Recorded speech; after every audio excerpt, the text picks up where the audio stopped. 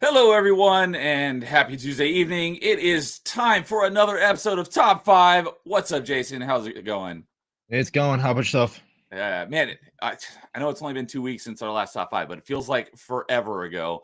And it feels like a really long time since I last talked to you because it's been a lot of stuff has happened in the last 2 weeks. Not even like globally, just like life stuff. So Yeah. I'm glad to be back hanging out with you and some of our best internet friends to talk about a fun topic. And this was a topic suggested by Jason because he's like, hey, Valentine's Day is around the corner. Let's do some Valentine's Day. He's like, what about gaming waifus? I'm like, I love it. So in honor of Valentine's Day, we're ranking our favorite gaming waifus tonight. So we got an awesome panel. So let's go ahead and introduce them. We got, let's go with our lead guest, who is the highest running total on appearances on Top 5. What's up, Carl? How you doing tonight? Yes, the honorary third chair is here, and I'm all dressed up and ready to shell out for waifus. I hope that your image there doesn't spoil your list. No, it does not. Okay. Well, always glad to have you on Top 5. So glad you are here. And we got my co-host on Achievement Chasers joining us as well tonight. We got Dude1286. What's up, dude? Howdy. So, well, I was going to ask you a question, but it's a good question for everyone, so I'll introduce our last Don't panel. worry, none of these amiibos are any of my waifus. No spoilers for you, too. All right, excellent. It's just the normal amiibos I have there. Although I probably should have moved them around and actually put only women there. So, and our last panelist for tonight is one half of Melee Games. We got Melee K joining us. What's up, Kay? How's it going tonight? Yo, I am so ready to talk gaming waifus. In fact, I was playing a gaming waifu game right before the stream, so I'm perfectly ready. Oh, is that a game that will show up on your list? Maybe, I don't know. Okay, if it's on your list, then I'll just mention that later. Otherwise, if it's not on your list, I would ask you what game it was right now. I'm not going to mention it just in case. Okay. Just in case, but it is a waifu game, yes. Sweet. So good to have you back for 2 Tuesday streams in a row because you were the guest host on Party Chat last week, which was a lot of fun too. So yeah, always a pleasure. So the question I was about to ask is, how difficult was this for everyone? Relatively simple for me. Yeah, same. Okay. Yeah, I don't know if it was difficult. It was like really just stopping myself from making too many honorable mentions. That was difficult. And like, I think I kind of know who like the top spots are. And it's like usually that 5th spot that's hard to mark. Yes. Yeah, that's what Carl usually says. It's like, what's the benchmark for like, okay, going up now it makes sense. That was the difficult part. And I think like just ranking them in their order was difficult because you kind of have your characters that you like love. And then you're like, but do I love that character more than this character? That was the hard part. Right. Everyone knows their number 1, but nobody knows their number 5. Yes, that is very accurate. Mine was opposite. My top 3 was the hardest. And as soon as I figured out what my number 3 was, everything else kind of just labeled itself back into place in a way. For me, my number 1 and 2 were pretty much solidified without even thinking about it. It was 3, 4, and 5. I had to put some time and thought into. And after I was like, yeah, all right, this is good. Then I realized like, so I'm like, oh my God, how is this person not on my list? So I had to swap out someone on my, in 3, 4, and 5, I had to swap someone out and move her to the honorable mentions. Cause like, that is just a crime against me. But so I'll mention that later when we get to it. So for me, it was just I started listing out characters like, okay, which character do I like the most out of this series? Which character do I like the most out of this series? And then from that point onward, I started ordering them. Yeah, like I said, 1 and 2 were easy, and then I made like a long list and narrowed it down and then had to pick 3 from that, and then the rest I split up into basically like 2 sections of honorable mentions and what. So I'm only going to mention my first section of honorable mentions, so it doesn't go on forever. But yeah, this is going to be a fun one. And I thought about this like a couple hours ago. I was like, you know what? For this stream, I thought it'd be very appropriate to do the same thing we did for top 5 party members, where we show the character that we're talking about while we're talking about it. So while we're going around, we'll pull it up so everyone can enjoy the scenery while we discuss the person at hand. So let's see here. Oh, so we so far we got only see one person chatting in chat, but I do see there are some people watching. So welcome everyone. And October 23 Mike is here saying what's up. So what's up, October 23 Mike? Good to see you again. I know I saw you recently, but I don't remember what stream it was. But always good to see faces or names, I should say, returning to the chat. So I think it was from Lowest. Oh yeah, when Lowest was on, was that was the last top 5. So yeah, that's right. So, good to see you back. So we'll greet any other people who show up in chat along the way, but we'll go ahead and get started ranking our top 5 favorite gaming waifus. So as is customary, Jason will kick us off with his number 5. All right, so my number 5, it's from a certain game because she was in 2 of them, but I went with a certain version of her. But that is Maya from Borderlands 3. She was one of the playable characters, number 2, and she had like the short, I don't know what kind of call the haircut, but she had this really longer hair and just like this hoodie kind of thing with the hood up. And I'm like, dang, that looks way better than she did in the second one. I wish she would have looked like that in the second one, but she definitely made my number 5 to kick off the list because I was like, travesty what happened to her in 3. Yeah, it was too. But we don't need to get in that one. But yeah, but yeah. And I mean, so, to be honest, Lilith has been turned into a very bad character in my opinion since pre-sequel. She's become more and more of an ass. Yeah, as I'm saying, like, and she was like, I don't know, she was the better of them, and I'm like, cool. And then yeah, she had to go, but she went out looking good, I guess, the best way we can put it. So that's why I have her as my number 5. But just how she looked more in 3, because like I said, I think that's where she looked the best. And I think that was her better character, except for the end of her, unfortunately. But yeah, that is my number 5. Sorry, my computer, my internet is or not my internet, but this page is taking forever to load. So I was waiting for it to load so I could pull it up. So there we go. So there's All right. Yeah, I see it. There you go. I didn't realize at first he said Borderlands 3, but that makes sense because I know how much you love Borderlands. I was pulling up Borderlands 2, Maya, and I'm like, because I haven't played 3, so I didn't realize he was in it.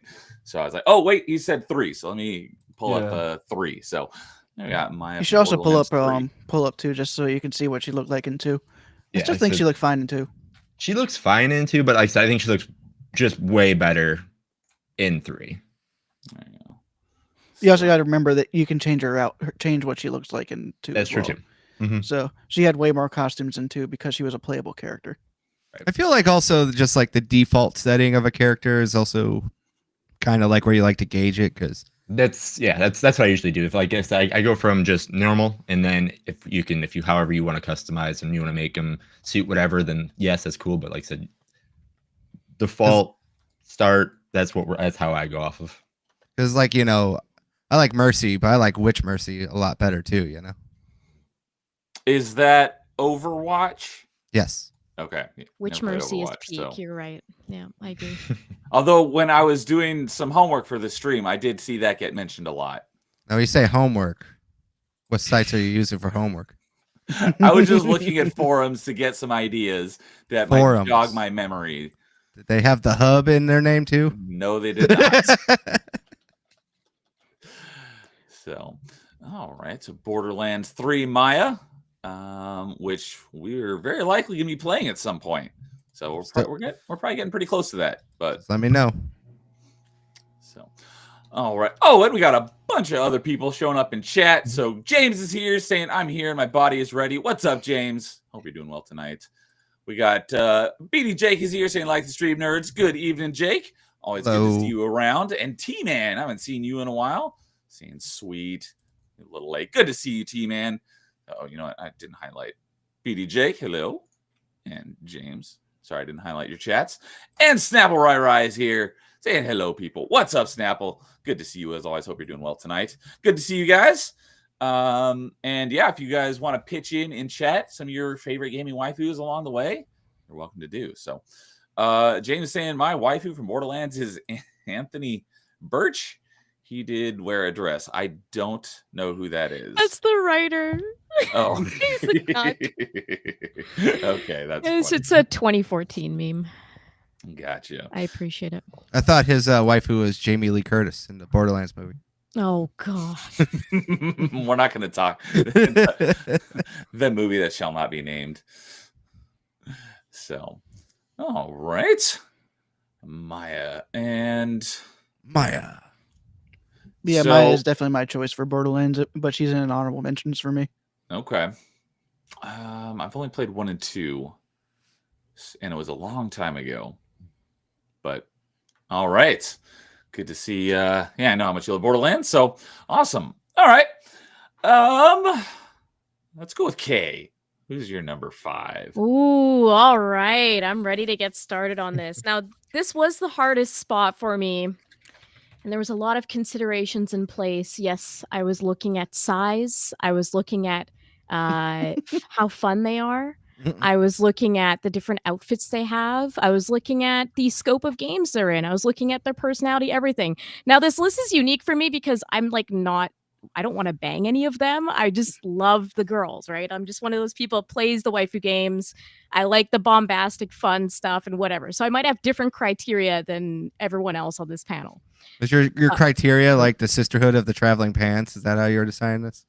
I blanked out on that movie on purpose because I hated it so much. But pretty much for me, it's like, as a woman, you appreciate other women's outfits. You know what I mean? Like, you're like, I love this aesthetic and all this stuff. So You're that's looking kind for of that where Aesthetic too. it's a very interesting list for me because it's like it's a little bit different compared to a guy being like, yeah, I want her and I would wife her. So anyways, my number 5, it had to be Mai from King of Fighters. It had to be her. Yeah. There we go. Okay. Starting off strong. She is the ultimate gaming waifu, one of the first gaming waifus that there are. She deserves respect on her name, and she has been in so many series, including King of Fighters, of course, Fatal Fury, Street Fighter just recently came out her biker suit. If you want to show like a good outfit, that biker outfit, oh. And she's been in Dead or Alive. And the thing I love about her is she's just always so playful and fun. And she's not ashamed to like kind of flirt and just joke around and tease everyone. So I've always loved all her outfits. She's really fun to play in the games. She's been just over a span of so many different fighting games. I think she absolutely deserves like one of the best waifu of all time title. Okay, she's my number 6 because of What? that. Yeah, she is. But no, she just missed my list. And just because, like you were saying, that new costume that she's got in Street Fighter 6, and it's going to transfer over to City of the Wolves as well. Yeah, that new costume that she got is awesome. Like that is one of the good. Yeah, like I can't even go back to the old like her dress one anymore because like how good that new costume is. So yeah, like she just missed my list, and that's her old like. This This is is like her the classic classic outfit. This That's is her like the look classic we've known her art. for. Yeah. Yes. Yeah. Yeah, it's annoying when you Google image search someone, you click on it, it takes you to like the web page it came from and not just like the image. So it's Oh, just easier to like yeah. copy it and paste it into Paint. So you Yeah, actually that's see part it of rather the than reason what's why right. I'm doing it the way I'm doing it. Okay. I'm Oh I'm yeah, actually trying to grab dude. to it. What are you doing? Anyone, in case anyone wants to follow along. I'm just grabbing mine. I'm not grabbing anyone else's. Oh, okay. I thought you were doing everyone's. So I can try to find you her in the biker outfit. I don't know if there's many pictures of that yet, though. So this biker outfit you're talking about, what is that one from? It's from Street Fighter. It's a new outfit that she's got. Oh, because she just Fighter got 6, added to yeah. Street Fighter just recently, didn't she? Yeah. Yeah, I was trying to see if I could find it, but I can't find it quickly right now. But that outfit, it looks amazing. And just it was, type into Google my biker outfit and you'll find it. you should be able to find it, yeah. But I just had this like we're so back feeling when I saw that, and I saw the advertising that they did for Street Fighter 6 with her showing up.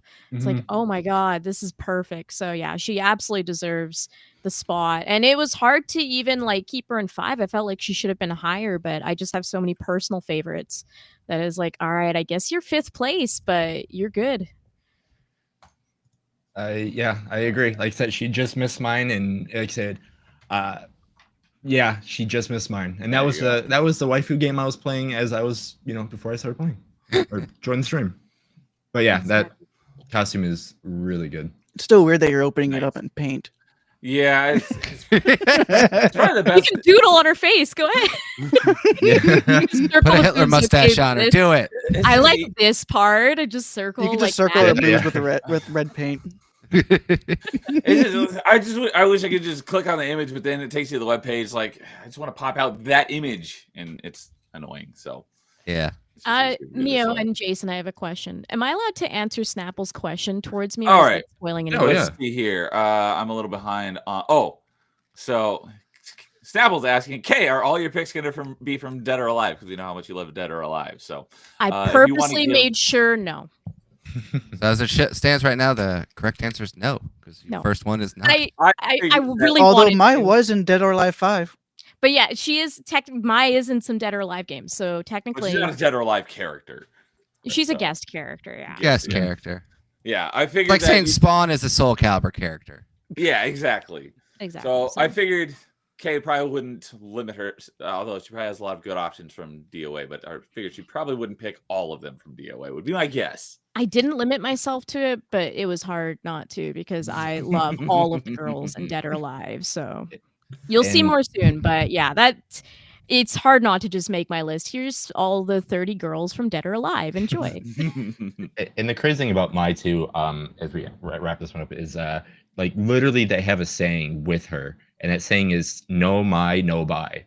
And the reason why is anytime she was never like in the game as a regular character and any like the King of Fighters, anything like that, the sales did not do well. And as soon as she was like a DLC character, as soon as she got announced for anything, like literally the sales went up. I forget the exact percentage, but they went up. So they literally have a saying, "no mai, no buy." That's how like this character is. I wish fighting games would stop cutting already existing characters from rosters and then releasing them as DLC. Oh, 100%. It's the dumbest practice ever. Fighting games have some notoriously bad microtransactions. DOA 6. Oh, don't get me started on DOA 6. I could this whole stream would be that. I will say it's better than what it used to be back in the day where you bought the game 8 months and then 8 months later they would have characters, but you'd have to rebuy the game again. So I mean, for a person that would just spend $20 instead of a whole $60, $70 on the game. Are you talking about Street Fighter 4? Street Fighter 4, Marvel vs. Capcom 3. I mean, yeah, I can keep going. MVC 3, at least they only did it once. Right. Can I just say one thing though? Snapple says, "I'm going to eat dinner." I thought he said I was going to eat a dog. I don't know why. I just misread that at first. I see. Like, wait, what's going on here? Alrighty then. So, since we're on the topic of Mai, I know of the character. I wouldn't have been able to tell you what franchise she was from until recently. What is, for those of you who are into fighting games, what is your favorite game that she is in? You know what's funny? I don't think I've even played one game that she's in. Probably, I mean, her new version of her character is really good. But probably just like Garu, Mark of the Wolves, or like, Really? Yeah. One of the few fighting games I played, and God, I hated that game, but the achievements didn't help. I raged so hard. Yeah, but I suck at fighting games. That's why I typically don't play fighting games. But the completion time was like a couple of hours. It's like, no, it should be way higher than that because that was incredibly difficult. Which one was it again? It was the Xbox Live Arcade game, Garu, Mark of the Wolves. Oh. There's one achievement on there that was like incredibly difficult for someone who is not a fighting game person. That's the thing. Like those games are known to be very difficult. So like you just trying to into it. Oh yeah. No, they are known to be super difficult. Like anything like that. All the King of Fighters series, like they're known to have the most difficult bosses, and for you to hate yourself if you don't know how to cheese the CPU. I mean, I have to say Dead or Alive is my favorite version of her. Dead or Alive 6. I buy lots of outfits for the girls in that game, and I just love the combat style of Dead or Alive. So even though Dead or Alive 6 isn't my favorite Dead or Alive, it's my favorite guest. Yeah. That Mai was in 5. Understandable. She's in 6 as well. Okay, she was You could in buy both. her though. Yeah. Apple Rai-Rai's got a good one too. But yeah, CVS2 is good too. Capcom versus SNK 2. Okay, I was like, That's a good one, CVS too. is a grocery, or not a grocery store, but like a Grocery store? not a grocery store, but you know, like a Walgreens, like a corner store. Pharmacy. I mean, maybe Yeah, for fine. New York standards, it's a grocery store, but And I'll also just mention my favorite my outfit from DOA 6, since I mentioned the favorite version. She has a Playboy bunny outfit that you can get for like a bunch of the girls, and it looks great. I'm just saying. hell yeah. And can't go wrong with that. So, all right. Let's go with dude. Gotcha. So my number 5 will be Bayonetta. Nice. There you 'Cause, go. I just posted it in the Discord, so you don't have to go grab it. But Good one. I've only played the first game, but I do like her her outfit in 2 the most. But and from what I've played of 2, she seems to be the same character. But it's just that she's really sexy. I do like the way she's playful as a personality. Not really into the people who try to play too many games, but I don't mind them when they're playing it in a way that it's more fun. Like, not the hardcore Cinderella's, but like the soft, the more playful Cinderella's type. Come now, Cheshire. Yep. Hey, by the way, she ends up getting with that guy, and they have a kid. So That's biblically accurate. I played the first one. I haven't played the second or third one because that's only happened. Nintendo That's only exclusive. announced in the third one. So, But now that I've got a Switch, I do plan to play them eventually. from what main reason why I haven't played 3, even though I have it, is like mainly because of achievements, and also because I've heard the Bayonetta 3 has a hard time keeping a good frame rate on the Switch. Yeah. That is true. It does. So Bayonetta is on my honorable mentions, but my favorite version is Bayonetta 1. I don't like her short hair look as much from 2, and I think they kept that look for 3, but I'm not even sure. She had a very, very different style in that, and I like all 3 of her styles. Well, yeah, definitely. I saw that mentioned on a lot of forum posts while doing my homework. So yeah, definitely deserves to be on this list for sure. That's not going to get not funny every time we say that.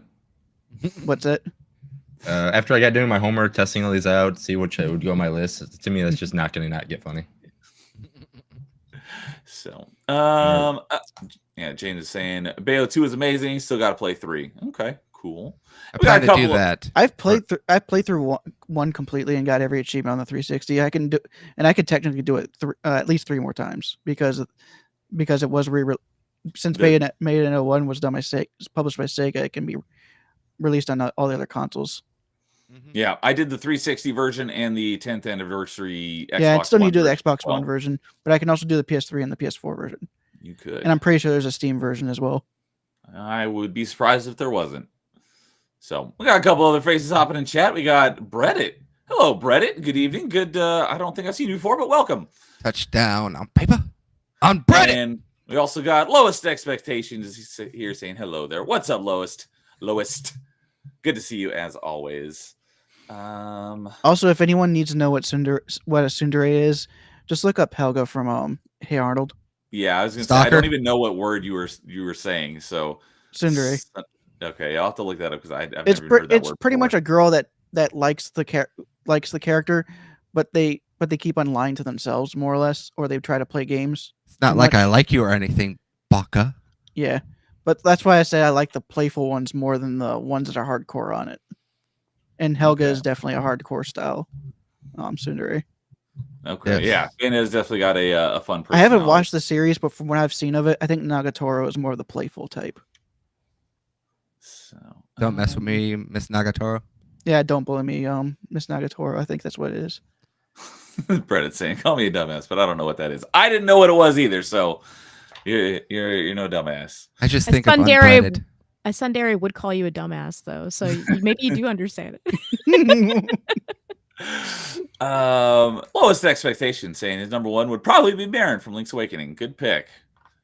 Good pick. And I do have a Zelda character in my top 5, but it is not from any of the Game Boy games. Okay. And James, I'll have to hard disagree with you. Pixie Cut is not best, but she's still great. So, everyone played Bayonetta?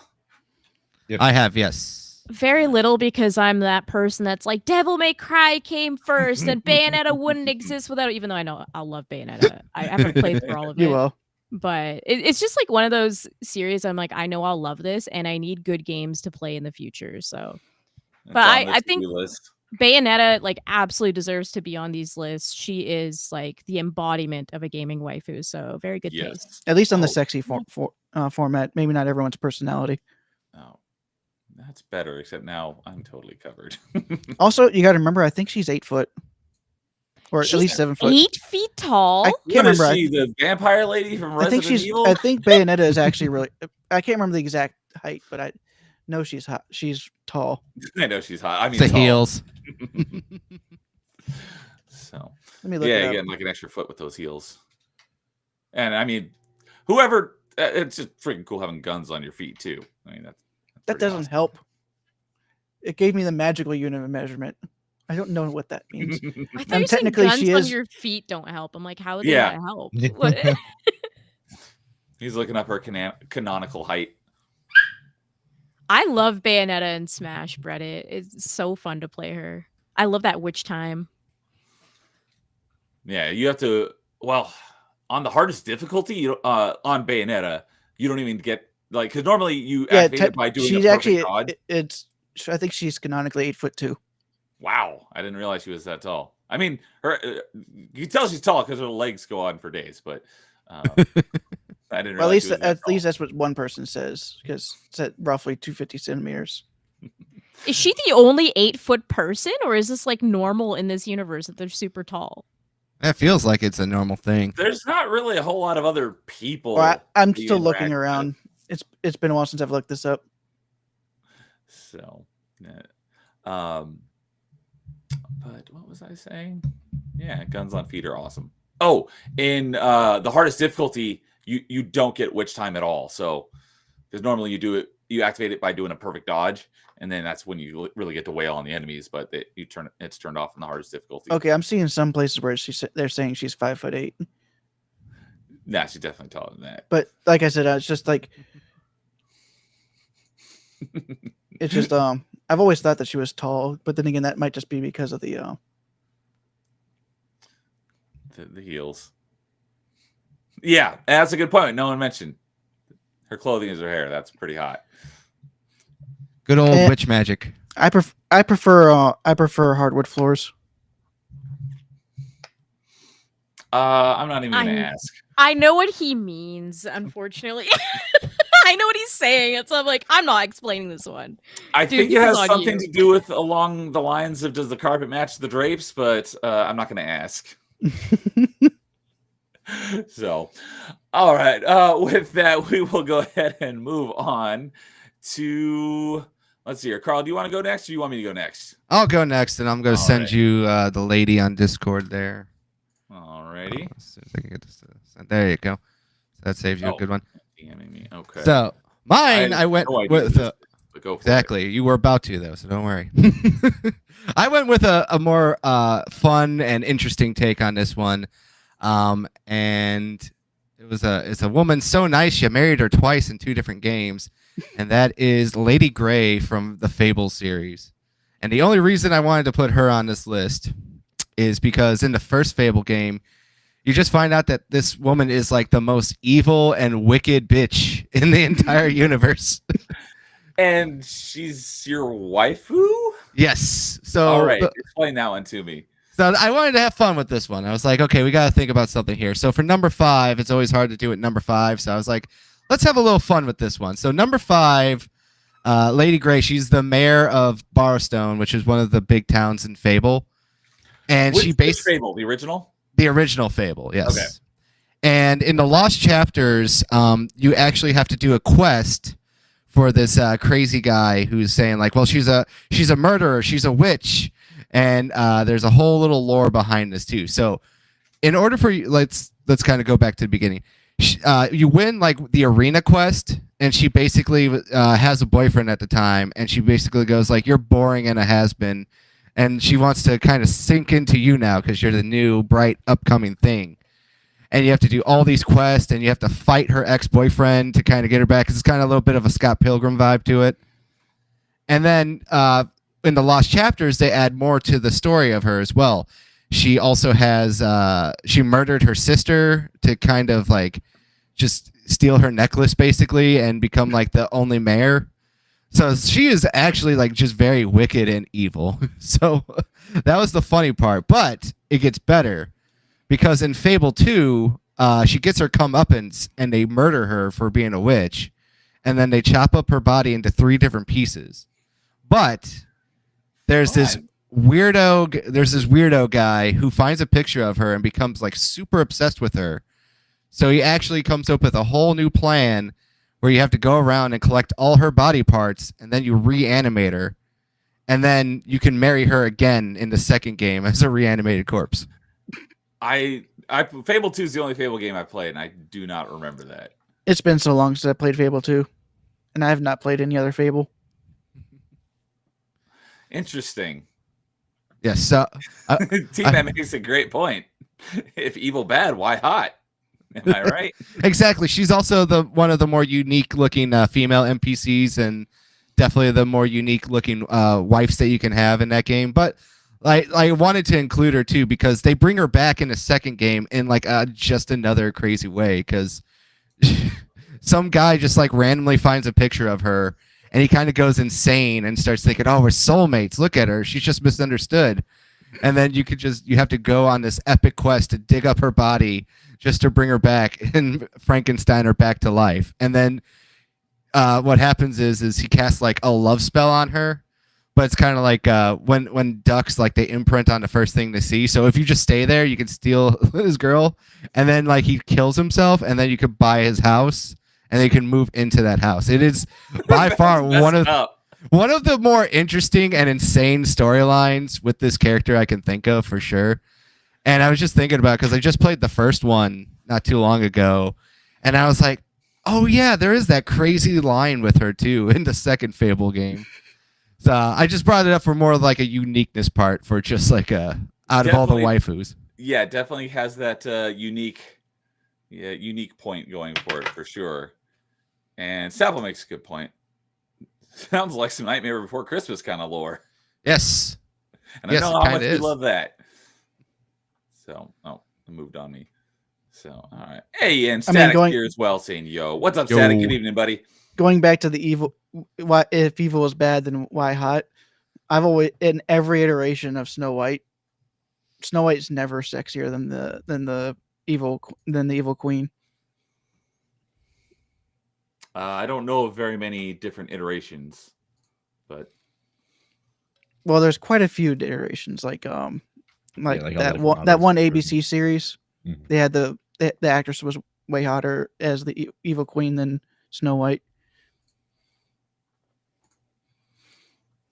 Okay. And a couple of the movies as well. Well, I like the evil versions of characters too, when you have that option to do that. And that's what I will leave it at for now. I'm purposely being quiet on this. Because I do have caveats for some girls. In the business, it's called actually one of my higher numbers is very wholesome, so it's kind of weird how I'm saying all this. Dude has a wholesome waifu? I thought you'd be into like she's hot and she's bad. I don't know why. This actually is such like interesting just to see what you guys pick. You learn a lot about a person from their waifus. Yeah, you do, because I have my two that I have, my top two. I'm like, that's interesting. As well, I said to myself, like after I wrote them down. So yeah, but we'll get to that later. So, all right, well, I just had to do a little arranging because my number 5, there's kind of 2 different iterations of her. So I wanted to bring up both, although there's going to be a third one, but we're not going to talk about that one. So, all right. So that was Lady Grey from Fable. Definitely a unique choice, as that is the first one mentioned so far that I did not even know who it was. So strap in. There's going to be more. All right, I expected nothing less. So you've got definitely an interesting choice of games to pick from that I would have no idea of any of them. Probably all 4 of you could do that, since I know how much I'm the only one here that doesn't like JRPGs. Doesn't like women. That's what you meant to say. No, that is not true. Actually, surprising. Only one of my top 5 is from a JRPG. Okay. Oh, I had another thing I wanted to start at the beginning, but I'll do it after we finish round 5. So, but all right, with that, I'll go ahead and go on to my number 5, and that is, we talked about this, I think, on Party Chat episode 1, when I basically first started my channel. Is we talked about our first gaming crush, waifu, whatever you want to call it, and for me, that was, I mentioned it. I didn't talk about it being like my first gaming crush just a couple within this week, but I did mention this game because it was my favorite game of all time for many years, and that was the spiritual successor to what most people consider one of the best N64 games, but I thought this one was better than that, and that would be most people talking about GoldenEye. I know where this is going. It was Perfect Dark. Joanna Dark, my first gaming crush. On the left here, we got her original look. It's a bit weird because she's British, but then Perfect Dark Zero is actually a prequel. It takes place before, and she doesn't have an accent, but they made her even hotter, and they gave her red hair rather than just don't look at the new Perfect Dark. That's why I said we're not talking about the new one, because they turned her into Joanna Dark. So we're ignoring that one. But her original look, this is my first gaming crush. I love Joanna Dark. I love Perfect Dark. I wouldn't say I love Perfect Dark Zero, but I do like it. I think it's one of those games where people said, "Oh, that game sucked." No, it didn't suck. It just didn't live up to the original. It was okay. But I think her look in both of them are great. And it's my first gaming crush, so I definitely had to put her on my list. And so that is my number 5. So has everyone played either of the Perfect Darks? She almost made my list. Like, yes. She was very close to making my list for sure, because Perfect Dark was so good back in the day. Oh my god. So I felt that same devastation you did, Neo, when I saw the new game. I mean, she's in my background right below there, left to the word of game. I don't think you can see my mouse, but what's funny is the gameplay looks fine. It's just the character model is so off. Yeah, she doesn't look any bad to me. She just looks like a woman. She looks like a Russian woman that's supposed to be like the big the muscle woman. I don't know. It's just one angle. Yeah. I think people are kind of making a mountain out of molehill right now. The biggest problem is that that's the only angle we got to see of her face. Yeah. But no, first impressions are always the most important. Yes, I do like the look of the gameplay. I think I'm going to play it no matter what when it comes out, and I think the game will be fun. I'm just not a fan of what we've seen of her look. I hope they give her back a little bit more of her femininity. I hope they get bullied enough, just like the Sonic yes team. Because at the very least, that model should be easy to fix, because it's not the model you're gonna be constantly looking at. Yeah, it's first person, so you're probably only gonna see her in cutscenes anyways. So yeah. But yeah, I will agree with you on this one, James. There's Perfect Dark Zero look is even better than her original, but I like both. Yeah. It was on more powerful hardware, so it makes sense. Yes, I've mentioned it before, but I bought Perfect Dark Zero because, like I said, the original Perfect Dark was my favorite game of all time for probably close to a decade. I was so excited for Perfect Dark Zero. I bought Perfect Dark Zero before I even had a 360, and it was a 360 exclusive and a launch title, because 360s were very hard to come by when they first launched due to supply, short supply and high demand. So I had it for a few months before I even had a chance to play it, and I got it's. Let's see here. Shoot, no, it is not up there. I need to fix that because I have the Steelbook, because I got the collector's edition. So I don't know why it's not up there with my games, but I'll have to fix that afterwards. So, but yeah, Perfect Dark. Lowest expectations, saying he didn't play it, but his mom did. That's interesting. Oh, that's cool. Wasn't Me feel Perfect really Dark sad supposed right to be now. Rare's GoldenEye 2? It, for all intents and purposes, it was GoldenEye 2. It plays just like Perfect Dark, but everything they did in Perfect Dark, they took it and made it even better. So, my favorite thing about Perfect Dark is that all the guns have a secondary function, and some of them even have a tertiary function, which, funny enough, I learned the word tertiary because of Perfect Dark. Because I was reading something and I didn't know that word, and someone's like, "Oh yeah, that word is tertiary." I'm like, "Oh, I did not know what that word was." So thanks to Perfect Dark, I learned the word tertiary, and I just thought of that earlier today. I was like, "Oh yeah, I remember it was because of Perfect Dark I learned that word." So, who says video games don't teach you anything? It Is that also why she's teaches on? you. Is that why Go- she's on your waifu list because she taught you grammar and also because I did not think about that. she's a No, that babe is as not well? why. But that I could say yes, that is exactly why she's on my list. No, I did not think of that before. I thought of that after I put her on my list. But so yes. Anyways, with that, now we'll wrap up our number 5. Yeah, I interrupted Jason. What were you saying? Oh no, I was gonna say video games do teach us a lot of stuff, but then again, there's a lot of words that we say that we're like we had to read for so long that when we say it, we're like, oh wow, I said that word for wrong for so many years until you finally actually hear somebody actually say it, and you're like, oh, okay. Like 'Cause I Gaiden. can, yeah. There's so many words so many games I go down, I'm like, yep, I say that word for so long. Thanks to that. Thanks to that. Like Yeah. Milnir for me. Milnir was the hardest one. Speaking of Gaiden, I thought it was Gaiden, like most everyone would thought, but it wasn't because of Ninja Gaiden. It was because of before Majora's Mask had an official name, its code name was Zelda Gaiden, but I thought it was Gaiden at the time. And it wasn't until Ninja Gaiden came out that I became learned and found out it's pronounced Gaiden and not Gaiden. But it wasn't even Gaiden, it was Gaiden. Yeah, if you want to get all Japanese on us. So, all right. Let's see here. That is, oh, dang it. Undo. There we go. 5. So, all right. Well, before we move on to our number 4s, because I wanted to start this at the beginning of the stream, but I'm going to do it now and let it run for the rest of the stream. Is I've got a poll, and I believe. Oh, I can go ahead and turn Joanna Dark off. I believe it was because of Dude I even learned these terms. Do you know where I'm going with this, Dude? I don't know. Let's see where you're going with this. So there is a 2 terms for competing religions when it comes to women's those curvature. It was because of Dude I learned these things. Long time ago, I posted those. Yes, I don't remember what it was, but I was like, I'm pretty sure it was Dude that informed me of this. So if I could remember how to post a poll, anyone want to help me out here? Because you have to do it from the dashboard, right? Or do you have to do it from the chat? You can do it from chat in YouTube. Okay. As I was in my as dashboard. the account owner. Yeah, so you just go into your chat on YouTube, and then you know where like your emotes and stuff are.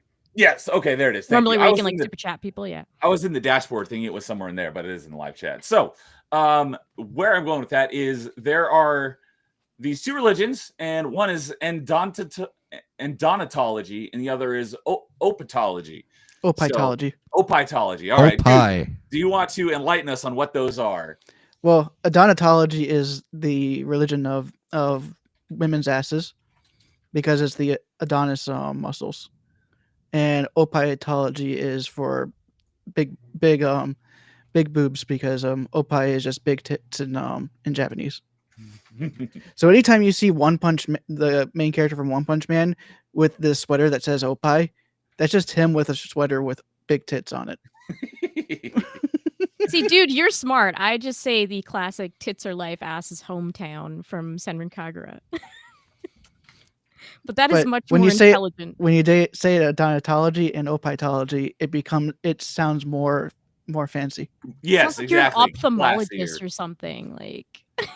So, all right, poll is up. So you vote on boobs or butts, essentially. So, all right. With that, we'll get into our number 4s. Let's see here. Carl, you want to start us off with number 4s? Sure. I'll send you this one right now then. So my number 4. Oh, nice. comes from a very fun, I would say more of a niche series for the good old Sega Dreamcast, and that is Ulala Chan from Space Channel 5. I did not know this game existed until I saw James stream it a while Kate, ago. you might want to go check on James in a moment Yep. because Ulala was just mentioned. He's gonna lose it. Ulala from Space Channel 5. Oh man, Ulala. She's just very peppy, very upbeat, and very fun. Obviously, like the whole game is just a vibe, to say, as the kids would say nowadays, you know, where you just have this whole little life of adventure of like, I'm a space reporter and I'm just being all like crazy, trippy, like 1960s vibe to it. But like another thing too about it where she becomes even more fun is they give her a second life in Project X Zone as well. And both of the games, she is a support character, and she has these fun little like when they introduce her, she's got like this whole big like spiel to it, and then when they finally go to her level, she gets like every character to just dance with her too, in like this little like arranged set of dance moves and stuff. She's just very fun and funny, and like I said, she's got like. I want to see more of her come back eventually one day, because I feel like this is one of those franchises that would be fun to see come back. How would you even explain this genre? Rhythm game. It is just a rhythm game? Yeah, it's just a rhythm game. Yeah. Yeah, I've seen James play it a couple times. It's up there with like Guitaru Man. Have you ever seen Guitaru Man? I've heard of it, but I've never seen it. Yeah, it's kind of just like a rhythm-based game, you know? Or like Elite Beat Angels. Yeah, or like Yeah. a Parappa even you could go to. Parappa, Yeah. Guitaru Man, something like that. It's basically like Sega's attempt to just also be like, hey, we can, you know, have a rhythm-based game, you know, but with like a cuter person. Yes. Definitely. Yeah, like I said, I didn't even know this game existed until I saw James stream it. Man, that was probably more than a few months ago. But I knew it existed. I just never had a chance to play it. But yeah, you're definitely convincing me here. Oh my god, she's awesome. Carl, great taste, honestly. Like Ulala is just she's so cool, she's so bubbly and fun, and being a Dreamcast person, like a Sega person back in the day, I was like, she's like our girl mascot. Like it was just so fun. So she really brought like that, you know, that early 2000s like Dreamcast like aesthetic that existed, and like it was in a lot of other art. Like I felt like Space Channel 5 kind of represented that. Like Ulala represented that like bright optimism of the early 2000s, that like weird like Britney Spears, Backstreet Boys videos that you would see, like how they looked all like funky in a certain way. Like it was just the embodiment of all of that, and it just I'm so nostalgic when I go back to that game now, because I'm like, she just embodies everything I loved about the 2000s. Yeah, like I said, her design is also based off of like that 1960s sci-fi look to it, but it also has that like late 90s, early 2000s flair to her as well. Like it was like one of those like nice combinations, I guess you could say, in art style and just the game direction. Wasn't a really big seller though. That's the funny part about it. It's Sega. Unfortunately, Sega just didn't like, unless it was Sonic or anything like that. Any character that was just them, it never really took off to the masses. But you know, the people that it did take off to, like, it was very important and like that stuff too. Because again, when I see this picture, I literally think of, you know, me getting into high school and TRL, and just like Kay was saying, like I think of 99 into 2000. Like I 100% agree with that. Yeah, if it's not Sonic or Yakuza, most people don't recognize Sega franchises anymore. Mm-hmm. Or Crazy Taxi, I would say. Yeah, that one only has like 3 games in it. Yeah, but it's still very iconic. I think more people remember the Offspring from it than the actual game. Like, does anybody here remember any of the drivers? No. I just remember. Yeah. Drivers. I played it like, once. There's BD Joe and all them, and yeah. So Listen, we all know that Sega peaked at Billy Hatcher and the Giant Egg, and it's just been downhill from there. I think does that game have an achievement list? Let me check. I'll find out. And yeah, T-Man makes a good point. Another chance to mention one of your game you've been shouting out all the time lately, Carl. Everyone should play that game just once, just for like the pure like love and nostalgia, right? That's really what it is. It's just like it gives these characters like a second life, especially if you like go back, you're like, oh, I forgot about this franchise. Oh, I forgot about this character. Oh, I never knew about this franchise because it was Japan only. Like Sega Saitama, Sanshiro. Sorry, Sega Sanshiro is in the second Sanshiro. game. It's And so great. It's so the great. main reason why I know her, not know Sega Sanshiro, is because of Death Battle, and they had him fight Chuck Norris. Yeah, but it's so great too. Like I said, Project X Zone is just great. By the way, Especially 'cause- Baylor Hatcher does have achievements on retro achievements. What platform is that? GameCube. Oh, okay, I've never even heard of that one. You roll around eggs. I just remember the And commercials because it was very as a catchy. kid in a chicken suit. So, all right. Well, definitely a good pick. Yeah, that was another thing is for the most part, these are all franchises I'm well versed in. Obviously, I wouldn't pick this one on my own list because I'm not well versed in it. But based on the aesthetic, I definitely approve. Not that you need my approval or anything. Yes. So Play Project X Zone too. There you go. If you're a fan of Space Channel 5, play Project X Zone. Oh, I didn't even notice. Sorry if you've been here for a while. D-Day Direwolf was here. I didn't say hi to you because I got your profile picture mixed up with someone else's. Hello, D-Day Direwolf. Good evening. Good to see you here. So sorry about not saying hi. And he's got a great avatar there. So, all right. Let's see here.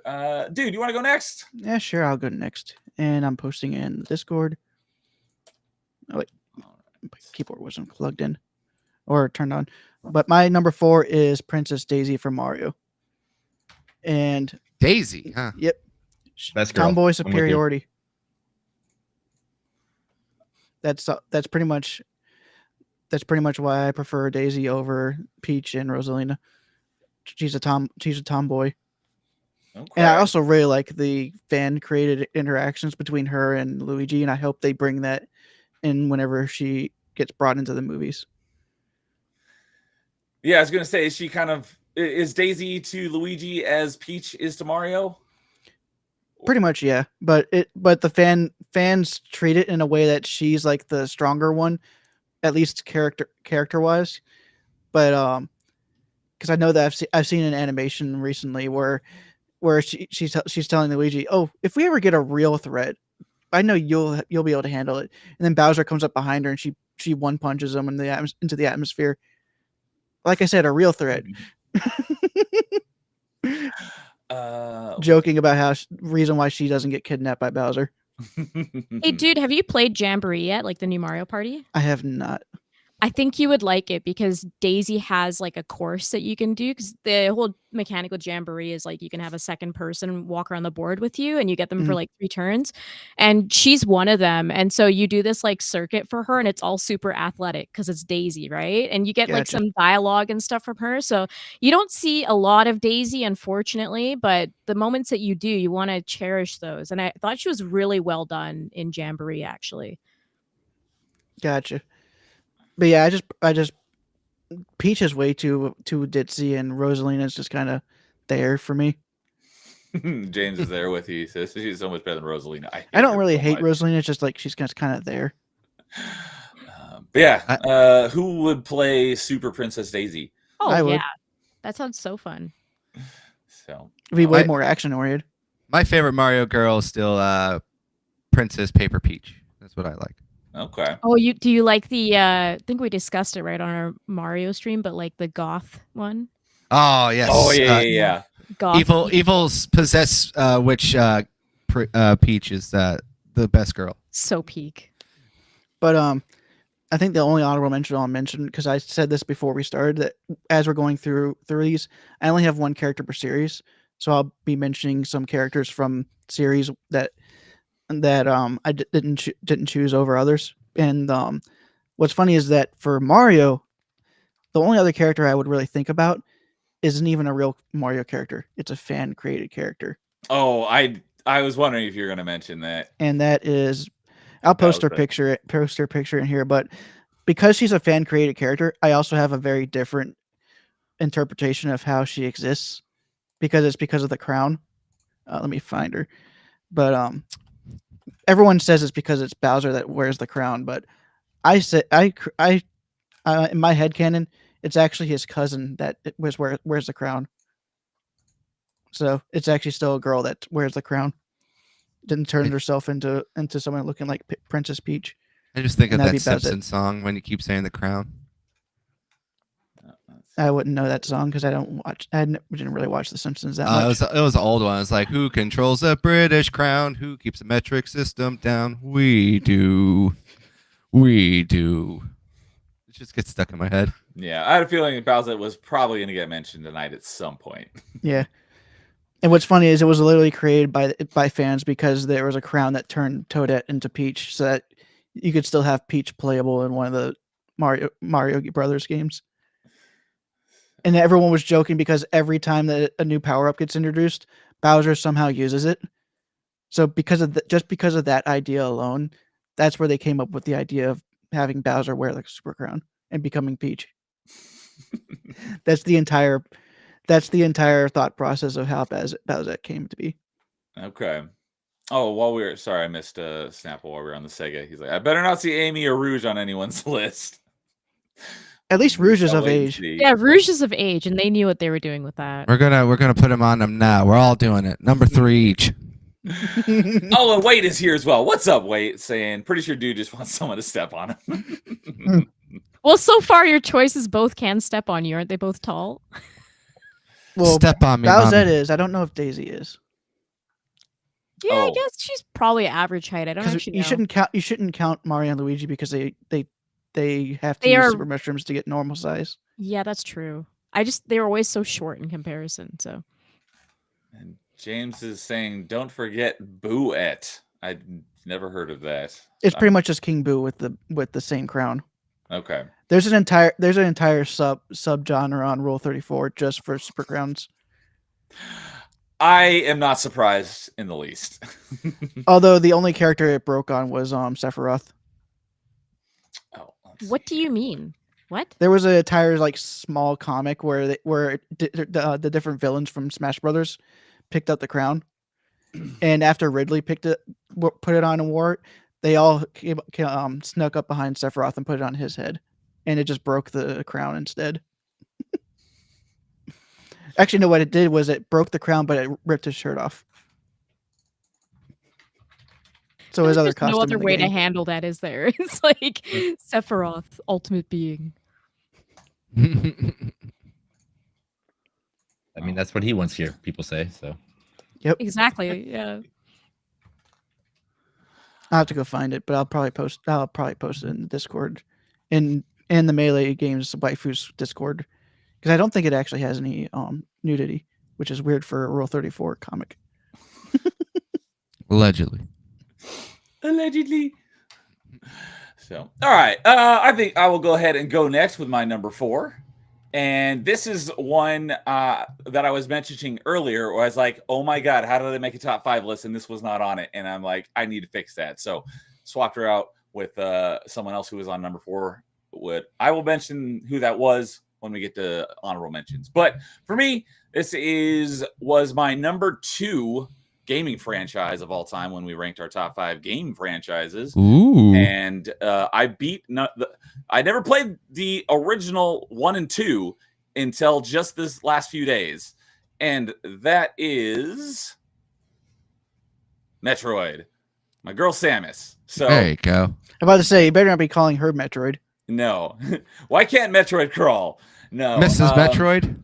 So, Jason, you'll be glad to know, just last night on Metroidvania Monday, for the very first time ever, I beat the original Metroid 2.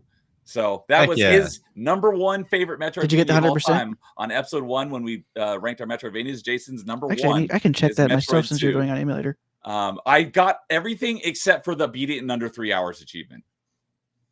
So I did it in 4 hours and 5 minutes. But Neo, as you talk about Samus, I'm just going to come on and say it too. Number 4 is Samus for myself as well. Yes! So. Oh, she's in my honorable mentions, so. There we go. So, yeah. So, obviously, and the reason why I didn't think about it at first is because, for so long, it was just, you just imagine her in her armor. It wasn't even, like the Zero suit wasn't even really a thing until more recently that people thought of her. Oh, yeah, she actually is quite an attractive, sexy characters. That's why I didn't think of it at first, and I was like, oh my God, how did I space on that? But yeah, when they well, Zero Suit Samus. I was looking it up today, and I think that the Zero Suit Samus was originated as in Smash Bros from the Ultimate Attack. Correct me if I'm wrong, but I can't remember if it was Zero Mission or Brawl that came out first. It's probably one of those two, but I mean, this, and also Prime 2 had the Zero Suit. So I think it was Prime 2 and Zero Mission that had the Zero Suit first. Okay. So it was not Smash Brothers. Either way, this franchise originated in '86. Oh yes, yeah. The original Metroid on NES, there's a lot of problems with it. Not a great game. The correct way to play it is Zero Mission. But on Metroid 2, other than the final boss, I really enjoyed the game. The final boss was not great. I looked it up, and Zero Mission is credited as the first appearance. Okay. I know it from Brawl, but yeah. And Lowest Expectation is confirming that as well, saying Zero Mission was first.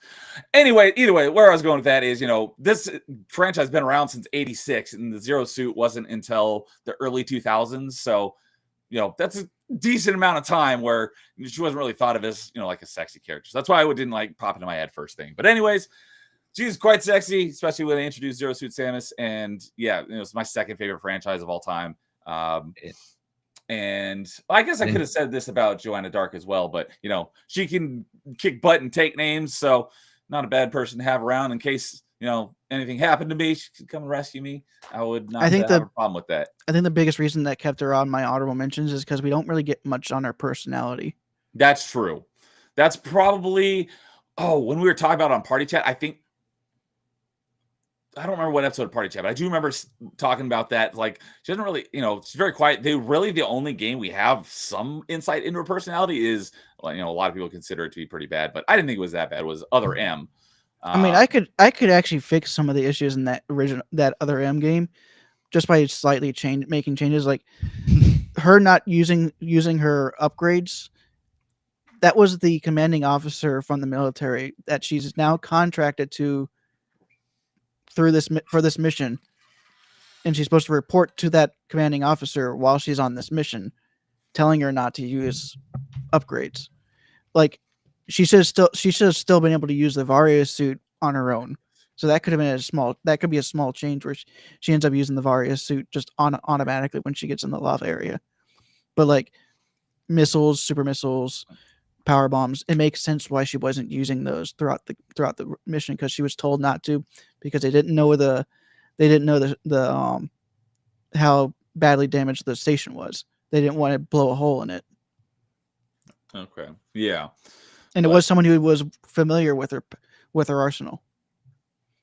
So yeah, you can definitely make some tweaks to make that part game makes a little sense bit to me. Make more sense. But yeah, that's really the only game we really see any insight into her personality. And that's one of the things we talked about on Party Chat at one point, is that's probably why she's not higher, is because she hasn't built up much of a personality, just because all her games are basically, her in isolation, and she doesn't really have anybody to talk to. So we just know what she's like on missions. She could be completely different when she's off mission. Yeah, that's true too.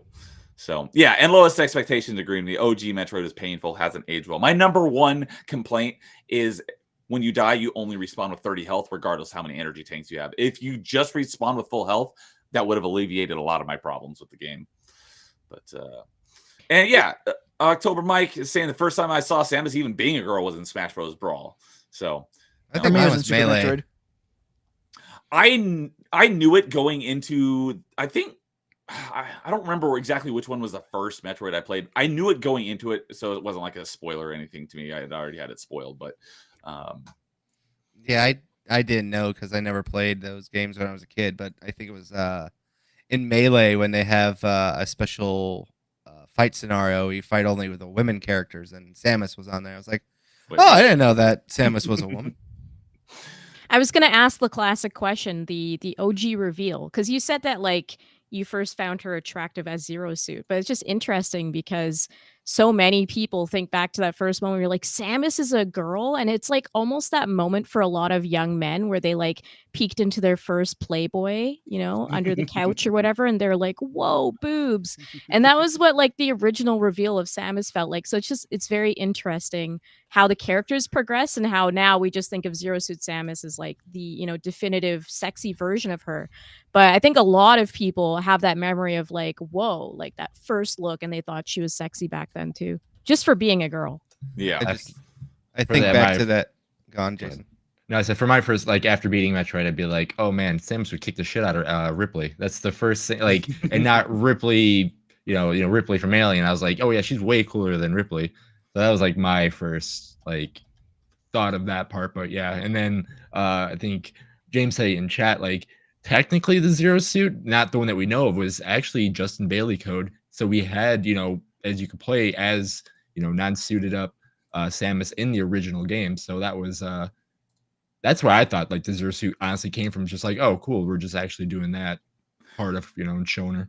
And it's funny, I had no idea what like the first time I got introduced to the name Justin Bailey is because it's a name of an achievement in Shadow Complex.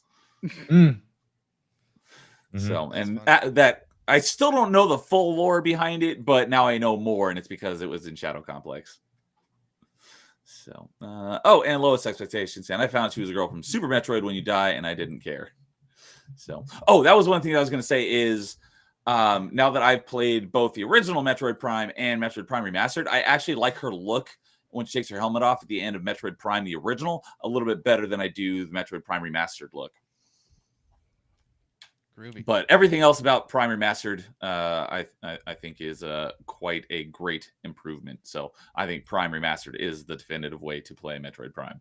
I know dude's going to disagree with me, but I think just playing, because I am a defender of the tank controls in that in the original game. I don't understand why he likes the tank controls, but the modern controls in Metroid Prime Remastered is that alone is enough to put it as the best Metroid game.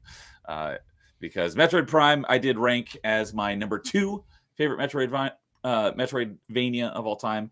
I love Metroid Prime 2 as well, but having the modern controls on Metroid Prime Remastered just bumps it way up. So, but to each their own. And that will, let's see here. So we still got Jason, we got K for number 4s. Let's go with K, and Jason can finish off our number 4s. Oh, we already got my number 4. Jason is the same as you. Yeah, that's right. I didn't write it down. You even celebrated. You're like, yeah. That's right. I didn't write it down because I hadn't gone to him yet, so that's why I didn't have it written down. So, anything else anyone wants to say on Samus 4K finishes off our number 4s? I will try to play them one day. Oh, yes. And due to Carl and Canadian Denies Challenge, the game I changed Carl to is Metroid Prime. So, challenged. Play it this. Not changed. Did I say changed? I meant challenge. So, but yeah, that's when I challenged him to. So he'll probably play it at some point this year, and he will like it. Dang it! So, my dad. Listen here, son. You will respect me. Now I'm going to play some Bob Seger. Get hammered. Leave me alone. I am not a drunkard, so no, I guess I can't be your dad. But a Bob Seger fan, you are. I don't even know if I could recognize a Bob Seger song if I heard it. So, T-Man says, yeah, pretty hot. Thank you. I agree. So, all right, Kay, what is your number 4? All right. Well, those who know me and my video game taste know that I have to include something from this series, and that's Fire Emblem. And I'm going to send... I was about to say, is it Rarif? No, no, I'm not putting Dumper Dog on the list. Let's be real. Dumper Dog. That would be something I would see James doing on his list. I'm going to send you this photo, Neo, because I feel like you'll have trouble finding her. That's the only one. So I did send it in the chat there. Oh, is this the person from that GIF that you sent? I don't think I've used a GIF of her before. In the Discord call or Discord chat that I created the other day. No. That's not. Okay, that's a different character. I don't know. She doesn't count because she's from anime, as dude like to. That is true, but that doesn't mean that she's not also in a video game because I have no idea who that character was. She is. But yeah, I picked Louise from Fire Emblem 7, and I think that's going to shock some Fire Emblem fans because a lot of people would assume Lynn is the person that you would pick. I thought you were going to pick Roy. I should have picked Roy just to troll. Roy. I mean, Which number is the one that normally happens to have the troll on for some people, especially for James? Was it number 4? Was it number 4? Maybe, yeah. With the Was that the Mario one he where did the killed Kirby game for the Mario I think top so. 5? Yes, number 4s are usually the hot takes. This Yeah. is a very loud picture. A loud picture. Yeah. Well, this Yes. is All this right, is so who is this again, Kay? So she's from Fire Emblem 7, and she comes in about halfway through the game. And so she's pretty much this person that's married to this other guy that's like a mage in the game. I'm totally TLDRing this because it's a long story with her. Yeah. But what And who is she again? she's pretty her name's Louise from Fire Emblem 7. All right. Yeah. Thank you. And pretty much she comes in halfway through, and you're trying to find a way to get like an audience with Bern, which is like the main continent. And so you're like, how do we get in there and all this stuff? So she happens to go and talk to the person who she happens to be related to. She makes it all happen. But the reason why I like her is, one, she's one of the few married characters that you really get to see a full fleshed out story with in Fire Emblem. I think she's really well done. What I love too is that in the combat, if her husband goes down, she leaves your party as well at the same time, which is a nice unique mechanic. So What about the reverse? Yep. The reverse happens as well. So they leave She pretty goes much. down. He's just like, nah, it's all right. Yeah, it's cool. There's other skirts. But yeah, I love her like combat style. She's a really good sniper. And this isn't her like official look in the game. This is like her art in the newer games, so like Fire Emblem Heroes and like the mobile game. But she has like a pink bow in the original and everything. I'll show you art of what she looks like originally for people that are Fire Emblem fans but don't know what I'm talking about. But she's cool. I really like her. She's a really like well-spoken, gentle character, and I feel like you struggle in video games to find characters that are just extremely feminine and that like highlight that feminine part, because like usually women characters are kind of more, they have to be in battle for some reason or whatever, right? But with her, she's in battle, but she still is a wife. The first time you see her, she's talking about, I'm not going to eat dinner until my husband's back home, like that kind of stuff. So just very traditional wife in a video game. I thought she was really, really well written, and she stood out like above a lot of different characters in that game. Yeah, she's just super wholesome, and I love her. And she looks great too. I mean, that's a great aesthetic in general. So. Oh yeah. Yeah, if she Like I wasn't said, it's already very married, she loud. looks like she's ready to be on the left there. Yeah, exactly. So yeah, that's probably my one character on this list that people are like, who are you talking about? What? But I did feel like she deserved to be mentioned because, again, it's very rare to find women in games that are just depicted as like normal, feminine, highlighted. Like they try to girl boss women all the time, and she's not a girl boss at all. She's completely just a trad wife. Yeah, exactly. Trad wives are underrated. She doesn't overstay her welcome. She's not loud. She's not trying to get the quips in. She's simply there as a support, but then she happens to also have a role in the story and make it possible for the entire second half of the game to happen. But you don't even recognize her for that because there's like way more important characters doing like bigger things at the time. But she is like completely essential to the story. So I just thought she was really well done. And yeah. As someone who's never played a Fire Emblem game, I think I would gravitate towards Camilla and Tharja. Yeah, Camilla is the chalk pick choices. for the people with sister issues. Sister issues, yeah. Yeah, so there's a lot of Fire Emblem women, and they all, we all have our Fire Emblem waifus as Fire Emblem fans, but I just thought she was the most unique, personally. Yeah, good pick. I don't know anything about Fire Emblem except for what I've seen in Smash Bros. And I'm not even sure which characters are male and female, since when you're cycling through the colors, it switches back and forth between male and female. A lot of the Fire Emblem characters in Smash Ultimate. Two of them. So, like, what is Byleth? Byleth could be a man or a woman. That's the player character. That's the main character, and it's the same thing okay. with Robin. Robin could be a male. I think Robin and Corrin are also the same way. Yeah. Okay. Because they're the player characters that you're allowed to choose if you're male or female. Yeah, they're the main. They're the main player character. That explains why they have different. And I'm like, well, what is it? That was during the time frame that they were allowing you to be a bit more. They did a bit more role playing in the Fire Emblem games, because I think in the up until that point, it was just like you just playing as these characters, kind of like Final Fantasy, where it was just you were playing the story. Yeah.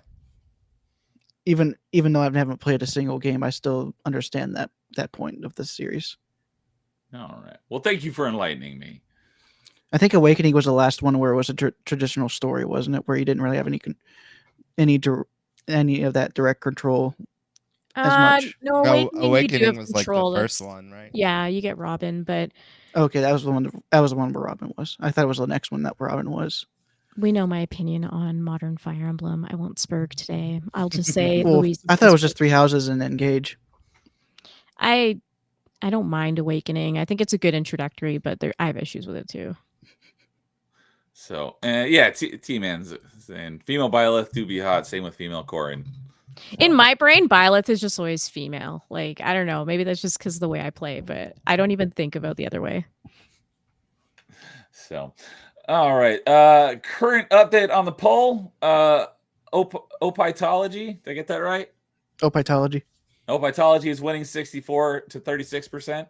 So that's I agree. It wouldn't change much if you added more of the more I saw some people saying like why no feet love, because I think that's weird. But is there a tology for feet?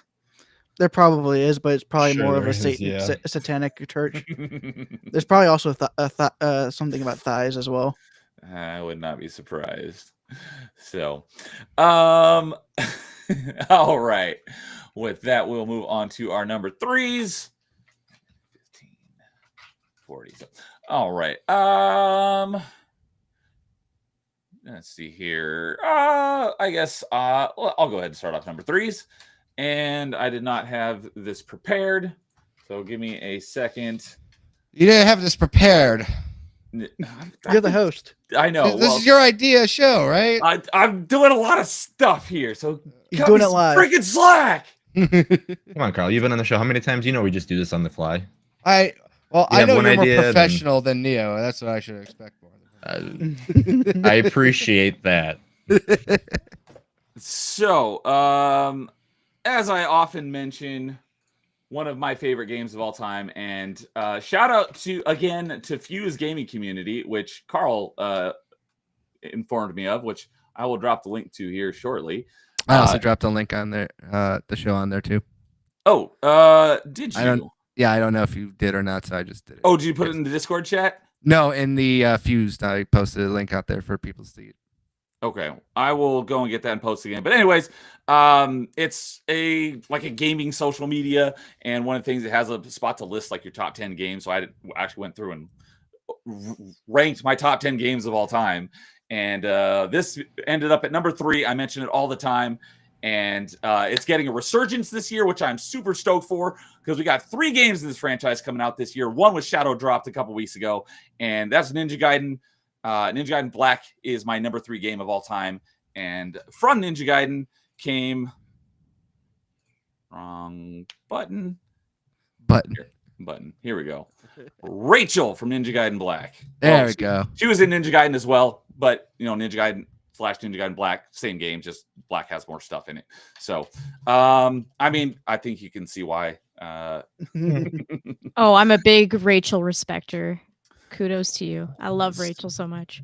So I was, I played it for the gameplay. I had no idea she was even in the game until she showed up, and I was like, all right. Just to let you know, she is in Warriors of Orochi 3. Okay. I don't know if that'd be enough to get me to play it, but it definitely doesn't She's hurt. one of the 140 characters in the game. That definitely does not encourage me to play that game. But yeah, another badass woman who can kick butt and take names.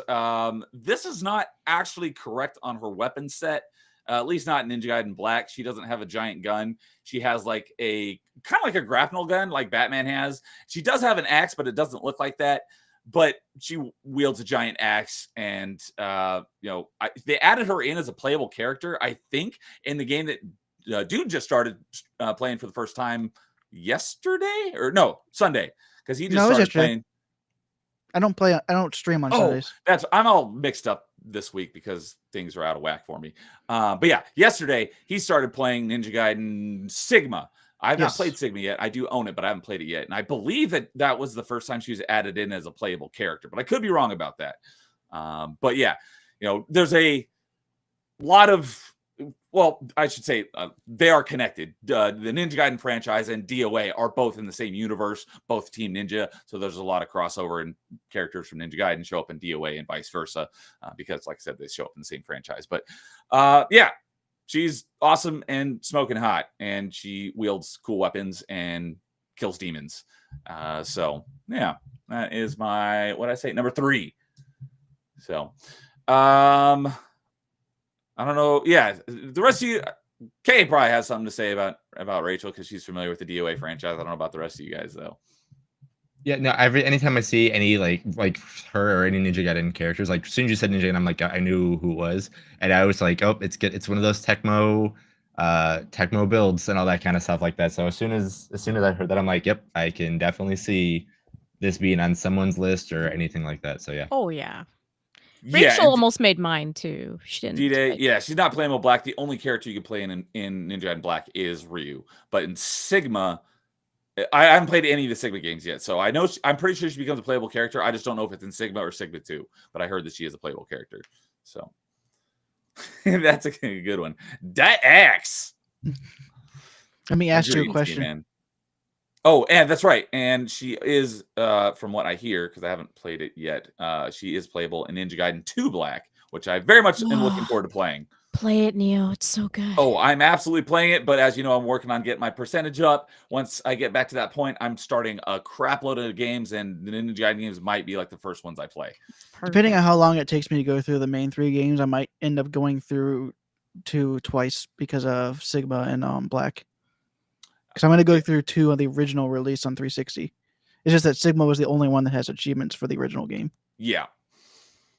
So, yeah. So, Kay, how does she act? Because I've never actually played as her, because, like I said, she's not playable in Ninja Gaiden Black. But I'm assuming that she's shown up in the DOA games as a fighting character, right? Yeah, she's in DOA 6. I quite like her. She has some really good outfits. The thing with DOA 6 is a lot of it is generic now. So like I said with Mai, how she gets like the Playboy bunny outfit, pretty much all the characters get like those kinds of outfits. They'll get like a wedding gown and stuff like that. So they don't really give her too many fancy outfits, but I really like her default outfit, which is the one that you're showing. And then you can like do it in different colors and stuff like that. Jiggle physics are peak, even though DOA 6 specifically has toned it down. Her jiggle physics are still pretty good in it. So she's really fun to play. She's probably one of the main characters I play in DOA 6. Okay. Yeah. And as you mentioned, this is her outfit, at least, from Ninja Gaiden / Ninja Gaiden Black.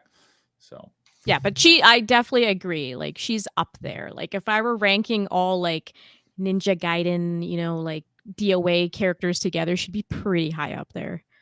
Yes. So, and James is saying, I love women that dress like Rob Halford. Oh, and DDR was saying, show her Fiend outfit. I will have to look that up. I'm not sure if that's going to be safe for YouTube, but we shall see. So, D-Day says, you will thank me.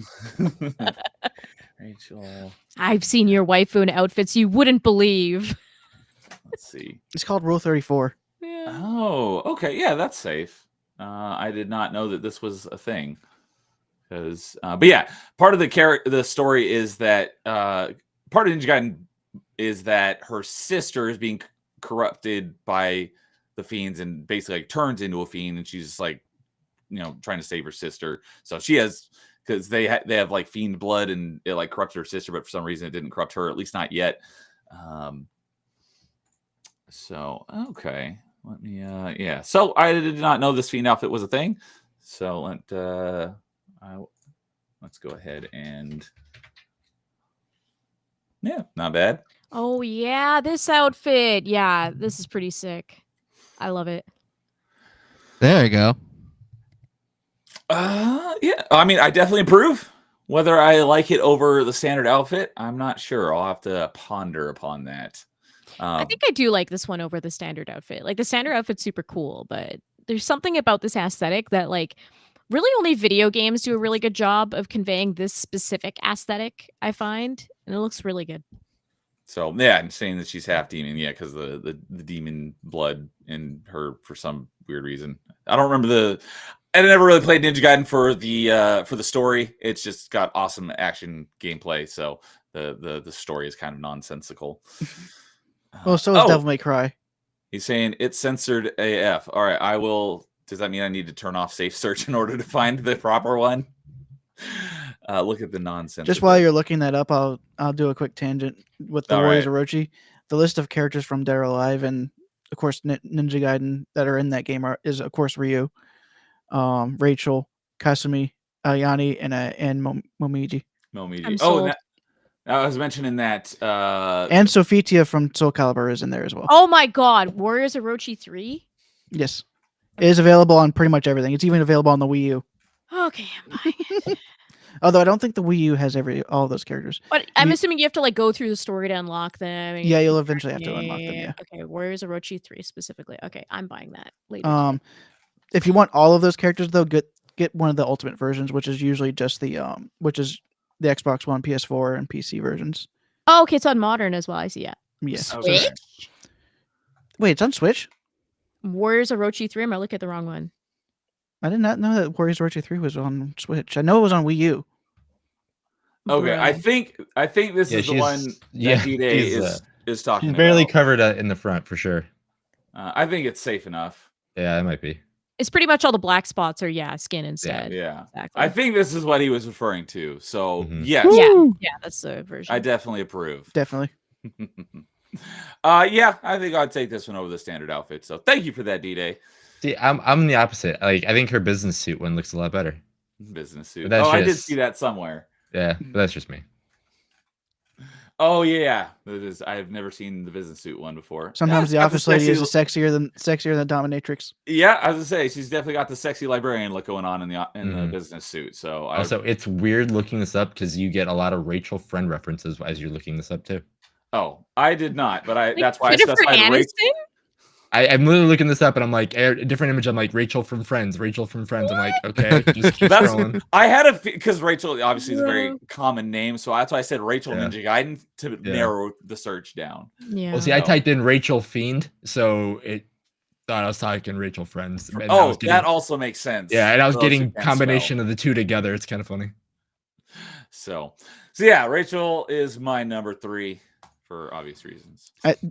Kay, just to let you know, I think the Switch version is Japanese only. No, I wanted to tax the Switch and see if it could handle it. Oh, it could probably handle it because the Wii U played it.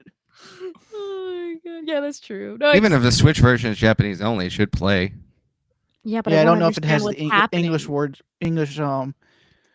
Like you're paying attention to the story. Warriors Orochi 3, you still need to go through the menus and all yeah, that. exactly. I need to get through the menu. Otherwise, it's right there. You press the start button, it figures itself out. Trial and error. I will see if Play Asia has like a multi-language version. Maybe they probably do. Oh my God. They already I was more making a joke about taxing the Switch because half the games on there now do not. I think Warriors Orochi 3 was one of the games that they decided they weren't going to even do the English dub, so it's only in Japanese voices. All I know is that Switch 2 will make the games run at 60, so we're good. Here's hoping. So, what was I just gonna say? Oh, yes, I highlighted here. I've seen maybe 2-3 episodes of Friends. I agree, James. That would also get me to watch Friends.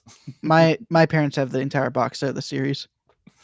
Jennifer Aniston is good looking. What do you mean? Still watch it. Yeah, he's one of the he's looking at eye candy. Woman who's aged quite well. Monica looks good too. It's really just Phoebe. There's who's the dude with the black hair in that one? I always forget his name. They all have black hair. David Schwimmer is the actor. Yeah, I couldn't remember the actor's name. That's Ross, I think. Yeah, Ross. That's it, Ross.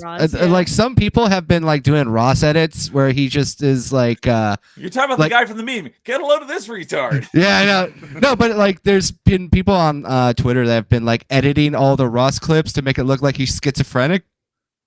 So they edit out everyone in the scene, and it's just him talking to himself and just going insane. It's pretty good. So, October Mike saying any rules? Rules just have to be in a video game. You can share yours in the comment, or if you're not in my Discord, the link should be in the stream description. You want to go into the top 5 channel, you could definitely drop your 5 there if you wanted to. So, Yeah, Lost is saying that the Switch version from PlayAsia has English in Switch. Ooh. I'm looking at PlayAsia right now. It's like, do you want to spend $90 for the Switch version, or do you want $30 for the Steam version? It's like, well, it's gonna run better on Steam. So Yes, but physical. And I also know, one I want the physical. one of the No. rules I did for myself for this list is they had to originate from a video game. I That's got what I roasted used. for my GIF in the chat just because it was not from a video game. She's not on my list. I just wanted to show boobs because we were talking about waifus. Boobs. So Mike is saying game originals based on anime games count. If they were in a game, it counts.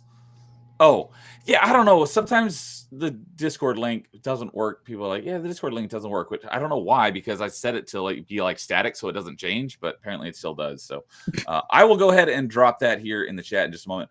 But I don't know if this link works for Android, since I don't have Android, but I do have I have Apple. So I am Disgusting. dropping the link to the Fuse Gaming Community app in the YouTube chat if anyone wants to go and check it out. I have a de-googled Android.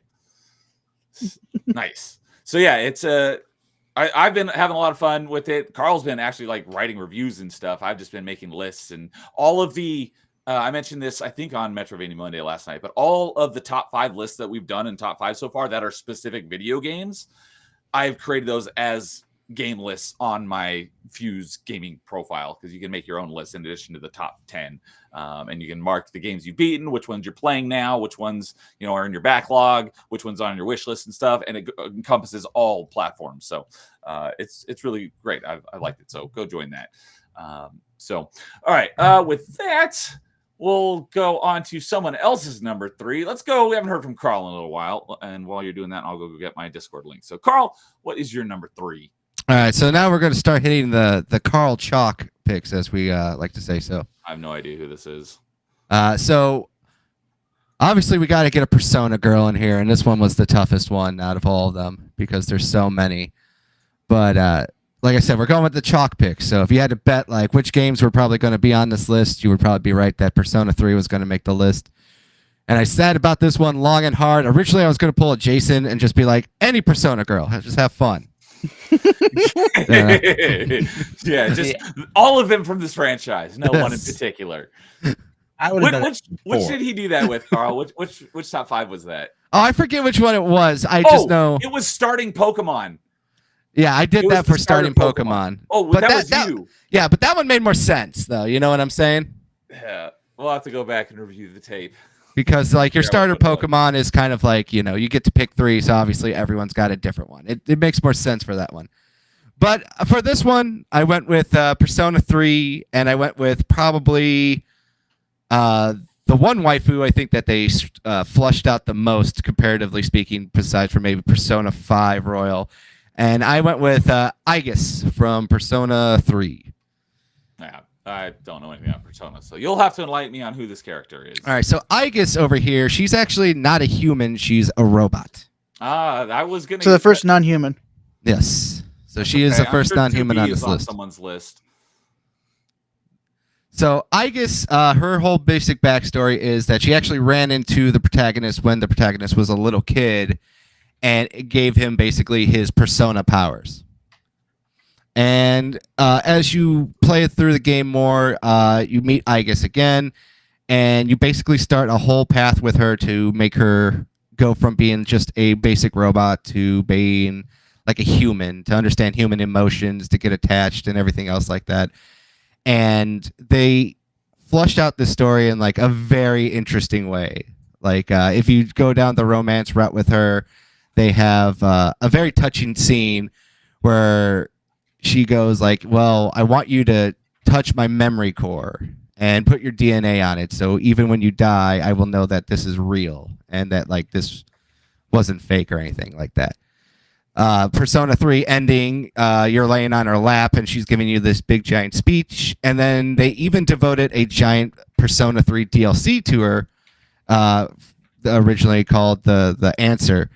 And basically, it's her dealing with the loss of the main protagonist because Makoto dies. Spoiler alert there. And the entire DLC is her basically trying to get over the grief of losing the main protagonist of the game. So she is probably the most flushed out Persona companion, probably out of all of them, and probably the one romance that they really put a lot of like effort into, comparatively speaking. Like all the other characters are great and fun. Like I can think of like a top 5 Persona waifus off of this list, but I decided to go with probably the one that they did the most work with, and I said Aigis is the best one for that. Okay. Yeah, I bet we could probably easily do like just waifus from individual franchises like DOA. Oh yeah, for sure. Final Fantasy would definitely be a good choice as well. Okay, yep, definitely. So I mean, when it comes to, since I haven't played a Persona game, I've only gone up based off their physical designs, and the only one that kind of pops out to me is Tay from 5. The doctor. Yeah, the goth doctor. The Persona 5 romance options are weird. They're all over the place. Did I hear goth doctor? What is her name? Yes. a gothster. Tay Takemi. Persona 5? Yes. That's the one I'm trying to dive into because I have like 5 versions of Persona 5. I've got like 6 different. I got like that copy like 7 different times because of all the steelbooks that they've released and all the different versions they released on different consoles. And it's like you got the Royals version and all this stuff. I'm like, all right. Oh, I see her. Yeah, yeah. I mean, and also because they've re-released it on PS4 and PS5. And They've re-released Persona on everything. Yeah, and then they released it on Xbox, Switch, PC. Mm-hmm. I know on PlayStation alone, I have like 5 different copies of it because of the steelbooks. Carl, And the original releases. Which Persona did you say this was from? This was from Persona 3. All right, that's what I thought. So Yeah. She's a very big, important part of the storyline. They really hammer that point home. Which was originally a PS2 game, but was also put on PSP, and then it was re-released recently. Yeah, so there's 2 Persona games on PS2. There's the original Persona 3 release, which is not that good because you don't have party control. Then there's Persona FES, which includes the original Aigis DLC that they released on Reloaded in the actual game. Then there's the PlayStation Portable one where they actually added the female protagonist in this one, but they didn't add the DLC. So it's like kind of weird jumble mess storyline with that. And then obviously Reloaded, and then they made it a DLC to play the FES part. They don't make it easy, do they? Persona 3 is one of those weird ones where it's like I like them all, but it's kind of like you can argue like what's good and what's not. The only good thing about it was that if you were a Game Pass Ultimate subscriber, you got the DLC for free. So I was like, oh great, that's cool. Oh, I think I remember you mentioning that because I was blown away because that's very odd to have DLC included with Game Pass. Not usually, no. Not- A lot of times it usually comes with the DLC. Almost never comes with DLC. Well, maybe just for the big name games, it's usually a package deal. I feel like And the that's ones source- that they want you to upgrade, to get the early access or whatever, they won't include that stuff. But like games that just have pocket DLC, I've noticed that before. Basically, if there's like a definitive version of the game afterwards that has the DLC included, that gets added to Game Pass, then yeah. But like, there's a ton of DLCs I own for games that I have no access to anymore because I had to buy the DLC in order to get the 100% completion on the game that left Game Pass. So now I have DLC for a game I can't play. Yeah, no, it's just like I said. Her story is very flushed out. She's a very overpowered companion to have. She's very good in fights, and she shoots bullets out her fingers, so it's fun. Oh, that's cool. Yeah. Plus, there's a very funny photo of her where like people like are obsessed with her because she's a robot. So they made Aigis toasters, which is like the funniest thing in the world. Should I ask where the bread goes? Just make In her back. I'm about to say, Okay. just make sure that you don't use her in the bath. in the bath, yeah. So, all right.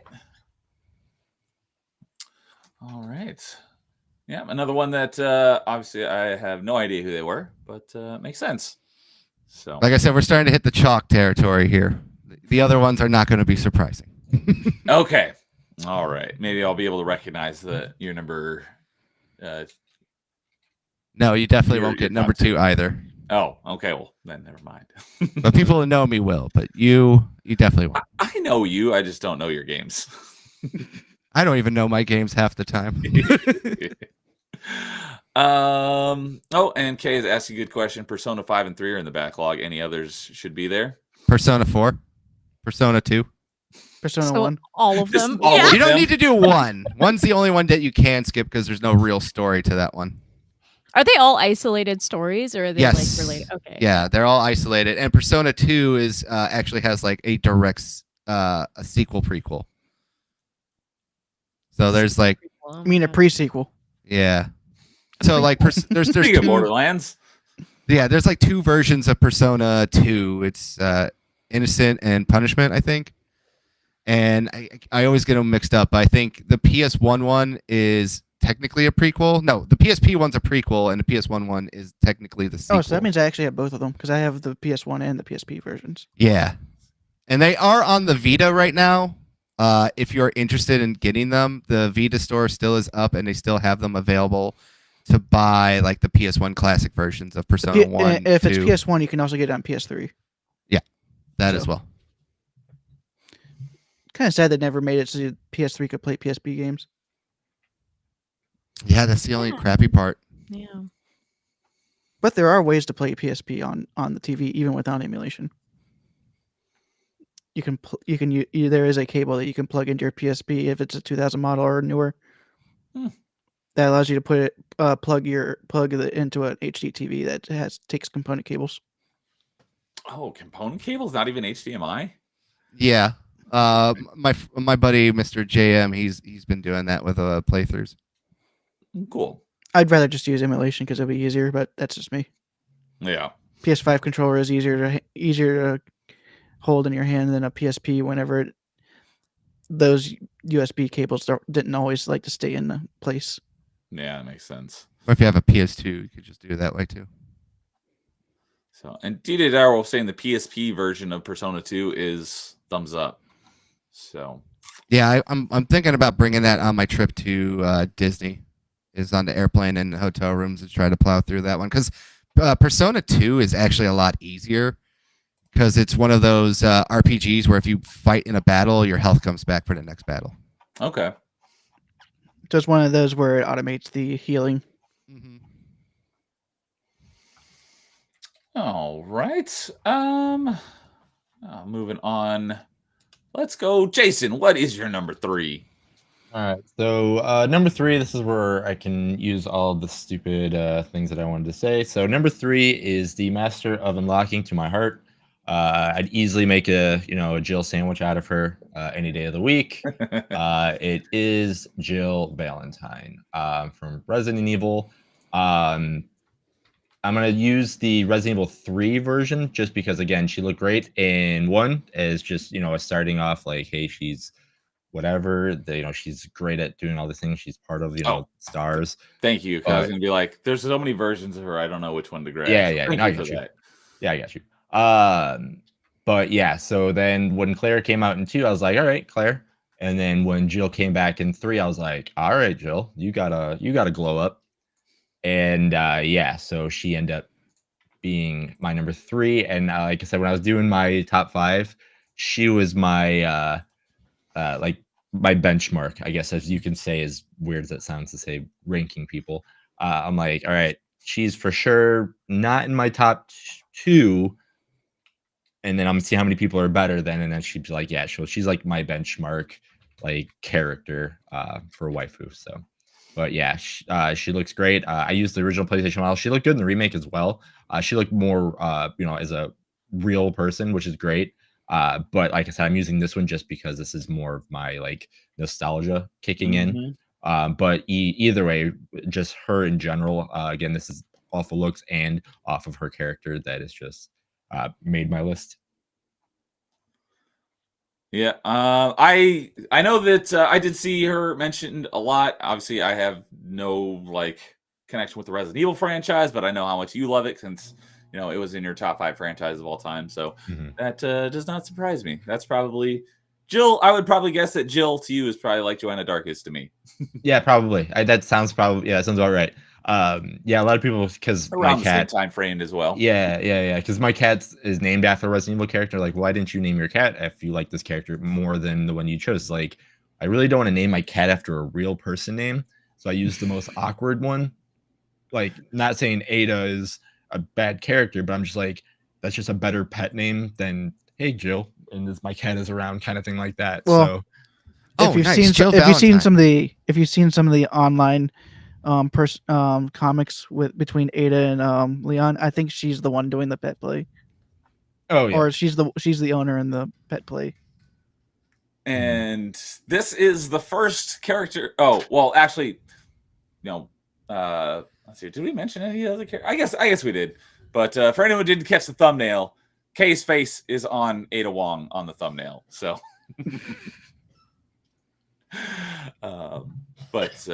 yeah, I tried. And then for anyone else, Jason is Aerith, since I know how much he loves Final Fantasy. So they're trying. I hope I didn't spoil your list, because I did not talk to anyone before I did this. I just took gaming waifus and put all our faces on. See why you picked that one. They have the same hair. Not a single one of my top 5 is in that picture. So All right, perfect. I try not to pick stuff that I think is going to be on people's lists, or at least not at number 1. So, I mean, personally for me, Jill kind of felt boring. But then again, that's as someone who mainly played 4 and after. I played through like 1, 2, and 3 once a long time ago. When I don't need to play through more again. I really like her remake design a lot, to be honest. Yeah, Yeah, I said I like both. That's why I like, and that's one thing. As we'll find out, in mine 2 and 1 is just thing. But like, as my whole list, a lot of my characters, I find that the more boring you are, the more not I say boring, but the more down to earth kind of that you are, the more I like that. Just because like, oh, you could be eccentric and whatever, but it's like, you know, that's not how it always is. It's like, oh, cool, it's a lazy Sunday. All right, you look great. Just, you know, the way you are, let's just go, you know, kind of thing like that. So that's why I'm like, yeah, a lot of the characters I come down, I'm like, huh, yeah, I think I like that a lot more. I like that. I'm like, that's learning something. That's the type of girl you like. You're both listening to the same iPod, and it's in between you two while you lay on the hood of a car looking at the stars. I mean, when it comes to Resident Evil, I'll go ahead and post my honorable mentions from Resident Evil in here. But I didn't really. They're actually they both came from 5. And they are Sheva and where's the other one? I don't have these alphabetically ordered. Oh, okay, Sheva from RE5. And you did mention RE5. Sheva! I don't know anybody else from RE5. And Excella. I posted them both in the Discord. Okay. You're saying he liked the dark meat. I don't know who that second character is. She's one of the main villains. bads. Yeah. Big bad. Main bad. All right. Jaden, But they're definitely honorable mentions. My favorite is whoever girl has a brother who wants me to sleep with her. Oh, James, never change. Her that big goth mommy. Or on the other end of the spectrum, you got Nemesis. Are you talking about Lady Dimitri or whatever from Village? I'm Emascu. assuming he's talking about Yeah. Lady D. Crush me, mommy. RE8, or yeah, I think that was 8, right? That was, Yeah, 8. Yeah, 8. 7 had the Hillbillies. Yes, that's right. So, all right. Anything else on Jill? Who else wants to turn it into a Jill sandwich? All right. And I think Carl will have input on this because I missed it a few minutes ago. October Mike said, "Hold on a moment. Which Persona 2? There's 2 of them." Do you have input on which one? And I did look it up. Eternal Punishment and Innocent Sin are both on PlayStation 1, and they're both on PSP. Oh, that's what that is. That's the 2 Persona games. Yes. Yeah, that's what it is. Those are the 2 Persona games. But One they're of them both, is on the PS1, and then the other No, one both of was them are on on the PS1. PSP. I don't remember the one of them coming to the PS1. They're both on PS1 according to Retro Achievements. Maybe. I don't remember that. And I think they're both on PSP as well because I saw an achievement list on there. They are both on PSP, but I think Eternal Punishment was a Japan exclusive. Yes, and that was the original PS1. I have Innocent Sin on physical, personally, on PSP. Yeah. Okay. So Eternal Punishment was on the PS2, and then it was also re-brought over onto PSP. No, I think I have Eternal Punishment on PS1. I can't remember. So I only remember only one of them was on the PS1. Because I don't have it. I think I have Eternal Punishment on PS1 and Innocent Sin on PSP, but I don't have Innocent Sin on PS1. Well, D-Day is saying both, but he likes External Punishment more. So, all right. Oh, and there was one other question for Kay. Where did that go? From D-Day. Kay, you got any Senran Kagura on the list? I did not put any Senran Kagura on the list. I know. I know that name because you mentioned a lot. That's all I know is the name. I know nothing about it. Is that a game or is that an anime? Yeah, it's a series. Both. Well, it's an anime as well. It's a video game series. Okay. Isn't it one of those series that both are released at the same time? Yeah. And it would definitely count for this. And here's the thing with Senran Kagura. I love all those games, and I think there's a lot of, great waifus in there. But I wouldn't be able to say one that stands out. It's the general aesthetic of the game is super fun, and I love just the atmosphere and that they're not afraid to be sexy. But I wouldn't be that's my waifu. Maybe Ikaruga. Maybe I don't know. But it's game? Yeah, huh? Not Ikaruga the game. No. That's the only thing I know that name from. No. Am I the alien? Yeah, maybe Ikaruga. I don't know, but yeah, it's exactly T-Man. Screw Sony. I'm not saying the F word because I'm respecting Neo's rules here, but I agree. They ruined Senran Kagura. All right, sorry to disappoint. I forgot who asked that question. If we were doing top 5, let's say waifu games, I think Senran Kagura could have made my list, but waifus specifically, it didn't make the cut. Okay, understandable. You know what's funny? I got to point this out since we're talking about waifu games. I was watching sumo wrestling, and you got a waifu in sumo wrestling? No, and every other commercial was for a waifu gacha game made by Bandai Namco. I couldn't believe it. It was 3 to 4 different mobile waifu games that I kept seeing commercials for, and they were so elaborately done. And then it's just and then there was another commercial for Black Santa or something. It was a weird play. They actually had this Japanese Santa Claus play that they were promoting at the time. And then it was sumo wrestling. All right. And also I wanted to correct something here. Innocent Sin did come to the PS1, but it was Japan only. That's why. Someone mentioned. So that's weird. Oh, October Mike said Persona 1 is called Revelations. Yeah, it's like Shin Megami Tensei's Persona 2 as well. You know what's really funny about that, Carl? When you think about it, Eternal Punishment only came out in America on PS1, but only Innocent Sin came out on the PSP in North America. Yeah, they did it so weird. So Japan got all 4 copies, and then we just got one on the PS1 and one on the PSP. That's why I got confused, because I was I never heard that it was on the PS1, and the reason why is because it was Japan only. Gotcha. And Retro Achievements could have probably just done a fan patch. Yeah, it probably did.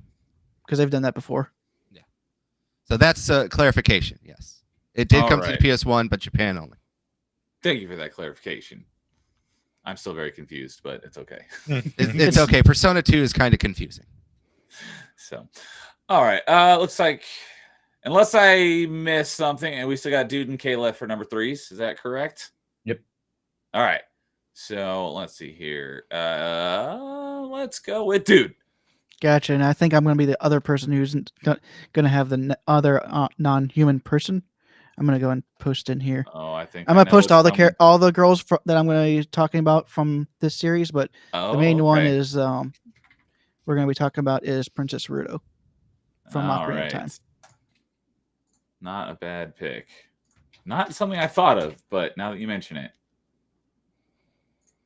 So, do you want me to add all the ones that you sent me, or just show Ruto for now, and we'll see the other ones later. All right. because they're the honorable mentions from Zelda. Gotcha. All right, Princess. And this is Ruto. her. I think this is her design from Hyrule Warriors. Okay, So it's her I was most gonna say, recent this design. doesn't look quite like Ocarina of Time, but But it's definitely her most recent. I'm not going to appearance, complain. so. That's a fish. It's a water elf, and you know it. So if this wouldn't be a furry, what would this be? A scaly? Since she's part fish. It's like Shape of Water. You know, when the woman dates the Black Lagoon monster. Yes. Same concept, right? Agreed. So, but also for her, it's also the personality she has. She's very playful and upbeat, and of course, she's willing to wait for you for 7 years. yep. Without even a word. Yes, that's right. There you Link go. is silent protagonist, and the Zora, not Emerald, Sapphire is Link doesn't find out until after he gets it that that's the Zora engagement ring. So she thinks she's getting married, and then you have to break her heart. Heartbreaker. So, but yeah, so Princess Ruto, and yeah, because thinking about our Zelda games, I know your number one, right? Your number one was Twilight Princess, but she's not in that. She's an Ocarina of Time. Yeah. But 2 of my honorable mentions are from Twilight. Let's see. Twilight. Ocarina is your number 4. That's right. Yep. I was thinking it was higher on your list, but she's showing up in. Has she shown up in Breath of the Wild or Tears of the Kingdom? Because I haven't played those. No, because those are entirely different time periods, so she wouldn't be there. But there are Zora in the Breath of the Wild, and Mifa's not a terrible choice, but she's kind of boring as a character. The theory is that they turned into birds over time. That was in the Wind Waker timeline. Yeah, that's what I subscribe to. Yeah. What's weird is that because they were freshwater fish people, whenever the sea became the commanding force of the entire world, they turned to birds instead of turning into seawater people. Okay. So yeah, getting some T-Man saying, nah, scalies is for reptiles, which makes sense, but fish have scales. And yeah, Lois is saying Zoras have scales though. So I don't know if there is a term for that. So, but all right, Princess Ruto, right? Yep. And she is in Wind Waker technically, but as a stained glass window. Okay. With all the sages from Ocarina of Time are in the have a stained glass window in the room that you pick up the Master Sword. Okay. It's so good. The Ruto though that's why you're saying that, because that's the bird people from Skyward Sword, right?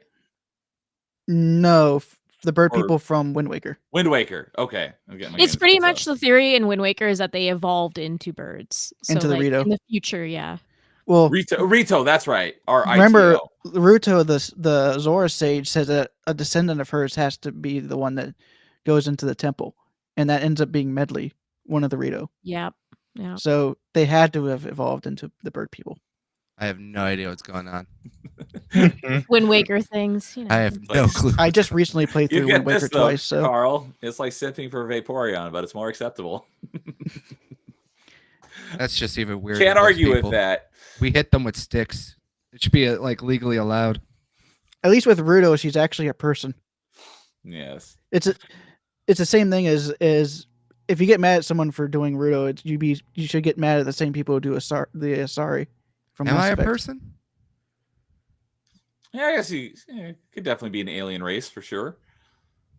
So, all right. Yes, all Neil, right. what are your views on relationships with aliens? We need to hear this.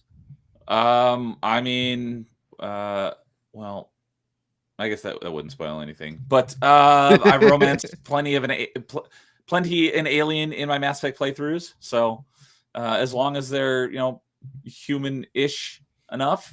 Human-ish. Well, the Asari are fine because they're built for that. Like they Are they literally scaly? try to be whatever you find the most attractive, and they're meant for breeding. So Asari are fine.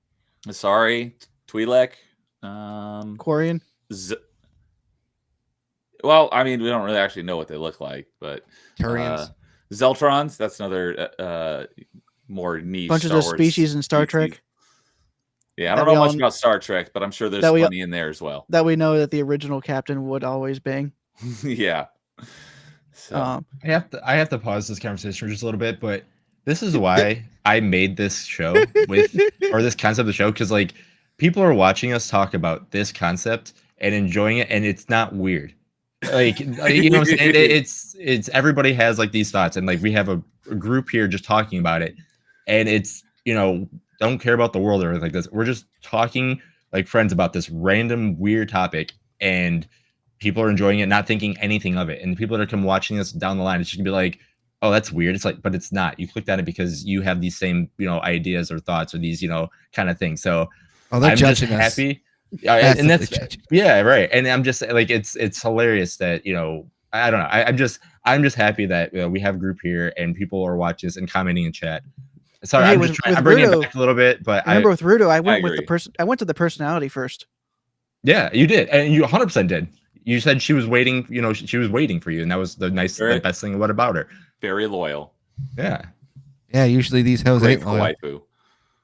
So, and I wouldn't know, but T-Man says human-ish reminds me of Honey Pop, which I know James loves that game.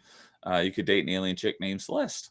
Yeah. Oh my I god, don't know Honey Pop anything is about amazing. Honey Pop except what I've heard you and James talk about. That's my favorite adult game. I did pick it up when it was free, so It's so good.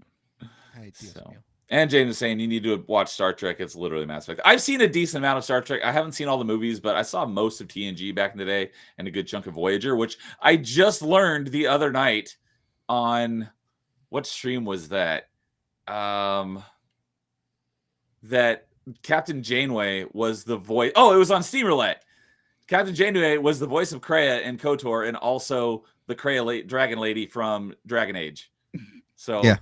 I think we looked into it and it wasn't the same person. I'm trying to remember now. I'm pretty sure I looked it up on IMDb myself and confirmed it. Oh, it is. Okay. I'm so confused if it is or not. But yeah, it was on Steam Roulette the other night. And I was like, oh my God, I did not know that. But I haven't played Dragon Age, so I didn't know. And I haven't played KOTOR 2 yet, but I will be. Just to quickly go over my Zelda honorable mentions while we're here. All right. I already have them in there. The next one is Midna, and I actually gave him the picture of her true form, not her imp form. Sexy Midna. True form Midna. Yes, true form. Not Midna. midget Midna. Not the one that James would go for. Hey, at least she's cursed that way, not that she was that she's a child. James says that he looked it up and it's not Kreia. Okay. Yeah, that's what I thought. I'm like, it's not Kreia. But the other characters. But Janeway did voice the Dragon Guild from Dragon Age. So, all right. Thank you for the correction, James. Appreciate it. But yeah, you can definitely tell that Midna is still very playful in her normal body. Just throughout the game, you had her as the imp, but you can tell that she's more of a playful type if she wasn't in this crisis. And also, of course, another thing is that her song and the next character, they both have great songs in Twilight Princess based on them. Of course, Minda's Lament, and then Ilia, she's definitely waifu material because even though you can jumpstart her memory and with your own and she does eventually remember Link, and she does get mad at him whenever everything's nice and peaceful for having Pona get injured while he's trying to get the farm stuff done quickly. But once she knows that Link is trying to deal with a full-blown crisis and across the Hyrule, she's not critical at all at that point. She's just like, go get it done. And if it wasn't for Ilia that being there, and like you'd already know that this relationship between her and Link was already there, I would be trying to get Link to get with Midna. Yep. And then, of course, the last one is, of course, I got to highlight James Goose Angelkinson. I roll. Oh, that's hilarious. And then, of course, the last honorable mention from Zelda I would do is Zelda from Skyward Sword. Okay. Even though I have never finished this game because I just cannot deal with the motion controls, I do know that this Zelda is definitely the best waifu material out of all the Zeldas. Okay. I think Breath of the Wild Zelda is a little too in on herself, like too in on her problems when everything else, because like leading up to the events that made that led to the calamity happening, it felt like she was kind of like too narcissistic a little bit, and because of that, everyone else was trying to get her to like, we got to do this.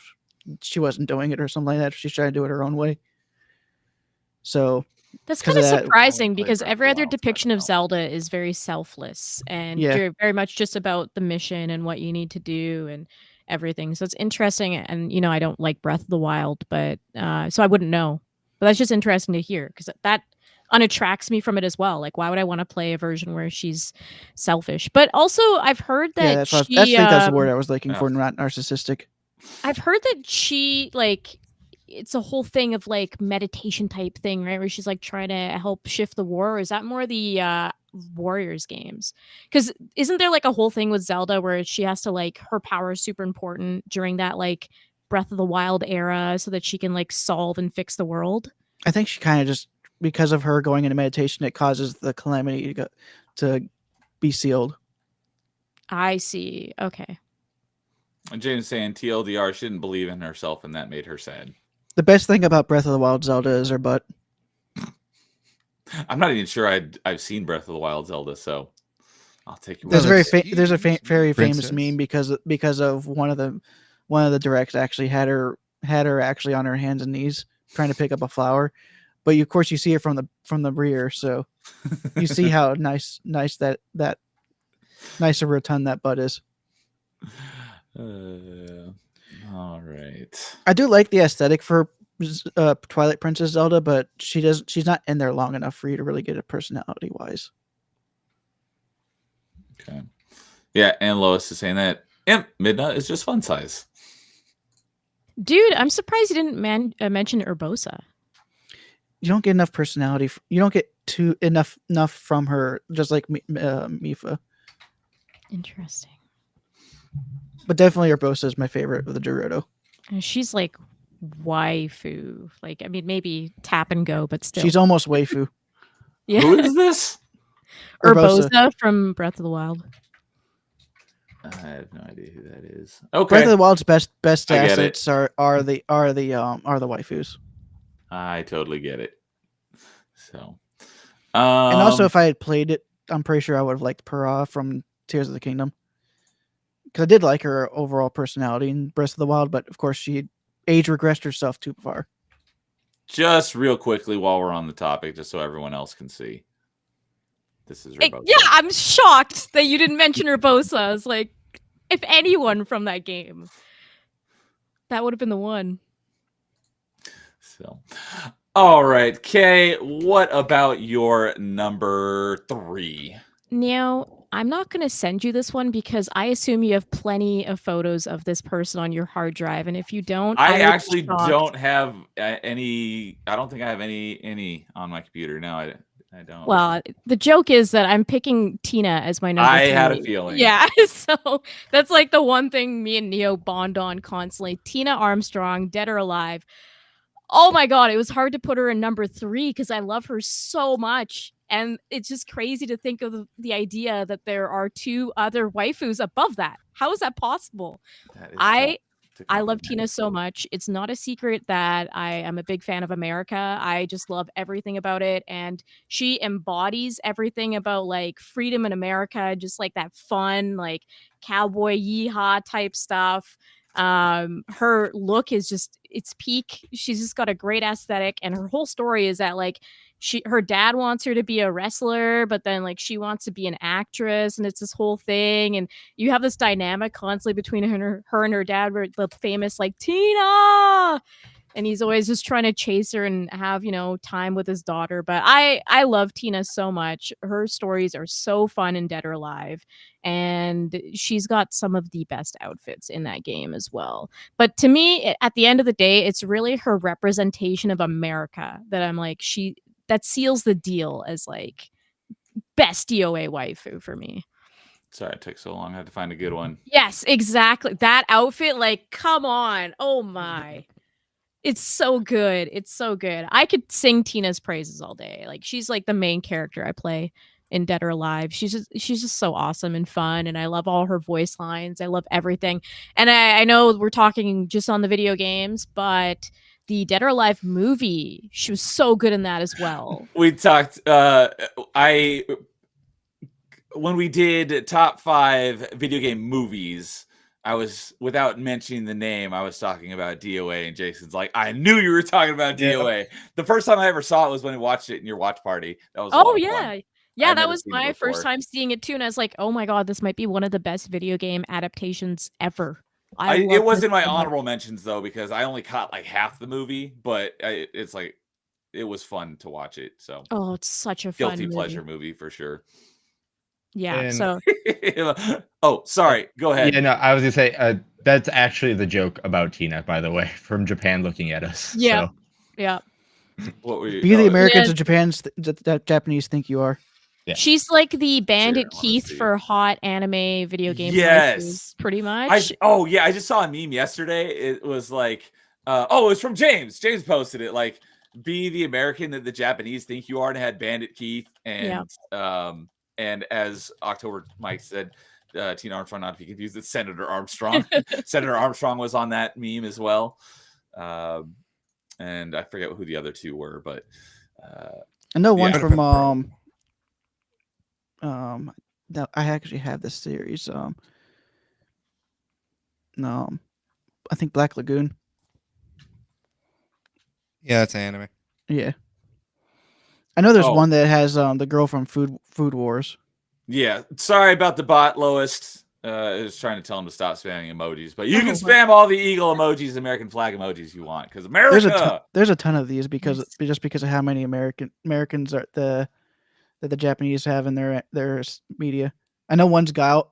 I see one with Guile from Street Fighter. Guile was on that meme as well. Yeah, it was Guile, Bandit Keith, Senator Armstrong, and there was one more. Well, Tina's never mentioned, but she should be. I think just not enough people know who Tina is. But she. Yeah. There's also to me one is, with like- Jonathan Joestar from JoJo's Bizarre Adventure. Yeah, I've seen that I've one a heard few of that, times. but I don't know. Josefa Josta. Oh yeah, Joseph, not Jonathan. Yes, Fortune- Jonathan is the English. Yeah. Tina suffers from I come from Tecmo, and not a lot of people know me anymore.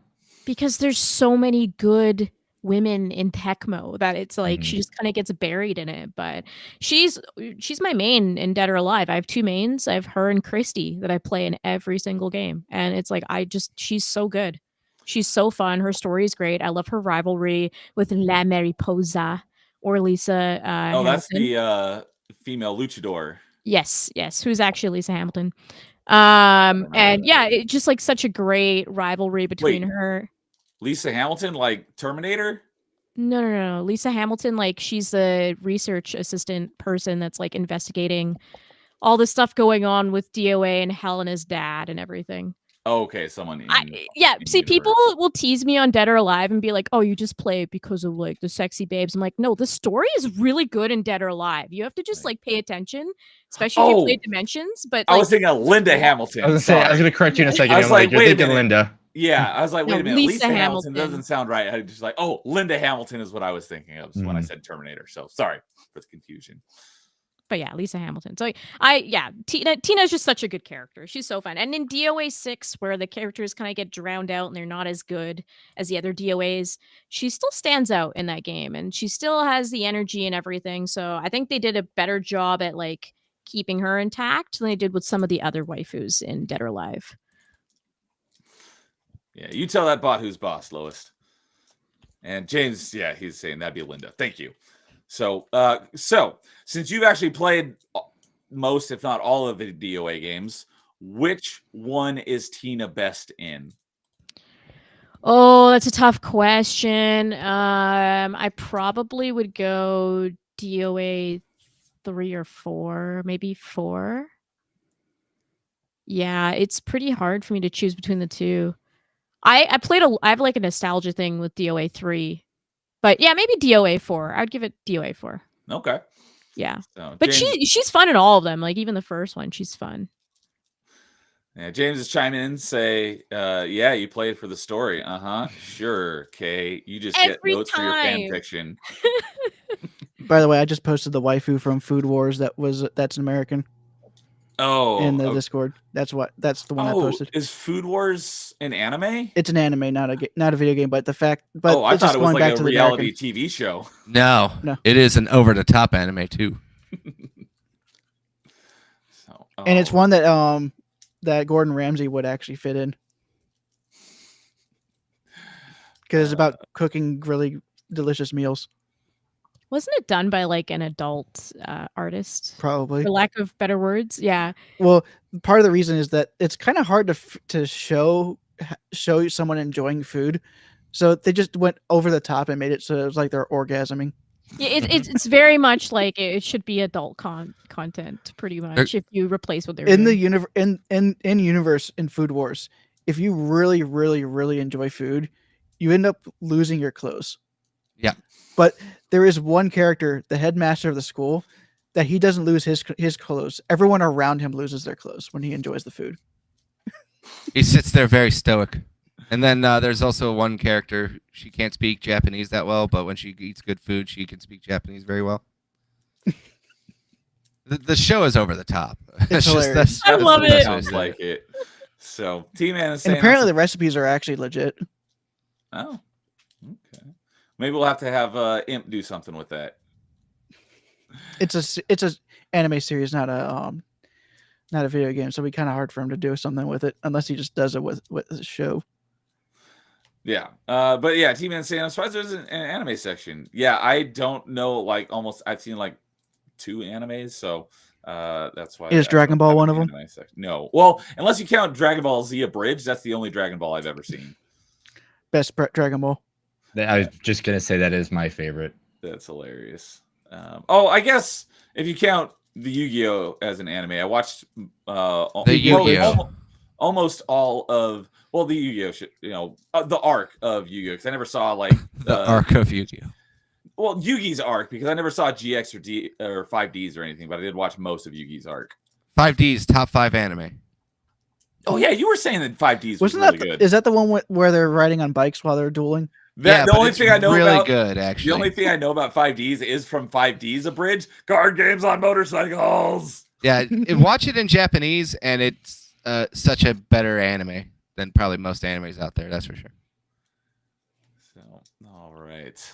Well, I don't want to take it down, but I must as we continue on with our number 2s. So, oh my goodness, wow. Number 3s went basically an hour. Yeah, 3. Yeah, I was gonna say 3 1. We had a good discussion. 1 hour. So, all right. So number 2. Anybody want to go first? I can, because it's probably gonna be the shocking one to some of these people. Some of you All guys. right. Shocking. Jason, what's your number 2? So my number 2, probably I would think you guys would think might have been my number 1. But my number 2, as I closed the wrong screen. My number 2 is Tifa from Final Fantasy VII. What? This doesn't shock me. What? I thought that was going to be your number 1. You know what? Our number 2 is from the same series. Yeah, so my number 2 is actually Tifa.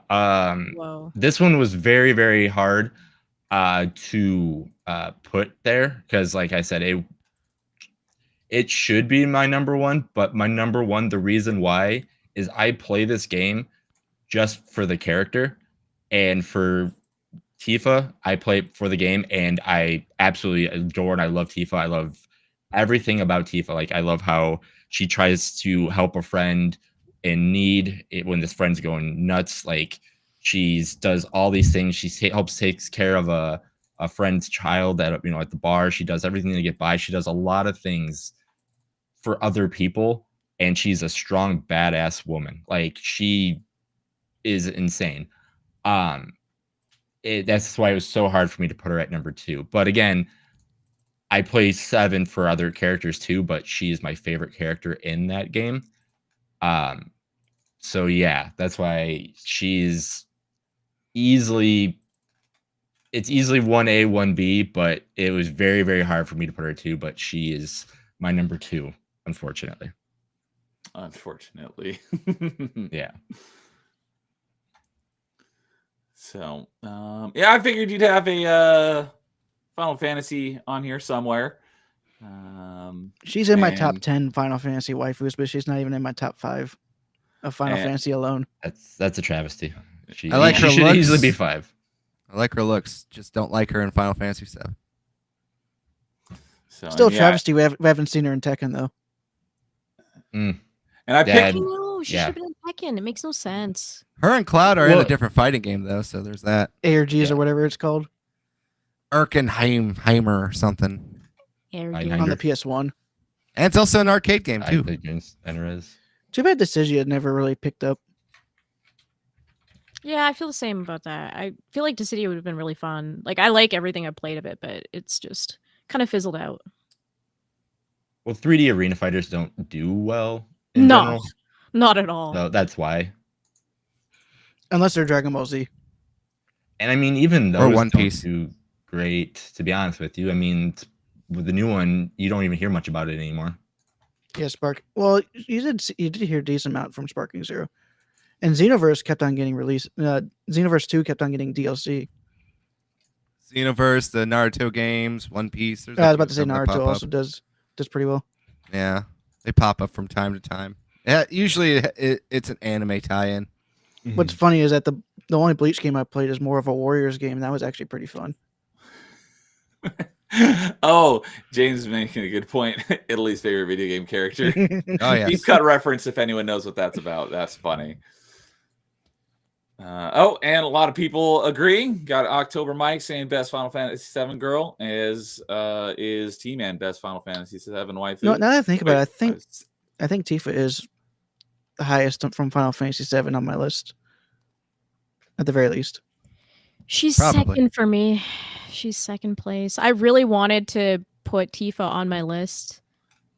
I did not put Tifa on my list. This was one of the girls I was debating on for a very long time. So, Jason, I agree with you that Tifa is a best waifu. And I really wanted to put her on my list. And I was like, no, but I need to include this person, this person, this person. And she kept pushing down. I'm like, but I love Tifa. How is this possible? So, yeah.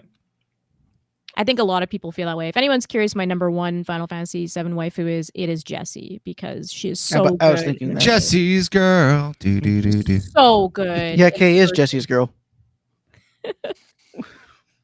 I'm Team Aerith. That's my favorite FF7 one. For a waifu, but she is not the best girl in Final Fantasy VII.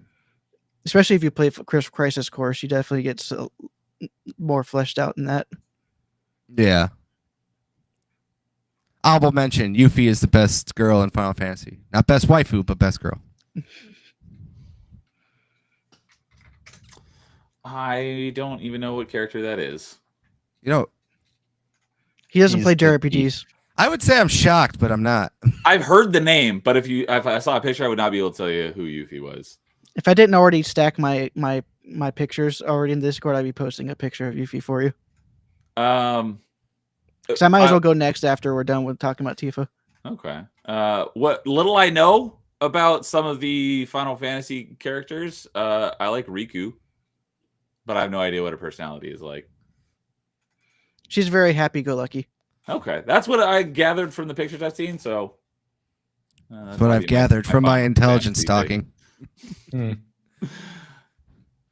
So, all right. Yep. I know there are a lot of appreciators of Tifa out there. I think she has the most pictures on Rule 34. Probably. that. If I had to yeah, guess, that would probably. probably be the one who I would guess. Her or Gardevoir? Which one do you think has more? I have no idea who that is. I think Tifa does. Oh no, Because she's been that around Pokemon longer. has been destroyed a lot doesn't- more. Gardevoir have the life-sized version now. We don't want to Okay, talk so about plushie. this. Give those creeps ideas. I'm just saying it's probably gonna end up number 1 just for that for people. Pokemon's a bigger IP. That's my counterpoint. Oh, you're the what person? Not person, but the name that you mentioned's a Pokemon. Yes. Gardevoir's Oh, a Pokemon, goodness. yeah. Gardevoir does at least looks like kind of like an elf type. thing, Gardevoir is so- actually based off of a paladin, which is funny. Because Gardevoir's Japanese name is Sir Knight. Yes, there can be male Gardevoir. Reality sucks when you get into it. James is saying Cloud's mom. I've heard that she shows up in the remake. I will never forget James's reaction to that. Like literally, I walk into the house because I was playing the demo for that, and he's like, "Who's that?" I'm like, "That's Cloud's mom," and he's like, "Whoa!" And he was just staring. Whoa. And I was like, Put the "You might tongue not back in your mouth, James. Shit. Act like you've seen a woman. He's like, "You might not want to see what happens to Cloud's mom. Maybe you should turn away." Oh Okay. man. I mean, this is bad because I'm like, I can see where Cloud got his eyes. That's the first thing I said. Oh, all right. Lois is kind of with me, although he probably knows more about Final Fantasy than I do. But toss up for Riku and Yuna for him. 10-2 All right. Yuna is peak. I like her more with the dual wielding than I do with her staff. Yuna's the mage, right? In the first one, yeah. Healer, The 10. She's the summoner. Yeah. You know, they have like her guns as controllers for the PS2. I want them Oh, so okay. badly. Yes, I really do want them. recognize Yuna. I just didn't know what her name was. There, like, she was a very popular cosplay when I was in high school. There was a few girls that showed up on Halloween dresses, I remember. All right, dude. I think you said you wanted to go next. Yeah, since my number 2 is also a Final Fantasy girl, and I'm also going to post my honorable mentions like I did for Zelda. Okay. I have a bit more choice. Wait, why did I have that one twice? Oh, the last one twice. Yeah, I understand. but The first one, the one you're gonna be talking oh, about. I see why that last one's twice. But the first one is the one that is the waifu, and that is Lulu from Final Fantasy X. Lululemon, everyone. Lululemon is his number 2 waifu. And this is the one with the Moogle. Yes, the Okay. plushie. All right, make sure. I just want to make She sure I have the uses right it to one. attack because she is the mage of the game. She's There we the dark mage, or black mage, actually. Yeah. She's got a lot of belts. I just realized that. The whole reason why they did that is because the designers wanted to mess with the modelers, because they're like, that was the entire reason why they gave her all of those belts. It's because they wanted to mess with the modeling team. So, all right. Who is this character?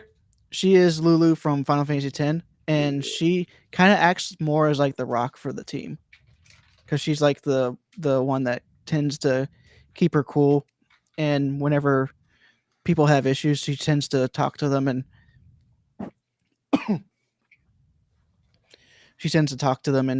tries to get them to an understanding, but also try and get herself to an understanding as well with what that character's trying to go through, especially with the main character.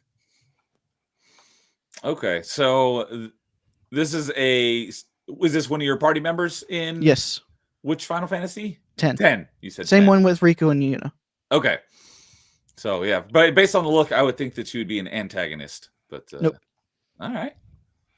Can't judge And a book by its cover, Neo. Come on, stop that.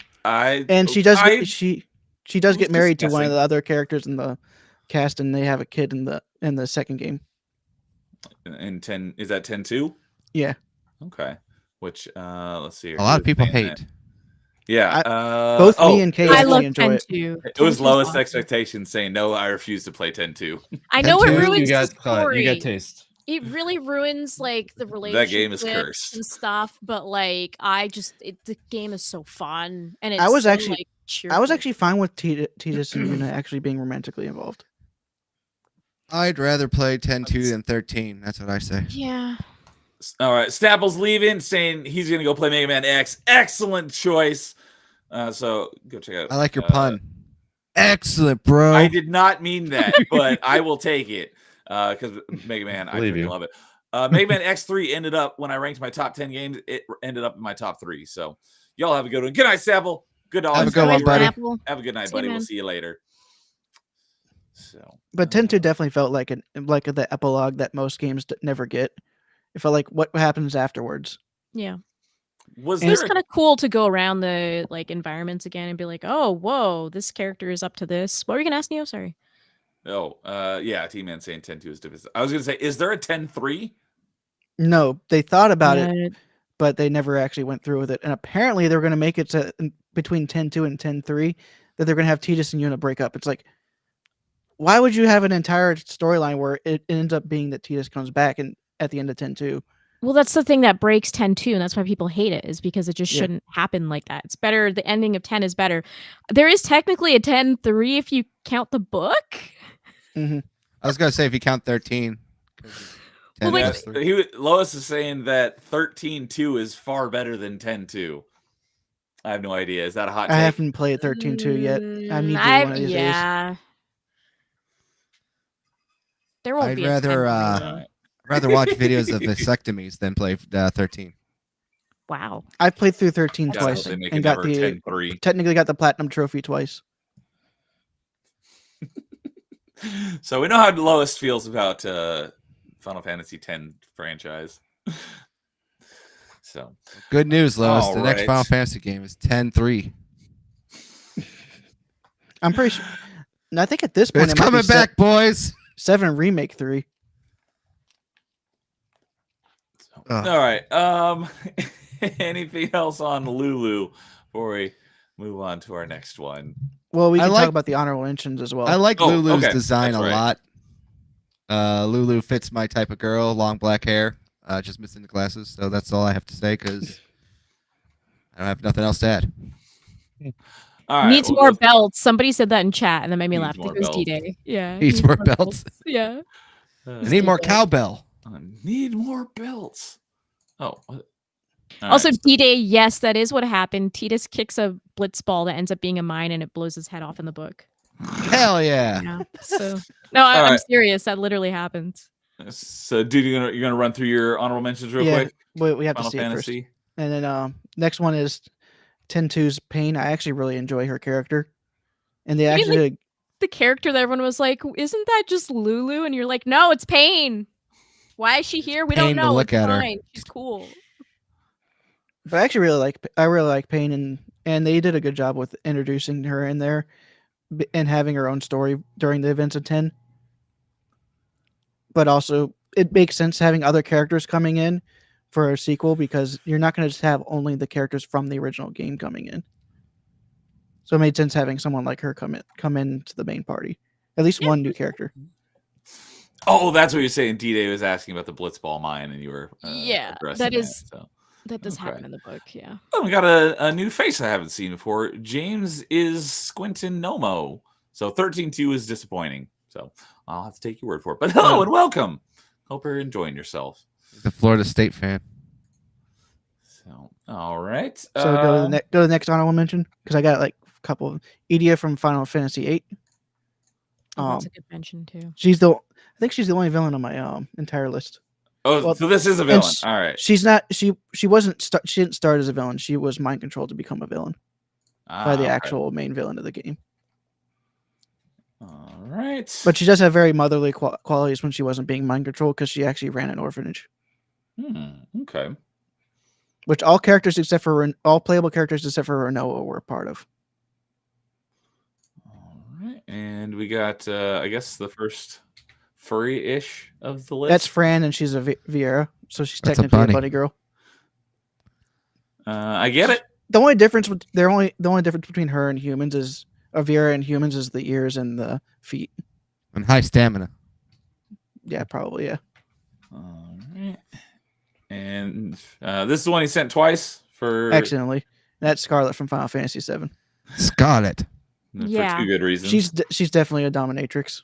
Good ballistics. Good ballistics on her. Agreed. Great personality. No, And she's got a then really shitty She's personality. also a villain. I almost Yes. forgot that she was a villain. I don't.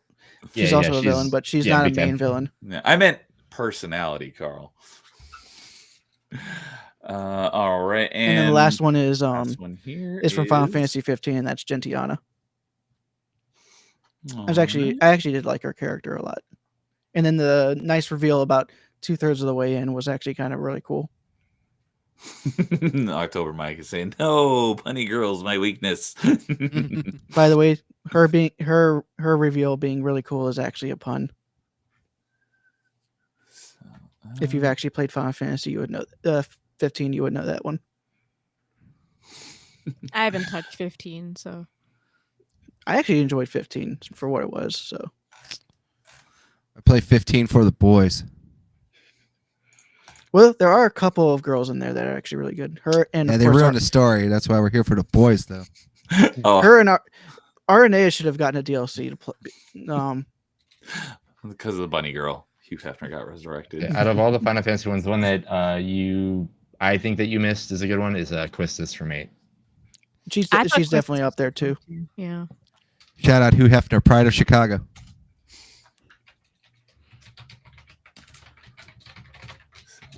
There's so many Final Fantasy girls that are nice. Sometimes forget a couple. Yep. All right. Oh yeah, Mike is definitely saying something correct. We better see the bitch slap fight between Scarlet and Tifa. Oh, let's see here. I hope Scott is just like in the original remake. Don't they have the fight on top of a cannon? Yes, it's the Junon cannon. Yep. All right, let's see here. Number 2. Carl, what is your number 2? I sent the photo to you already, too. Oh, all right. Let me pull that one up. Oh, I recognize this. I don't know her name, though. Yeah, so my number 2, kind of ironically, looks a little bit like Scarlet. From Dragon Age Origins, Morrigan was my number 2 that I went with here. The Witch of the Wilds is the funny thing about her. I like Morgan because she is such a I don't give a shit kind of character in the whole entire game. And she's like very snarky, very, standoffish. But like she also is like one of those characters, like I said, kind of like Aegis, where if they devote a huge part of the lore to her with like the romance and stuff like that too. And she does keep popping up in the series too. I actually think one of my favorite designs of her is actually an Inquisition when you have to sneak into a party and she's dressed up all dialed up and everything else like that. I do know someone who actually defends Inquisition.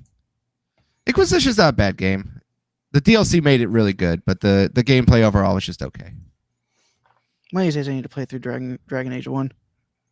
Yeah, Origins was like just kind of like the peak of the story. Obviously, like there's a whole storyline with her where she could get pregnant, and then like you have to use that to like defeat evil, and then there's a whole thing where you have to chase her down into DLC, and you could kind of just have like a really fun romance with her too. Like she doesn't like this whole thing where she's becoming attached to you and finding herself like in love. Like there's a lot of like fun comment, like if you romance her with the others in the party, where one of the characters, her name is Wynn, she's an older lady, and she's like, I see how you look at him, and she's like, you will shut up or I will kill you, basically. Because she doesn't want to admit all that stuff with it too. And we were also talking about her mother is also part of that mission too, where you can basically she's worried about her stealing her body, so you have to go kill her and stuff like that. But then she appears in Dragon Age 2 and Dragon Age 3.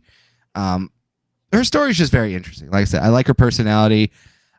She is very well designed, as you could tell. And if you like that, like the tsundere, as like dude was saying, where she's just always fighting and picking fights with everyone and talking down to people. And it's just like it's fun to do the whole like you could crack and see her personality, where she's like a very sweet and loving person, but she hates being a sweet and loving person too. I just find it funny. And there was a fun story I have with this too. I was at a big anime convention over here. It's called Asan, a long time ago when Dragon Age was first new, and there was like a whole giant group of people that were cosplaying as Dragon Age characters. And I said to all of them, I liked their costume. And in the Dragon Age games, you can influence your party members to like have them go up or say like approved and disapproved.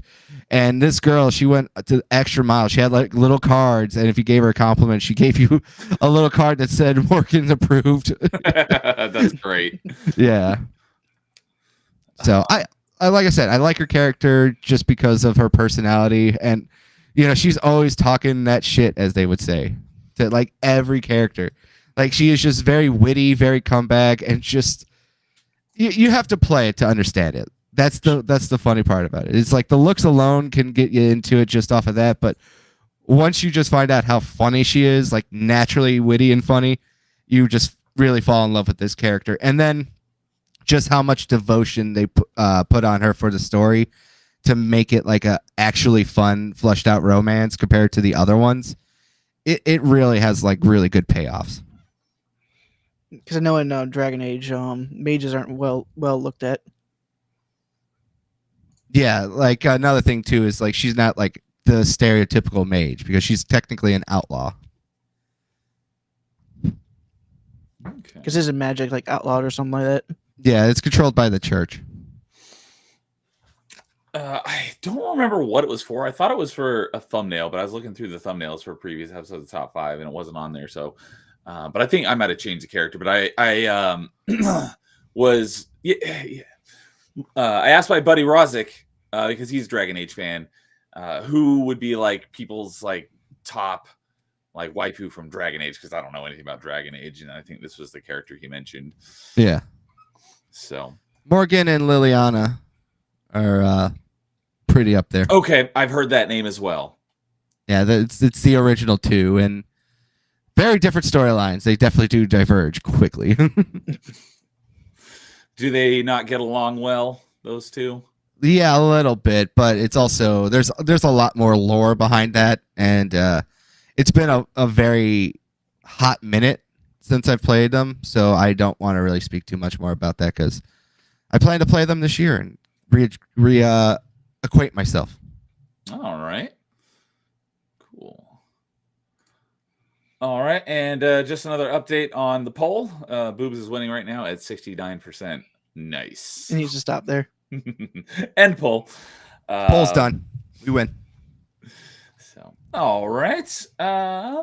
Let's see here. I guess it's just Kay and I left for our number twos. I'll go, and then Kay can finish off our number twos. So my number two is from my favorite franchise of all time. Oh, wait, I had it pulled up here on this other tab. There we go.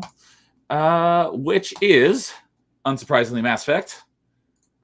But that doesn't exactly narrow it down since there are lots of options. So I think Carl might know this answer since we've talked about it. I think on Party Chat. Tell me it's the one from Andromeda. No, it is not Andromeda. She is genetically perfect, and her voice actor is also smoking hot, and that's what her character is based on. And yes. yes, that is the wonderful Miranda Lawson. Fun fact, could not get into her because I have a cousin named Miranda, and it always made me feel weird. It's funny you mentioned that because you have a cousin named Miranda, and then when we we did talk about this on Party Chat, but I think it was before you joined as regular co-host, because it was in the summer, and I had James, I had Mo Zamboni, and BD Jake on, and we were talking about our waifus, and Mo Zamboni said that his like sister-in-law is named Miranda and also kind of looks like the character, and so he's like, it was weird for him too. So it's funny how this one character has, you know, some real life extenuating circumstances for two people that I've talked to online. But yeah, and she's a biotic, and she's awesome, and you know, she's cold at first, but once you prove yourself to her, she becomes a loyal companion, and yeah, and great assets. Not as big as some of the others, but very nice, decently sized, well defined, and she falls in great on both the opitology and donatology aspects of the religion, because not in the legendary edition unless you patch it on modded on PC. Unfortunately, they moved the camera angles, but there's some very great camera angles on the original game that focus on her excellent posterior. So, yeah. Yeah, she was designed perfect, but she's sterile. That's the funny lore right there too. I Doesn't that forgot make her about that. perfect? Yeah, I was gonna say that's Like, what do you for mean? some people that's not a downside. Some guys are like, yeah. Nothing to worry about. Yeah, but you can't pass on his genetics. Yep, that is true. So, But Neil, that's a great choice, by the way. And she was another girl that I was really debating hard about putting on my top 5, and she didn't make it. But it was her and Tifa that I was like so stuck on. I'm like, I really love Miranda. Like I really, really do. And Ashley as well. And it's like, oh, I want both of them on there, but they just didn't fit. So yeah, on our thumbnail, Kay was Ada Wong. I was Ashley from Mass Effect 3 because they gave her a glow up in Mass Effect 3. Yeah. Jason was Aerith, and Carl is Kasumi, and Dude is Cammy. So for anyone who missed the thumbnail, and so I know Carl is a big fan of Mass Effect as well. Yes. And we've talked about this before, so I'm not going to spoil anything in case it happens to be on his list. But no, Miranda is definitely not on my list. I consider her a mid-tier girl in the Mass Effect games. Okay. Well, I was going to ask the rest of the panel their favorite Mass Effect waifus for those who have played it, but I know Carl's answer because we've talked about it before. So if it happens to be on your list, I don't want to spoil it. But for the rest of the panel, you know it is. Yeah, I figured as much, but I don't want to spoil anything. So it sounds like Kay, Miranda's your Mass Effect waifu. I know James's Mass Effect waifu is Ashley. It's between Miranda and Ashley for me, but yeah, there's just like I love Ashley in 1, but I think she looks way better in 3, and then Miranda's like the break in between. So it's hard. They're like tied for me. But I can tell you I hate Jack. Yeah, I saw someone tell you confidently just within the last week say like Jack was their Mass Effect waifu, and I'm like, really? Yeah, John, because she's very punk rock. Oh, it was Sophomore John? Yeah. that checks out. I like her design. It's just that you have to like kind of like get through to her, you know what I mean? Yeah. She's got like really good character development for sure. But like when you do her loyalty missions, it's like, yeah, you know what? I can understand why she's so messed up. So James is saying Ashley exclusively in Mass Effect 1. Okay, I did not. Yeah, know because they that, reversed. But I know how much he hates 3. They reverse everything about her personality in the later one. It's like that's why? True. Yeah. Like I don't know. I talked about that with Carl, and he's like, "Yeah, I disagree." But we're not going to get into that. I do not agree with that at all. That's not what this. I mean, okay, about. then Maybe we can have a stream about that in the future. She progressively becomes softer, and I don't like her when she becomes softer on her opinions. I like her when she's aggressive in 1. Understandable. But yes, I agree, James. Jack does look better in 3. She's the worst in 2. And Lois is saying these characters are from games. Awesome. Oh, and shout out to Elvis. He has a stream consisting solely of Miranda butt pics out of spite. If you send me the link, I will put it in the stream description after we're done. Also, one thing to mention is that the guy who made the mod for the PC version of the original release that removed all the butt shots. That's right. He actually went into the Legendary Edition and re-added the butt shots. Yeah, the guy who made the mod to get rid of him in the original version is the same guy who made the mod to put him back in the Legendary Edition. And I think hilarious. whenever he posted that he did it on Twitter, I think he actually said, "Yeah, I think he did the perfectly balanced as all things should be." Yes, I did see that. That's great. Funny, actually. That was great. I remember seeing that. So, you should have your choices. I'm assuming you don't have a Mass Effect person on your list, dude. I've only played the first game. That's right. That's right. You were because I think I'm more on Liara. Liara, okay. That's a lot of people's number 1. I probably would have tried. I probably would have tried Tali, but she's not choosable in the first game. I know Kay and James are gonna be mad. Wait, no, I don't know why you can romance Tali. She's not the first game. You can romance her in all 3 games. She's one. No, false. You can't. You can't romance her in 2? No, not just. You said all 3 games. Yeah. You can't do it in 1. No. You can't?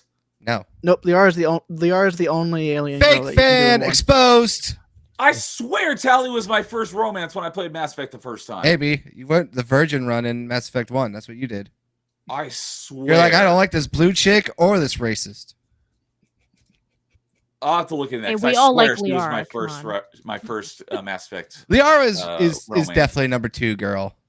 So, what about you, Jason? Do you have a Mass Effect waifu? I have never finished one. Okay. Or even really played it, but I'm just looking at. So I'm just going off a character design, and there would be 4 that I would choose. I have no idea what these characters are, so I could be choosing the wrong ones. But I would say, yeah, I would say out of the 4 that I'm looking at, Kasumi. Okay. Eddie or Edie or EDI. I don't know how you say it. Edie. All right. She's a robot, but yes, understandable. Okay. I'm going off of character design. Miranda or Ashley. Those would be the 4. I would have to know more about them. All right. So, All right. With that, we'll bring us to Kay to round out our number 2s. All right. Well, this one, it's kind of hard to find good photos of. So, Neo, I am going to send you photos. There's a very specific Excellent. outfit of hers I like, which takes a lot of requirements. But I'm going to I mean, send I you did the what she same thing for normally looks Shiva, like. so Yeah. I'm going to send you what she normally looks like and then also how I like her. But my number 2 is Bastila Shan from KOTOR. I there you go. love her so much. Just everything about her. She is such a fun character. I love her sass. I love her aesthetic. It's so fun. And when you turn her dark side, she is a ride or die. Like, it is so fun to turn her dark side. So that's like what her outfit kind of normally looks like. Classic. You can also see the statue behind me. So I did actually have a spoiler for my list behind me. But yeah, Bastila's dark side look, which it's hard to find like a good picture of it, but I found it from Galaxy of the Heroes, which is like not even good. But Disney Star Wars gotcha game. Yeah, but I found like a photo that's like kind of like what she would look like, but I love the dark side version of her. And yeah, that game is so fun, and having her with you and all her quips, because there's so many like moments that they chime in. It's just so good, and I love her combat style, of course. And yeah, I don't think I've ever actually seen her dark side look before. It is kind of similar to this. I mean, because you can like interchange stuff. I mean, it's similar. It's not the same, right? But it's similar. But that Galaxy game is not good, and they probably did not do it justice compared to how it looks in the game. But I can't find like screenshots of it really, how she looks. But I prefer her dark side. She is awesome dark side. She's so aggressive, and just like the sassiness just goes up to like 100. And yeah. Also, Bastila female is Shepherd is the voice actor, right? Jennifer Hale? Yes, Jennifer Hale. Yeah. Yeah, how many people on our list are Jennifer Hale? Because she's like every woman ever in gaming. But no, I love Bastila. Especially during the 6th generation. Yeah, exactly. But yeah, there's a lot of KOTOR girls that I like, and the hardest part about like number 2 is being like, do I like Bastila more than Vices? Do I like like technically my favorite would be like Dark Side Handmaiden, but like even then I still think Bastila is slightly better. So it was a really hard choice between the women in KOTOR, but I went Bastila. Yeah, there are some good characters in Knights of the Old Republic. Johanna and Mission are also really good characters as well. And also, I think Juhani, that's how you say her name. Juhani was also the Cathar? Yeah, and she was also the first lesbian character I ever ran into as well in a video game as a kid. I don't remember that, but I played KOTOR like 20 years ago and I haven't played it since, but I will be playing it. Yeah, you can actually romance her if you're a woman. Oh, did not know that. Yes. But yeah, Bastila is just peak. I love her. Good pick. She's also kind of got that snarkiness to her as well, where she's like, I don't want to get close to you. It's like that weird British thing where it's like, it's not that she's trying to project that she's better than you, but at the same time, she is trying to project that she's better than you. She's got like the prim and proper thing to a certain degree. Like, yes. Yeah. Yeah. An elitist. There you go. That's the word I would say. An elitist. Okay. Yeah. Well, and there's also apathy as death. Well, it's also because she has so much pressure on her. She's still technically not. She's just a Padawan in all the grand scheme of things. She's not even really a Jedi Knight, and she's got this special power called battle meditation, and they put a lot on her because they're getting their butts kicked. If I was to, I hadn't even thought about Star Wars video game waifus, but not that I dislike Bastila, but I've always liked Dash Rendar is your waifu. I've always liked Satil Shan better, which is like her great granddaughter or something. Oh, please! We all know Kreia has all those amazing techniques that they don't teach you in the Jedi books. Kreia's like a nagging mother-in-law. That's what I don't like about Kreia. So Kreia nags people too much. I can't deal with it. It's like no matter what you do, you won't make Kreia happy. What's the point? She's like an unfeeling Russian mother. Oh yeah, great. Now you just killed that homeless man because you gave him money. How do you feel about life? I thought I was doing good. You should have known better. Yeah, nothing will ever Boromir would have suffice. bought 5 pizzas instead of 4. It feels like I'm dealing with Lord of the Rings, man. Lord Denethor is the male version of Kreia. Nothing, unless you're Boromir. Yeah, Nothing nothing he does can be construed as wrong, but everything Faramir does is I brought not good enough. Helsing. Boromir brought me Wolverine. Yeah, exactly. That's hilarious. Is that a meme? Yes. I've not seen that, but that's great. It's Also- literally the Hugh Jackman Van Helsing too. Also, one of the big controversies, ongoing debate, Van Helsing, Kate Beckinsale, or Underworld. Yeah, we did that on. That was on Party Chat, I think, right? Or was that on Top 5? No, that was on Top 5. We started talking about it on Party Chat, but I did a poll on Top 5 when we were talking about spooky movies. That's right. Yep. The correct answer still is Van Helsing. Yes, Van Helsing won that poll. I don't remember by how much, but it did Jason win. is still mad about Jason's that. still I can salty still about see it. him Don't worry. shaking his head. Don't worry, Jason. I'm on your side. Thank you. She looks great in both, but she looks better in Van Helsing. Also, her being a vampire in Underworld, it bumps it up a little bit for me. Oh, likes the vampire ladies. All right. I don't know, man. Those blue eyes. Yeah, that's true. So, and while we were on the topic of Mass Effect, James is I saying, think you also like blondes. Yes, I do like blondes. I was talking about Jason. Oh, okay. No, I mean, no, like I said, the dark hair with those blue eyes is just like, I don't know. I do like dark hair. But while we were on Mass Effect, James is saying, I think he meant to say, someone better say Morinth. I do appreciate Morinth as well. Yeah, I mean, definitely I'm sure tried that we've all- option to see We've what all happened. tried it just to see what would happen. I Yeah. definitely did. Of course. So, all right. Well, that will do it for our number 2s. But as always, before we get into our number 1s, we got to go through some honorable Since I've already got the mentions. pictures already lined up in Discord, I'm going to go and go first. I was just going to say, since you've already gone through a bunch of them, let's go ahead and go with Dude to start off our honorable mentions. Yeah. Wow. I'll be going through these a lot quicker. I But don't know if I can do it as quick as you want to go through them, but I will try. you can go as quickly as possible. All right. But So, let's see. Oh, let's start. Zoom out a little bit. All right. First honorable mention here. Oh, I'm not sharing. Sorry. you need to share. I forgot. We got Lucamine from Pokemon. All right. Although What she's not Pokemon is really. that from? Although she's Sun and Moon. I kind of like her more for her body more than her personality, because she is a very bad mom in the first game.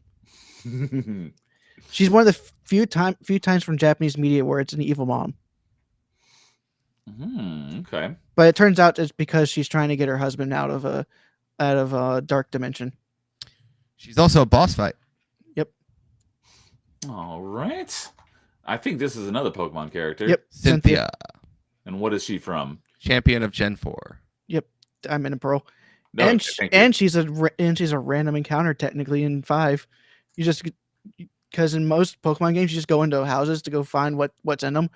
You just decide to go in this one house on the beach. She's sitting there right there, and then she's like, "Oh hey, you want to battle?" And then you battle, and she's usually more powerful than most people are at that point.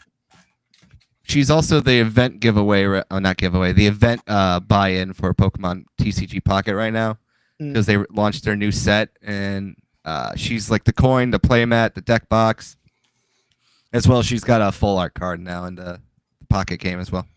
Gotcha. All right. Next one. I know this one because I played this game recently. Let me zoom out Oh, here. by the way, I have a very fun story about this. I actually am.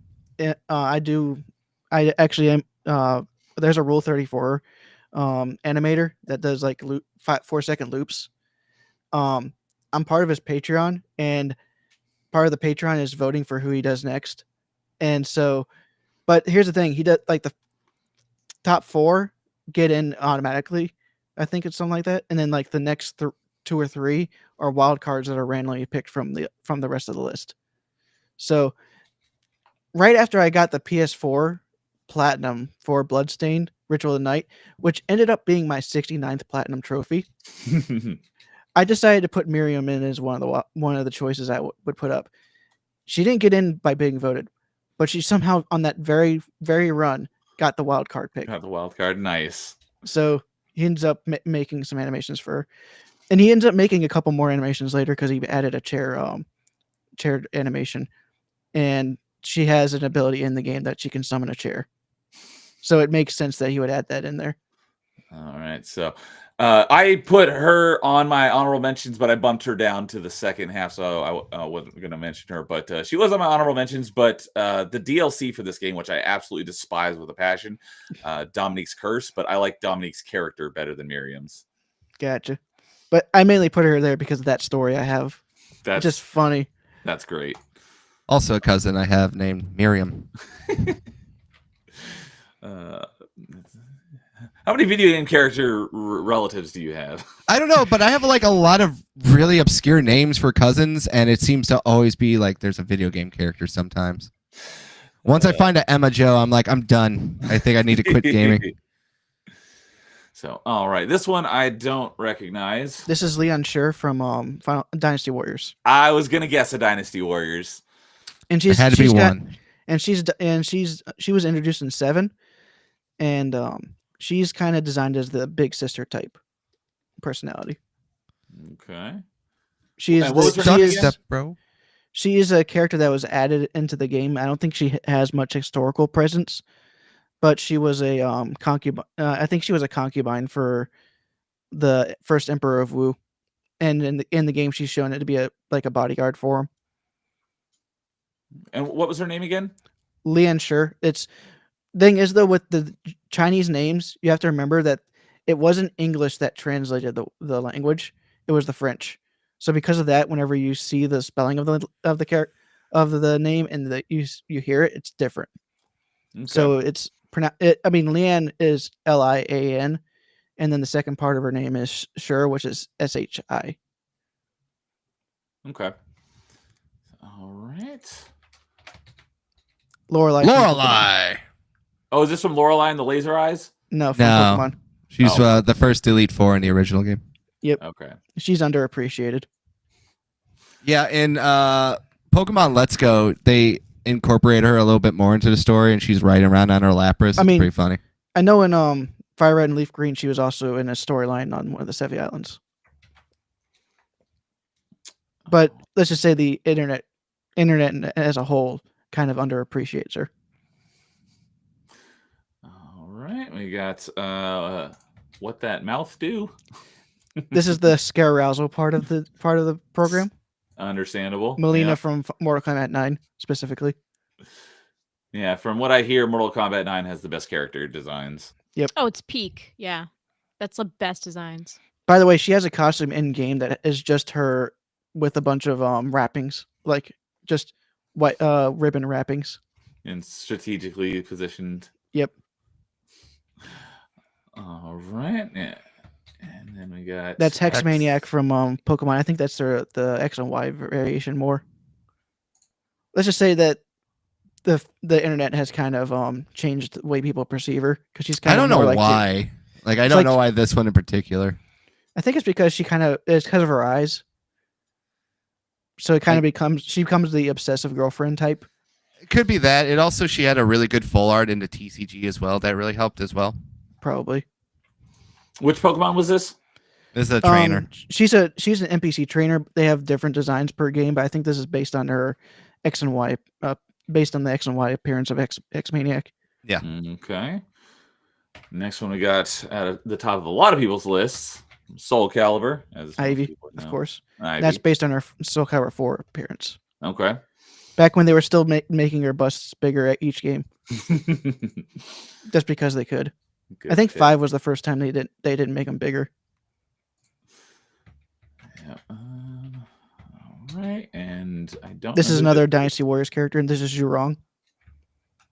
Technically, I think she's technically Vietnamese. She's based on the tribes that end up becoming the Vietnamese, the Nam Man tribes. Okay. She's actually one of the few characters in the original Romance of the Kingdoms novel to actually be in combat. So, All right, and then according to what you sent me, this last one, another character. I got don't 2 more, recognize. but I can only send 10 at a time. Oh, And that's another Dynasty Warriors character, Zenji, the first Empress of Wei. okay. She's kind of the sadistic type. And the last 2 will be if I was into furries, these ones would have been my awakening.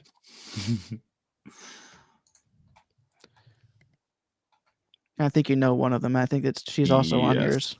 Yes. Let's see now. Where is it? There. And I'm choosing them individually, so I get the one that on both of ours first. And there we go. Yes. All right. Although one of them was based on a newer design because of the remake. Of course, Yeah. Crystal, which dude just finished playing through and getting the mastery on Star Fox Adventures. Only recently. took me 5 streams, so not that long. Yeah, got to it pretty quick. I've not played Star Fox Adventures. I will be playing it at some point. But I played through last summer for the first time since it was new. I played Star Fox Assault, and she is in that as well. So she was on my lower tier honorable mentions list. I think in one of the many endings to Command, she ends up leaving Star Fox team to start a relationship with Wolf. Wow. In one of the many endings. But yep, sexy fox lady. And the second maybe almost awakening is Alora from Spyro. She just has an adorable personality. That is true. So, which Spyro was she from? She was in 2, Rito's Rage. Yeah, I played the. I mean, she is a satyr, so it's not like she's not like Crystal, where she's an animal turned into in the same way. She's actually a satyr is actually like a historically mythological character from Greece. Yes. So yeah, I played through my first proper introduction to Spyro, because I knew the franchise existed, but I never played it since it was a PlayStation exclusive. Was the the Reignited trilogy. So Insane Trilogy is the Crash. Yeah, which I still have not played much of. And meanwhile, Crash does have quite a few good-looking women, but if you're into furries. Yeah. Just like Donkey Kong Country. Donkey Kong has Candy Kong. Yep. That would probably be my first animal character type video game crush, was Candy from DKC. So all right. If you guys want to send me your honorable mentions, I will bring them up. But if you don't want to, no worries. Yeah.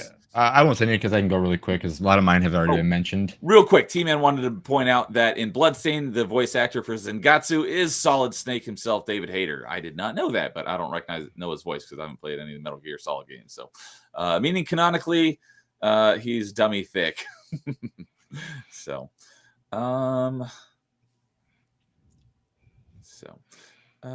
Lois saying, imagine Soul Calibur 5 doing something wrong. I could never imagine such a thing. Well, it did have a really good idea for the guest character, and that was Ezio from Assassin's Creed. Oh, okay. That made perfect sense because it was during the same time period. Yeah, I remember you telling me about that. So it made perfect sense, and actually, I think nobody complained about him being the guest character because, like I said, it made sense, and he didn't know, and he wasn't that strong, so he wasn't like one of those guest characters that would just overpower certain characters. Like I'm pretty sure a couple of them did in Soul Calibur 6. Okay. Yeah, I haven't played them, so I don't know, but I've heard things. So, all right. Or Soul Calibur 4 with the Star Wars characters. I was gonna say Soul Calibur 4 is the famous one. 6, it's not that Star bad. Killer, yeah, that's right. I've heard. I mean, I think it was rumored that 3 was supposed to get Dante from A Devil May Cry. So, all right, Jason, what are your honorable mentions? Yeah, so like I said, mentioned some of them during the thing, but yeah, like Quistis, Claire, Mai, Aerith, and then the 2 that haven't been mentioned, but I always call them the just hear me out kind of thing. So kind of like the whole other thing is Sarah Kerrigan. And I saw that on people's lists as well while I was looking for ideas. Yep, and then Morgan from Darkstalkers. Darkstalkers, that was another one that I saw. That's understandable as well. I almost think I might prefer Felicia, to be honest, because she's just so happy. I saw that one as well. The furry list is continuing to grow. So, all right. Hey, at least with her, the main body is actually normal for the most part. Yeah, it's just the hands and feet. Yeah, I can work with that. And the tail. And the way she bathes. The claws. Okay, what about your honorable mentions? All right, I'm going to fire through them super quick. Some already been mentioned. Bayonetta, of course. Trish and Nico from Devil May Cry. Jessie, of course, from Final Fantasy VII. Already mentioned her. Already also mentioned Tifa as well. Miranda and Ashley from Mass Effect. Samus was on my list. Momiji, Christy okay. from Dead or Alive. Speaking of Momiji, I mentioned it on. I think I was talking about it in chat on. No, I mentioned it recently, but her introduction. Oh, it was on Achievement Chasers last week. She first showed up in Ninja Gaiden Dragon Sword, which is the DS game. Yeah. She's technically a Ninja Gaiden character, but I call her a DOA character. She's probably but been in more DOA games than Ninja Gaiden games, to be honest. Yeah, exactly. Yeah, like I said, Christy. I put Pauline on here as my Nintendo representation. I thought Pauline's amazing. Mercy from Overwatch. Rachel is on my list as well. Sonya Blade. Vices Mar. Darkside Handmaiden. Sonya Blade? No, Vices Mar. Oh, Vices Mar is from KOTOR. The first She's one? KOTOR 2. Oh, okay. That's why Yeah. I haven't played that one yet. Darkside Handmaiden, similar deal. Sophitia from Soul Calibur. I put Lisa Hamilton down. I put Peach down. Kasumi, Urbosa. Let's see who else do I have here. From the first Descendant, I really like Bunny and Luna.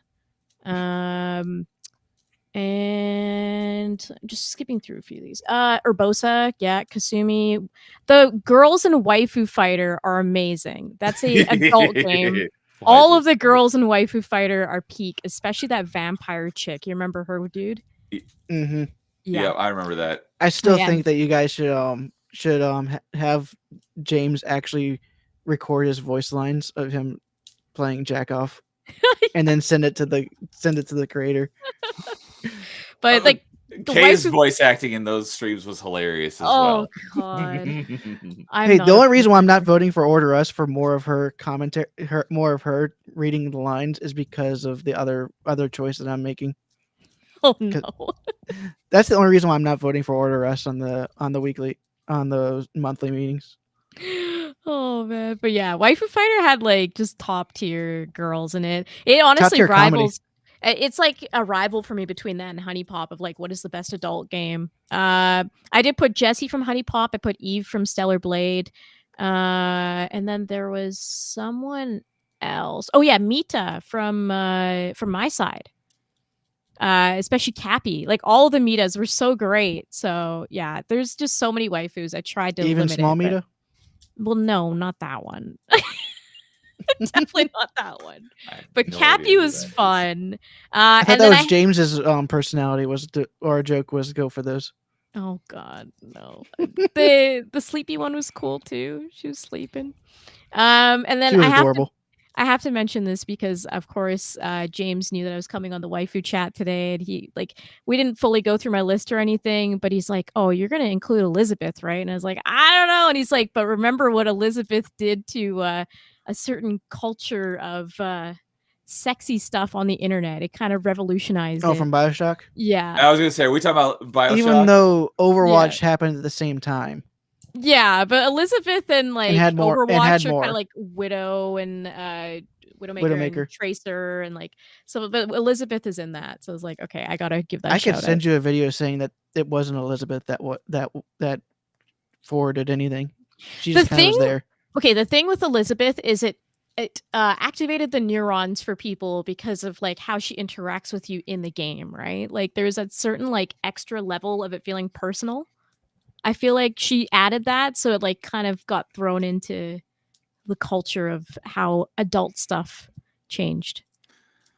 And I think I mentioned Even though you this play her dad.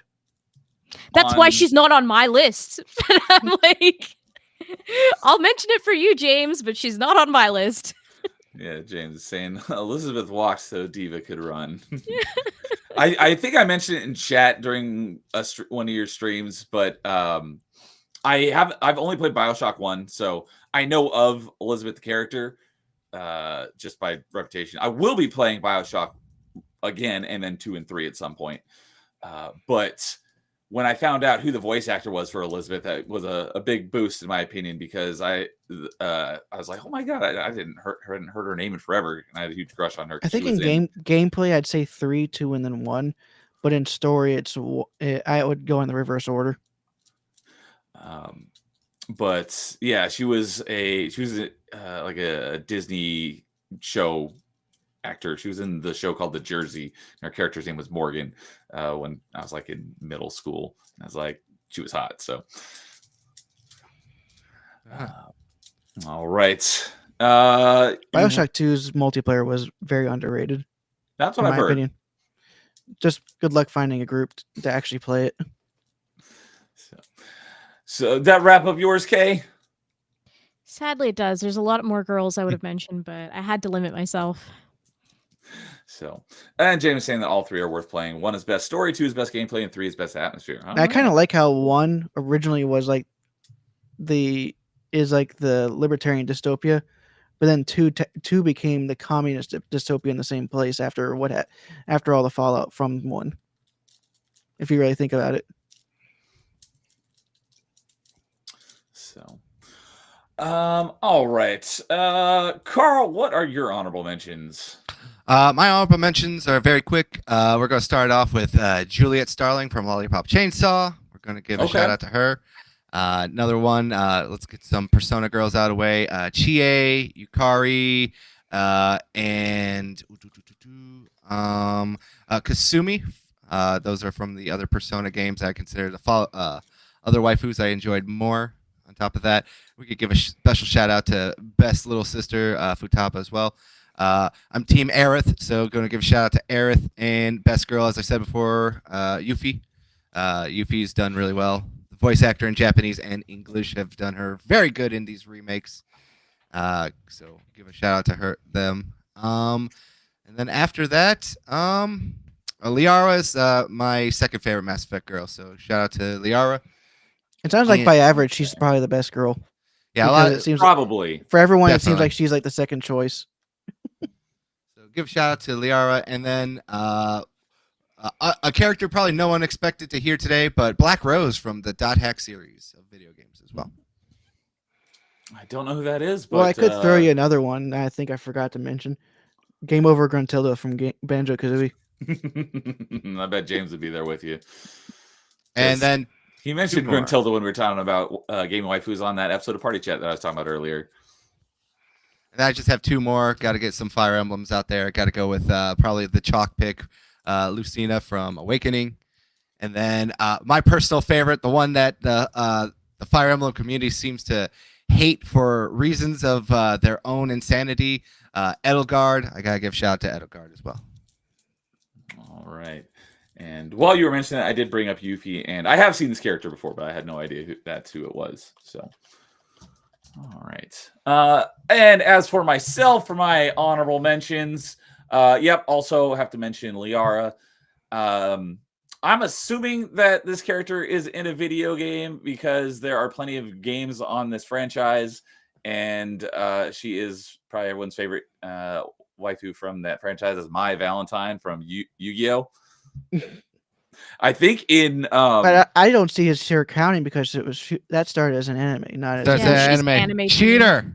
But he's in Yu-Gi-Oh! Video games. The council has spoken. You are That's denied. why I put her on my honorable mentions. But on Yu-Gi-Oh! Abridged, I think Joey doesn't remember her name, so he just calls her Boobies.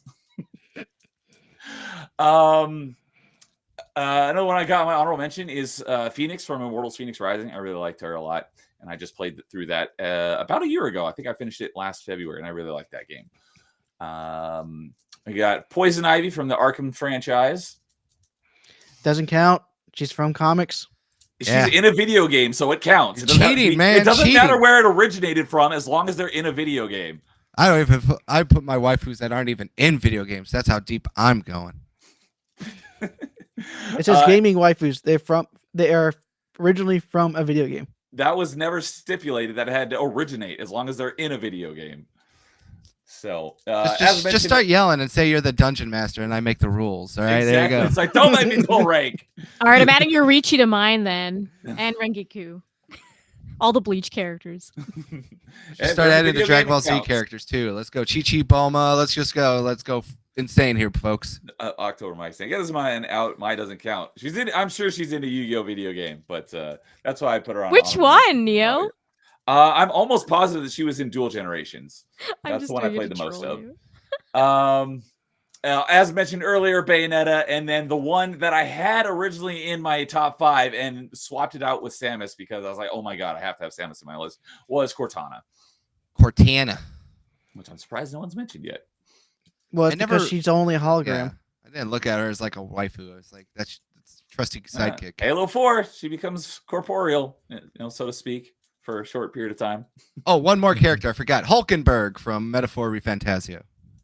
Okay. Her name is Hulkenberg? Yeah, that's her last name. They're named after F1 drivers, a lot of them. Oh, that's right. You mentioned that. Just imagine saying that name in bed. Oh, Hulkenberg. Like, what? Well, there is She-Hulk. We don't Yeah, talk that's about true. She-Hulk. Not I bad. don't remember her first name. Hey, she's got. I One don't of those even very consider the German TV sounding series names. as a thing that exists. So, She-Hulk is actually a good character in the comics. Yeah, I've heard that From she what is I've a heard. great character in the comics. Don't take the garbage Disney Plus show as any indication of her actual character. Yeah, I'm surprised you didn't just say Deadpool is one of your waifus since you're just going all over the place right now. Here's the thing, though. Deadpool would make him his waifu. Oh, one more. I just remembered too. I was just Lady saw, Pool. Cat from Oh, Gravity she's Rush. in a game. Cat. Oh, I need from to play that game. Halo Reach. Gravity Rush. Oh, okay. I know Cat's of that too game. abrasive. You're in talking about Halo Cat Reach. from Halo Reach. Yeah. Okay. That's the first cat that I thought of. So Neo's favorite type of woman because she has one arm.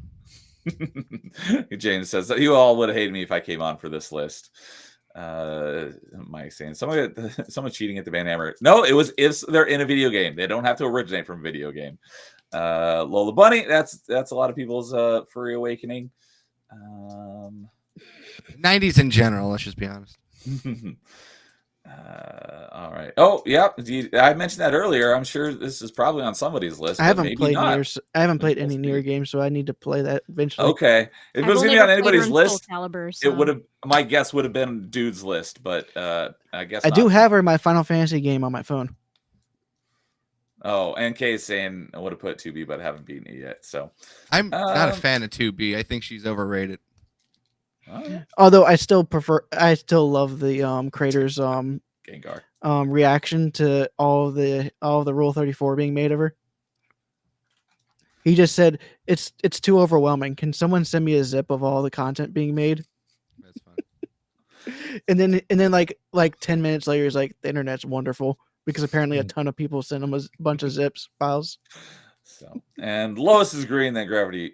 Stop moving on me. Dang it. Someone keeps chatting right as I'm clicking on something. Gravity Rush is awesome. So, all right. Well, with that, that'll bring us into our number ones. Uno. So, Carl, do you want to start us off? Yeah, might as well because we just get the chalk pick out of the way. My number one, I already sent you a photo too, Neil. My number one, and as I will be that person to explain to Kay why people romance Tally, is Tally from Mass Effect is my number one. It's called Whiplash. I mean, to each their own, but oh man. Please Listen, there comes a time in every young man's life when they finally they're playing a game and they just find that game is for them. And for me, obviously, that was Mass Effect. The first Mass Effect was really good, but Mass Effect 2 is my favorite video game of all time. And I really do like the Quarian lore. I really do like the whole idea about them being kicked out of the planets, basically just being a scrappy group of space gypsies trying to survive.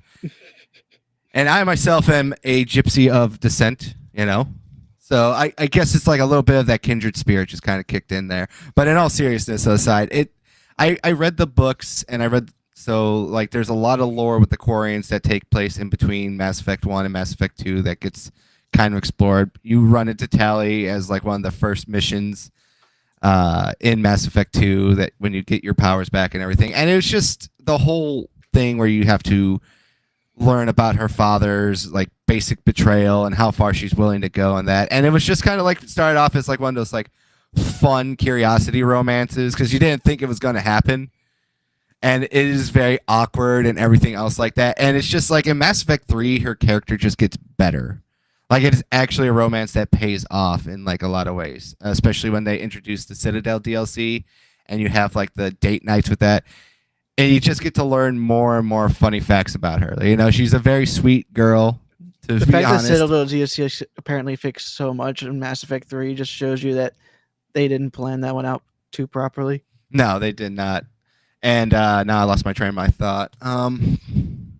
But basically, it's this like she's got like this very fun romantic personality. You know, she's a big dreamer.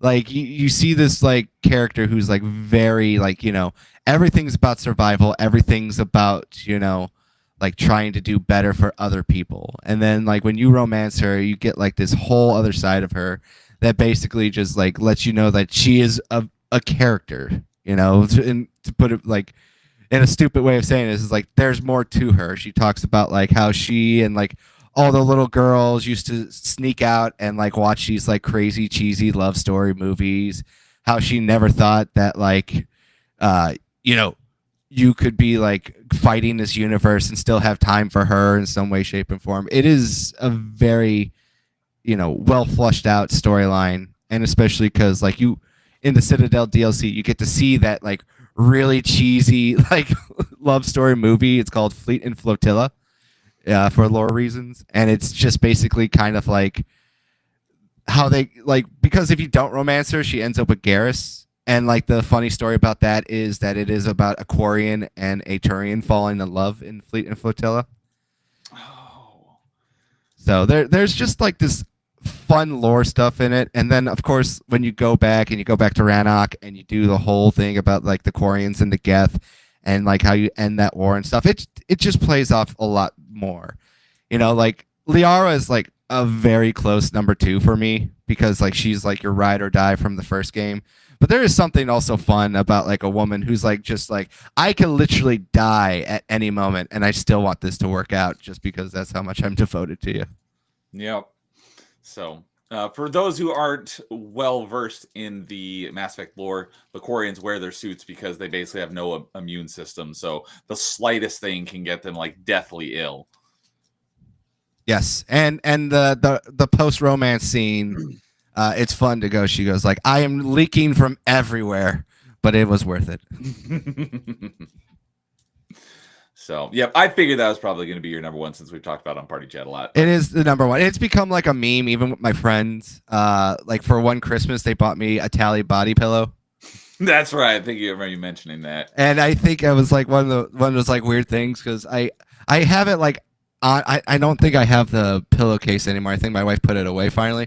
But I had it on like our beanbag, and I took a picture of like my dog, like just laying on his pillow, and I had to answer so many questions of like it's a gag, you know.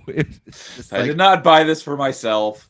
It's like it was on sale for $10, and it was like one of those white elephant Christmas gifts. All right, that's just what happens when you're. But I do have. Actual autograph. I think it's this exact photo actually autographed by the voice actress too. Oh, awesome. Yeah. Allison? I forget her name off the top of my head. So, I got 4 autograph photos of Mass Effect characters I need to put up eventually. Lucky. I still, James, the offer's open. I will pay you anything for your signed copy of Mass Effect 3. The offer is always open.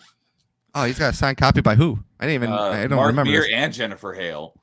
I got a photo of Mark Meer and Jennifer Hale signed. Nice. And it was like, I think Jennifer Hale said, I'm Commander Shepard, and this is my favorite photo on a Citadel. Nice. And Mark Meer says, well, bang, okay?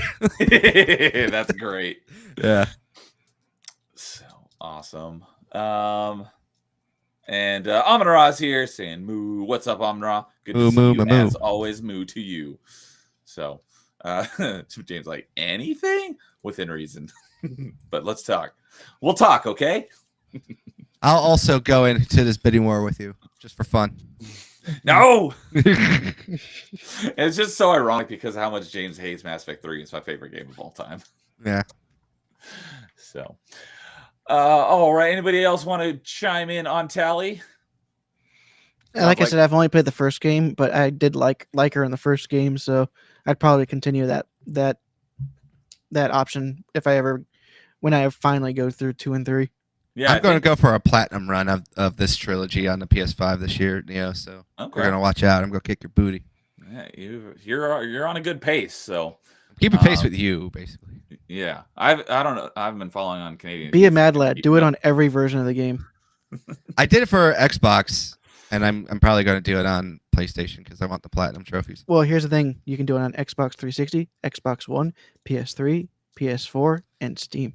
PS3 is going to be a hard one for me to do, but I think I got most of the achievements on 360. When it comes to PS3, the only way you can get the first game is through the trilogy pack. I have them.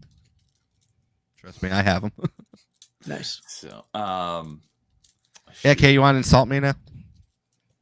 No, I won't insult you, but I just don't like Tally. But that's okay. That's what I was Everyone gonna has say. different waifus. Is the first time I went through the whole trilogy, I kept the romance with Tally through all three on my very first playthrough of each one. So,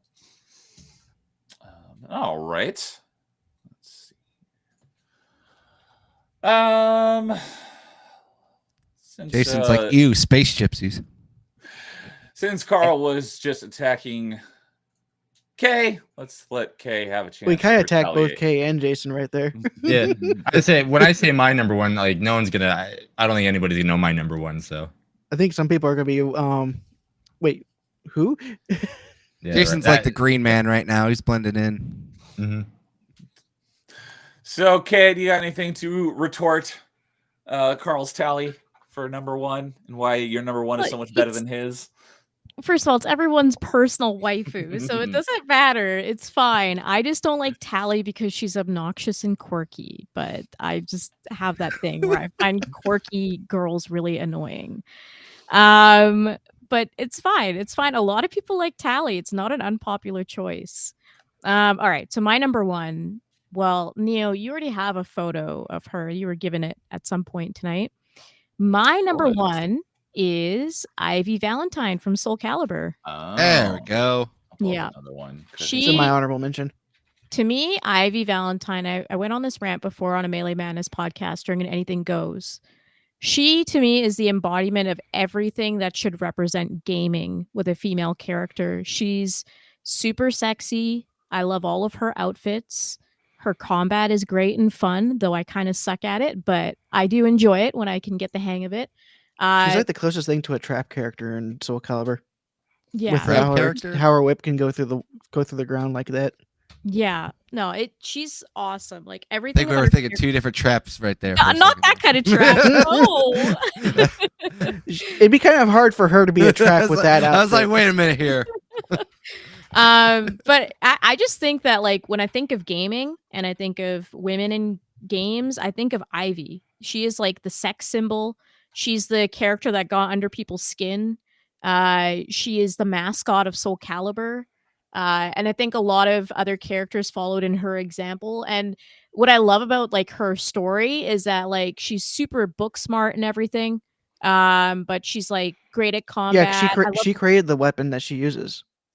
Yeah, exactly. And she has the tainted blood, as she calls it, coursing through her veins. So like her whole thing is she's trying to find Soul Edge to solve everything. Sorry, Soul Calibur and Soul Edge to solve everything.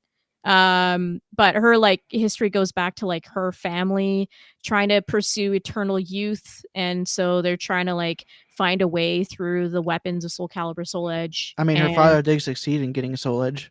Yeah, exactly. Cervantes. He was the first wielder of the weapon in the series. Yeah, and then in Soul Edge, he was the final boss.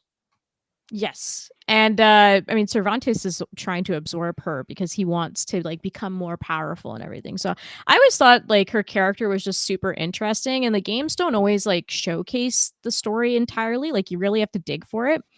But her entire story arc is just so interesting because she's literally on this pursuit and she knows that like doing all this could ultimately end her because she has this blood coursing through her veins and everything. But she's just so dedicated to doing the right thing because of just her history and how this is bad for the world. But yeah, when I think of video game femme fatales, like she's the one that comes to mind, even if I have other games that I like more than Soul Calibur. And I love Soul Calibur. But she still comes to mind first as like that kind of mascot of like, if I were to represent like sexy female in gaming, it would be Ivy. She's the full package. Can't argue with that. Yeah, I think you said it right. Like if you think of video games and then the word femme fatale, like if she's not number one, like she's it's very close to being there. Like At least in top all the video 3, games. like, Yeah, of every all video video game ever. games. Yeah. Yeah. Obviously, So, there's like characters that are modern now that we think of like as games have Mhm. advanced and everything. Like, I'm not saying she's like completely like that's the only character that people think of, but like, especially if you went back like even 5-10 years, I think you Mhm. would expect most people to say Ivy, and that's just driving down with time because unfortunately in 2019 the last Soul Calibur didn't do as well, even though it's a great game. That's because of the fighting community, which is a whole other conversation. But yeah, otherwise, like I think Ivy is really a mascot of like a generation of gaming, if not all of gaming. I mean, Soul Calibur died because of the netcode. I mean, if Bamco knew what they were doing now with what they did with Tekken 8 with the netcode for that game, it would have been fine. But you can't play that game online, and if you're a fighting game that can't play online anymore, you're not going to make it. It also didn't help that they did hold back some characters for DLC, like Tira. Yeah, I think the biggest thing is if the fighting game community doesn't rally behind something, then it's just not going to succeed in for Sure. fighting games at least. And yeah, netcode was a huge problem there, and that happened during the certain period of time where people weren't exactly traveling around to see people. So it really came out at the wrong time. It's actually an excellent game. I love Soul Calibur 6, and I think it's like the closest to Soul Calibur 2 that I've had like a really good time with. That and the portable one, Broken Destiny, I want to say. But yeah, it's a really good game, and it just failed because it came out the wrong time. And I always think about like, what if this game had come out around when Tekken 8 came out, Street Fighter 6? This would have been a competitor. So Also, it's kind of weird that for the one of the guest character they brought in from Samurai Showdown was just looks like Mitsurugi. yeah, Even though everyone who knows that it's not Mitsurugi, it's still like, why do we have two characters that look the same? They yeah. should. There were so many other characters they could have brought in from Samurai Showdown that would have been different. Yeah. So, oh yeah, I was gonna ask which Soul Calibur game is she best in? Well, Soul Calibur 2 is peak. I mean, Okay. it's hard to argue that. But what I love about Soul Calibur 6 is that you can like download a bunch of costumes and stuff, like you can buy stuff. And the certain adult armor? artist, she has really great outfits that you can find there that cover nothing. I'm actually looking it up to see Nothing. how high she is on the tier list when it comes to the actual whatchamacallit, competitive scene. Oh, okay. So while Apparently, you're- she's considered an A tier in 6.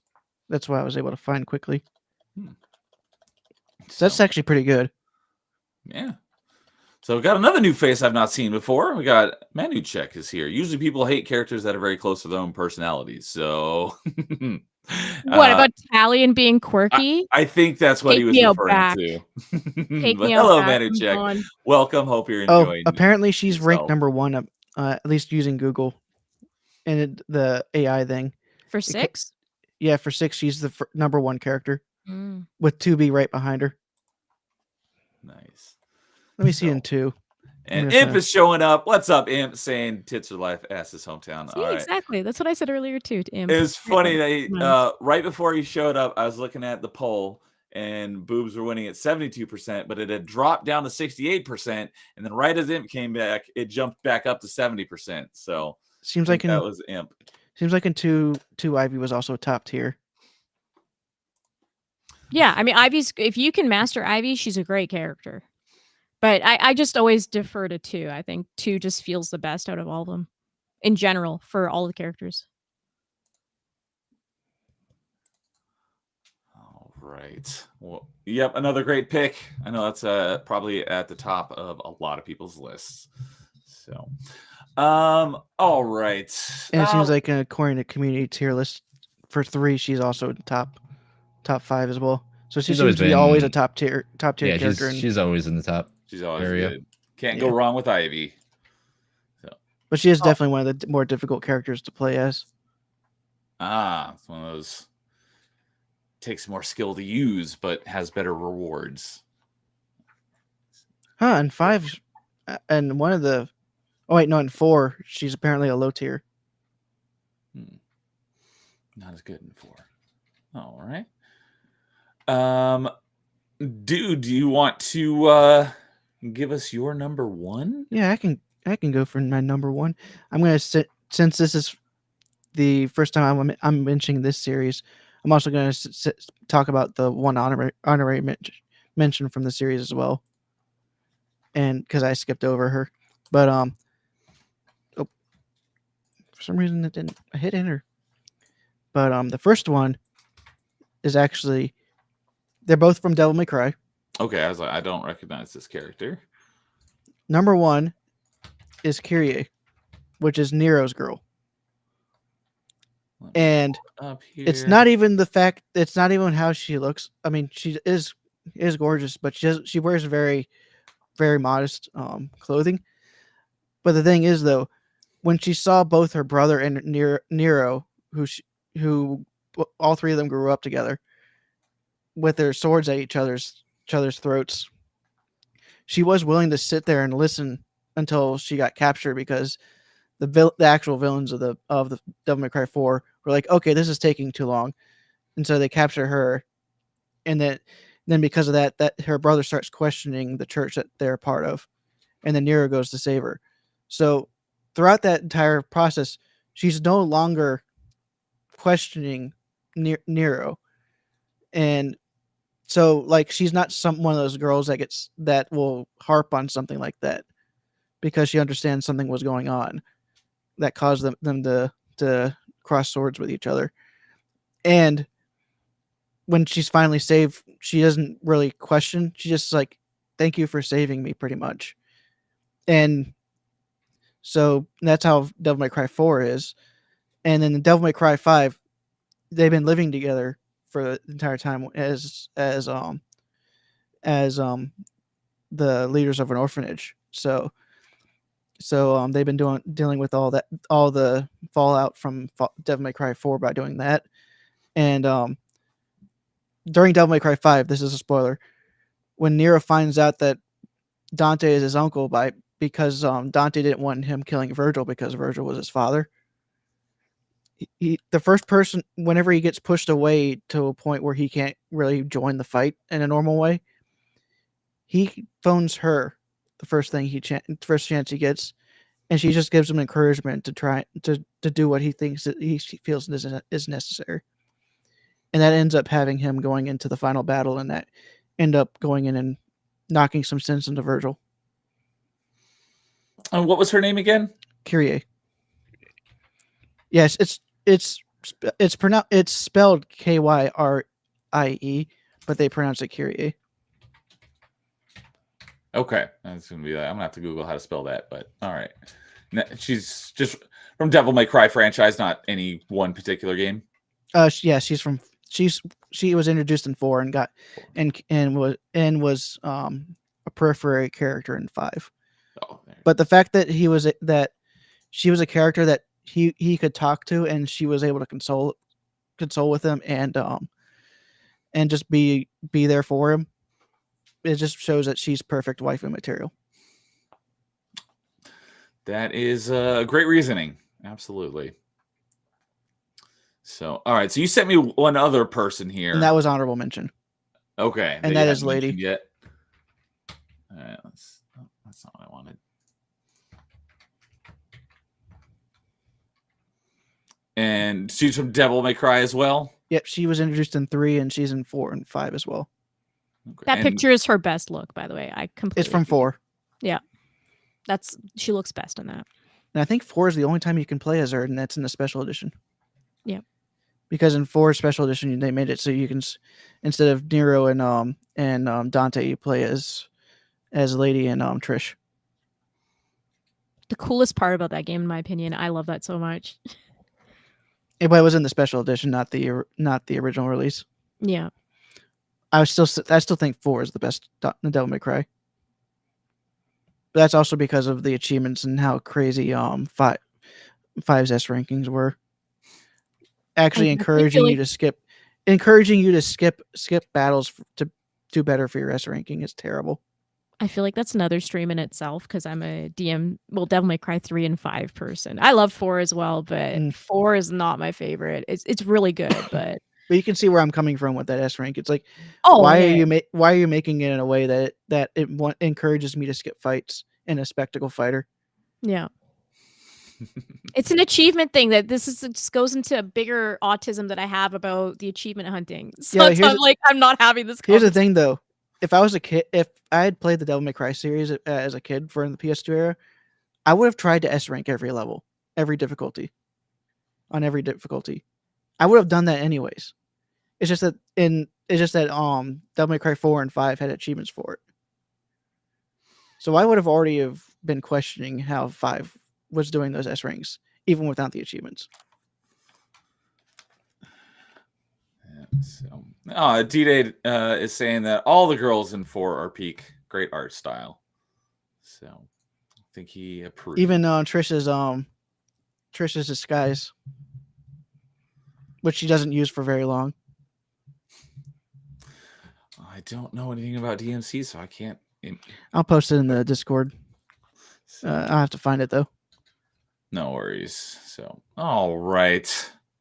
Kay, anything, since I think you're probably, well, I could be wrong, but I think Kay's played DMC, but I'm not sure about the rest I'm of a us. I'm a huge Devil May Cry fan. That's what I thought. I just wasn't sure about Carl and Jason if they'd done. I am a huge Devil May Cry fan as well. Oh, Carl, I don't know if you want to chime in. I already kind of simped over, or like for me, it's Nico and Trish that I love. I like all the DMC ladies, but I'm just like I never found them to be like, you know, like show stealers. I like Dante and Virgil are like the guys I gush over. You know, everyone else just feels like, you know, they're there for the story. I forget the girl in 5. It's been a hot minute. Who drives the van? Nico. Yeah, Nico. I love Nico. Yeah, I love Nico too. I thought she was the one that they really put the most effort into. Her animation is so good. Like just everything about 5. Like, and she gives the most broken she gives Dante the most broken weapon in the game. Yeah, 5 is great. Yeah, I love 5. I actually was that's the first Steelbook I ever ordered from overseas too. By the way, Neo, I posted in Discord that's what Trish's disguise looked like in Devil May Cry 4 at the beginning. Ah, okay, gotcha. But she gets out of it like after the third level, so it's like she's not even in that disguise for long. So yeah, disguise doesn't seem like it would make much sense in a Devil May Cry game since it's, you know, just she's infiltrating a church. Demons. Ah, okay. Interesting church if she's wearing that. So, well, you find out about halfway through 4 that they're trying to use the demon powers to become angels. Okay, that checks out. So, all right. Well, that brings it down to Jason and I for our number 1. Jason, you call it. Who's going to go next, and who's going to finish this off? I should probably go because my character, I don't think anybody might know.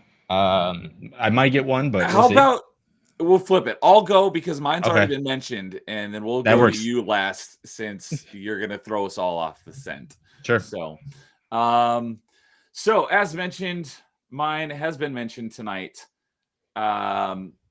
And this is like my one exception to the rule because, like I said earlier, these are all games I'm well versed in. But this one I had to make an exception with because she's my number 1. And it's close enough in that I'm not well versed in the games that she's from, but I'm well versed in the franchise she's from. So let me go ahead and bring it up. And my number 1 was Kay's number 3. Tina Armstrong. So, like I said, I'm not a fighting game fan, so I haven't really played much of the DOA. I've played DOA 3 like a couple of times because my roommate in college had it. But she's, like I said, she's in the Ninja Gaiden franchise, and I'm a huge Ninja Gaiden fan. So tangentially, I made an exception because she's my number 1. And yes, like everything Kay said, I love like her, her American attitude, and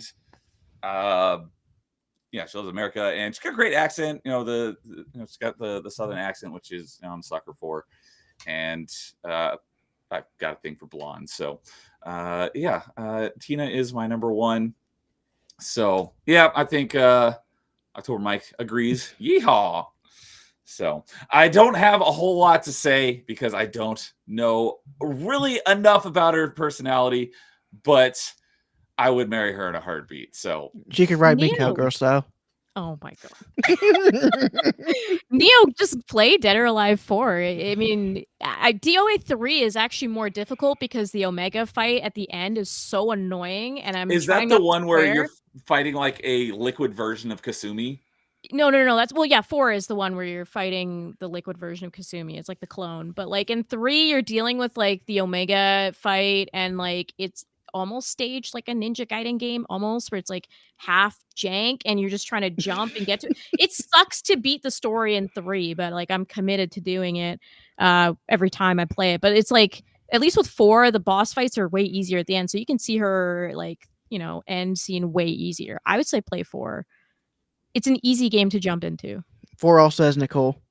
Exactly. No, that's it is right. the Spartan. So Spartan, but we don't actually get to see what she looks like. But canonically, in the DOA franchise, she has the largest bust size. You just don't ever get to see him because she's in Spartan armor. exactly, yeah. But no, I as you know, I love Tina as well. She almost was my number 1. I shuffled things around, and then Ivy was the one for me. But like Tina is just like we said before, freedom loving girl, just all American. Like, and I like what was said earlier about how she's like the girl that like Japan thinks America is essentially. Like, she's just so fun. And she seems like a total sweetheart.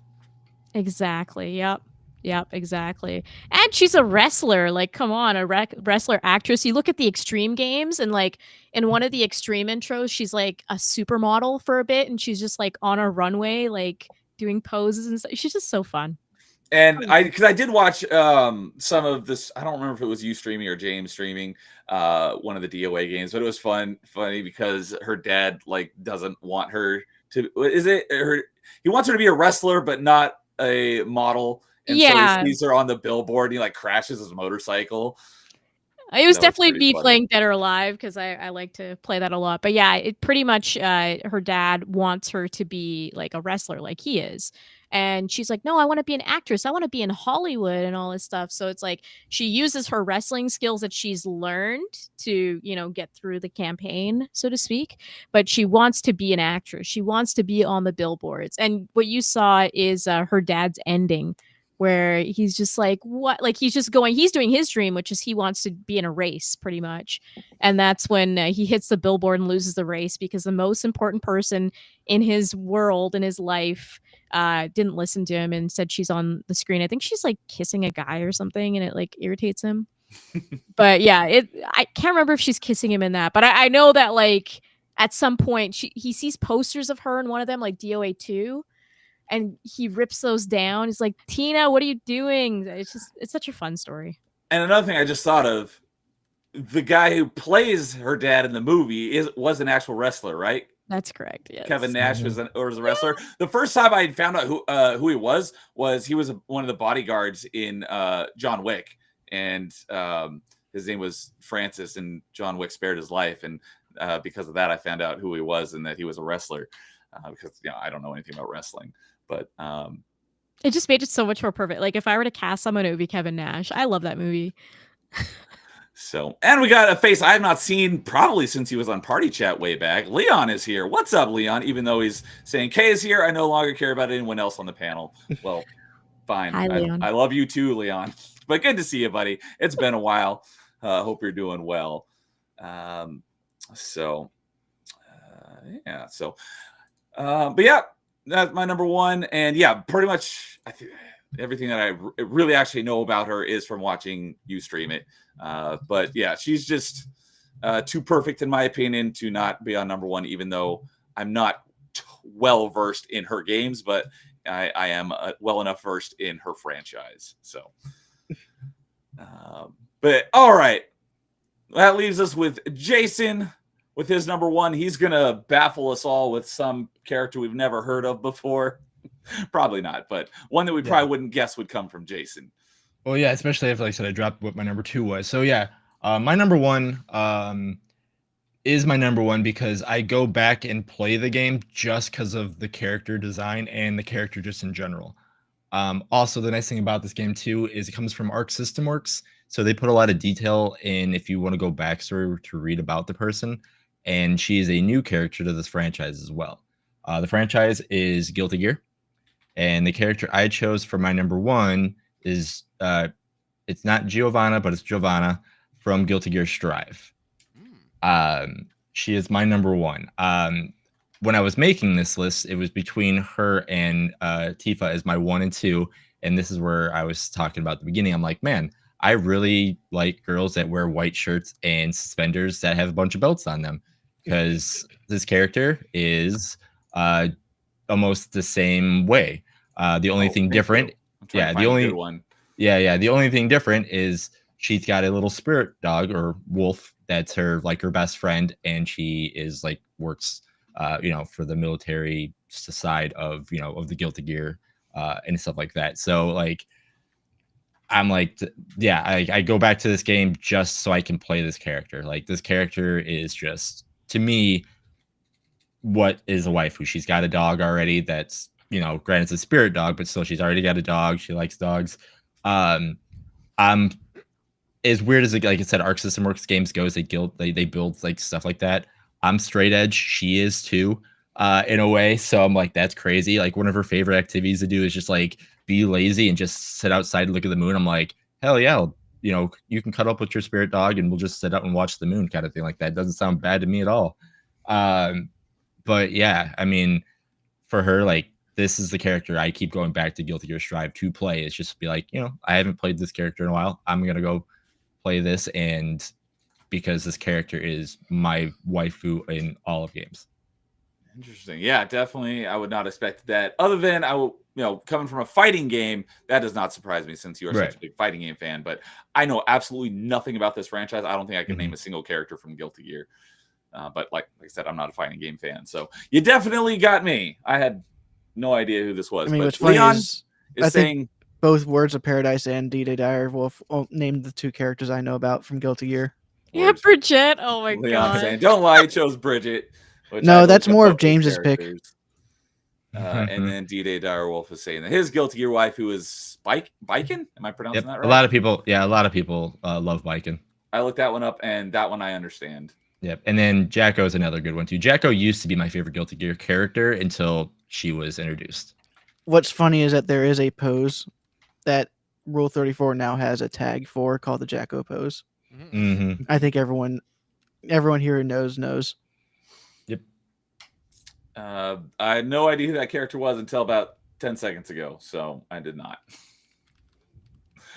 So, all right, Guilty Gear. So, like I said, I know absolutely nothing about the Guilty Gear franchise. How many Guilty Gear games are there? Are there a lot, or is there only a couple? Fairly popular, right? Yeah, there's 6, 7. Yeah, I was thinking there's 6 or 7. That's what I was thinking. Okay, so there's a decent amount. So, I know that there was Tag Team that had Ruby characters in it, and I think a Senran and Kagura character. So you said that was what did I say? Giovanna was introduced in Strive? Yeah, she's a brand new character.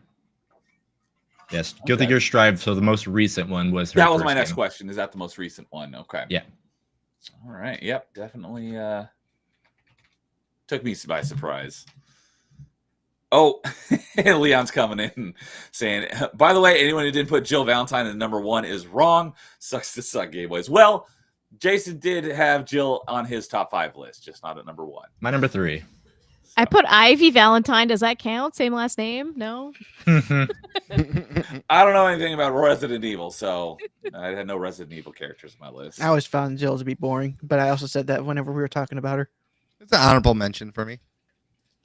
Jason, you red pilled me on Strive because, if this is the character design, I'm in. Oh, Guilty Gear Strive is really good. It's so weird because I feel like it kind of just fizzled out, but I didn't realize that it was popular. It's unfortunately it's I hate to say it, it's one of those anime Guilty Gear games. They're so it's super good, but if you're not a fan of the anime fighters, you just kind of it just kind of gets lost in the shuffle with all the Street Fighters, with the Tekkens, with everything like that kind of stuff. So with Blaze Blue, but I mean, yeah, no, for me it's the same. Blaze Blue and Guilty Gear, I always mix them up, and I'm like, wait, are they both Arc systems? Is that why? They must be, because the designs are so similar. Yeah. Yeah. Okay, that's why. Yeah, but yeah, no, I mean, It just came out for the put some life into it. It just came out on the Switch last month, and I bought it again. It plays really, really well on there too, which I was surprised at. I mean, I just bought it because like it's an Arc System work. I just want them to get money. I mean, Mortal Kombat 1 is an exception, not the rule when it comes to fighting games. Right. And you said that she's a great character in the game too, to use for fighting, right? Yeah, she's a rushdown character. Again, it's the funny thing is like she would be the Tifa version in a different game because she's a rushdown punchy girl character, but she just has a dog and she's not the kindly like I'm here for you kind of thing like Tifa is. She's like, oh, I'm really good at what I do. I'm gonna try to be careful what I say because I don't want to make you feel bad, but I'm better than you and at everything and I know it kind of thing, but you can try. So yeah. Okay. Sorry, Carl, you were about to say something. I was gonna say, what game has like the Persona character crossovers and stuff? Is that Guilty Gear? I can't remember. I don't think it's not Guilty Gear. No, it's probably Blaze Blue or something. That's it. Couldn't remember. I always get Blaze Blue and Guilty Gear mixed up because it feels like they're kind of similar. So you're like everyone else that doesn't play the anime fighters? Basically. I just don't play any fighters. Fighting games are fine. It's just I've got so many games. I'm like, if I was like more into like the competitive scene, I'd get more into them. But I'm kind of my days of that are done. See, mine's the opposite. I like them more now since I'm not in the competitive stuff because I don't have to worry about like, oh, I need to get good at this. It's just like I can just enjoy like a low tier character if I need to. I don't need to be like, oh, cool, I'm playing, a CD character that I know my matchups are 7-3 or 3-7 or however you want to look at it against all these characters. Why am I playing this? I can actually play a character like her and be like, if she's top tier list, cool. If she's middle or bottom, I don't care. I just like this character. I'm going to play this person. And sometimes you can do better with a low tier character because people haven't practiced the matchup. True too. Okay, Ganondorf main. I see you, dude. So one other comment here from Leon. Speaking of better than you at everything, Kay, have you finished Sonic 06 yet? We finished the Sonic campaign. We've 100%ed it, and now we're going to be moving on to Silver and Shadow. And I'm. You know what's going to happen when you get to the end of the final run. No, I don't know. Please, the amount of jank I've fought through, and I want to play PO6. I want to get to the good version of it what Leon recommended, and I'm stuck playing the janky version right now. I hate it. But the Eggman fight at the end of the Sonic one actually was easy, and it weirded me out because it worked properly. So the whole time we're struggling in all those levels, and we got to the Eggman fight, and I was like, wait, this is just playing properly. What's going on? I beat it in one go. It was very anticlimactic. So this is actually easy. So I have the other stories next, but I did 100% Sonic. Nice. The only memories I have of Sonic 06 are when I was working the night shift, and I had a rare day off, and I just went over to my buddy's house, and both of them just went on 100% run of Sonic 06, and it was so boring. I fell asleep, and then I woke up at 4 a.m. and they were still going, and I think I passed out at 10. And I was just like, "You guys are still playing this game?" They're like, yeah. And I'm like, is it even good? And no, it's awful. The problem is, especially if you're a Sonic fan, you see so many pieces there. This game actually could be really great, and it should have been really great, and they just messed up. That's all it is. It's it actually has the foundation to be a good game. Story is very interesting. Music is top tier. Is that including the girl and hedgehog kiss? Okay, no, I don't like that part, obviously, but the rest is interesting, all the time travel and stuff. And then the level design, obviously they did a really bad job of everything breaking in it, but the actual levels are cool. So it really annoys me that it doesn't play properly because it's that's the only problem with this game. Everything else is fine. And the girl, I don't like Elise at all. No, you don't like the furry awakening for a lot of people in 06? No, I can't deal with that. I feel very strongly. How can it be furry awakening when she's not the furry? Yeah, they're reverse furry. Well, it's the feeling of a human going on here. Yeah, interact. Yeah, it opened a world for people. They're like, wait, humans can touch hedgehogs? Okay. Yeah, this time is for the ladies. So, are you proud of yourself, Leon? You triggered K's Sonic 06 PTSD. So, all right. Well, with that, I almost forgot until about 10 seconds ago. I'm like, I almost forget every time, but I remembered again. So, Jason, before we head on out here and say our goodbyes, give us our group ranking of our top gaming waifus. All right. So after everything's all said and done, we have 6 because we have a 4-way spot for number 5. That's fun. That's right. Giovanna, Kira, Tali, and Ivy all share number 5. Number 2 is Samus, and number 1 is Tina. Yeah. Let's go, Tina. That makes me happy. So, all right. Well, thank you for that, Jason. And the poll has, I'll go ahead and hit end now. But the poll for butts versus boobs, boobs are winning 67% to 33%. How dare you not end it when it was 69? Double win. So, thank you for, that's a double win. So, with that, that'll wrap it up for tonight. But before we say our goodbyes, we'll let everyone go around the horn here and let us know what they got going on and plug anything they are doing. So we'll go ahead and let's start with Dude and kind of work in counterclockwise order. Dude, what do you got going on that you want to tomorrow night, I'm on your channel again to play more right. Dude Souls. So we're going to be continuing that run from the Gaping Demon.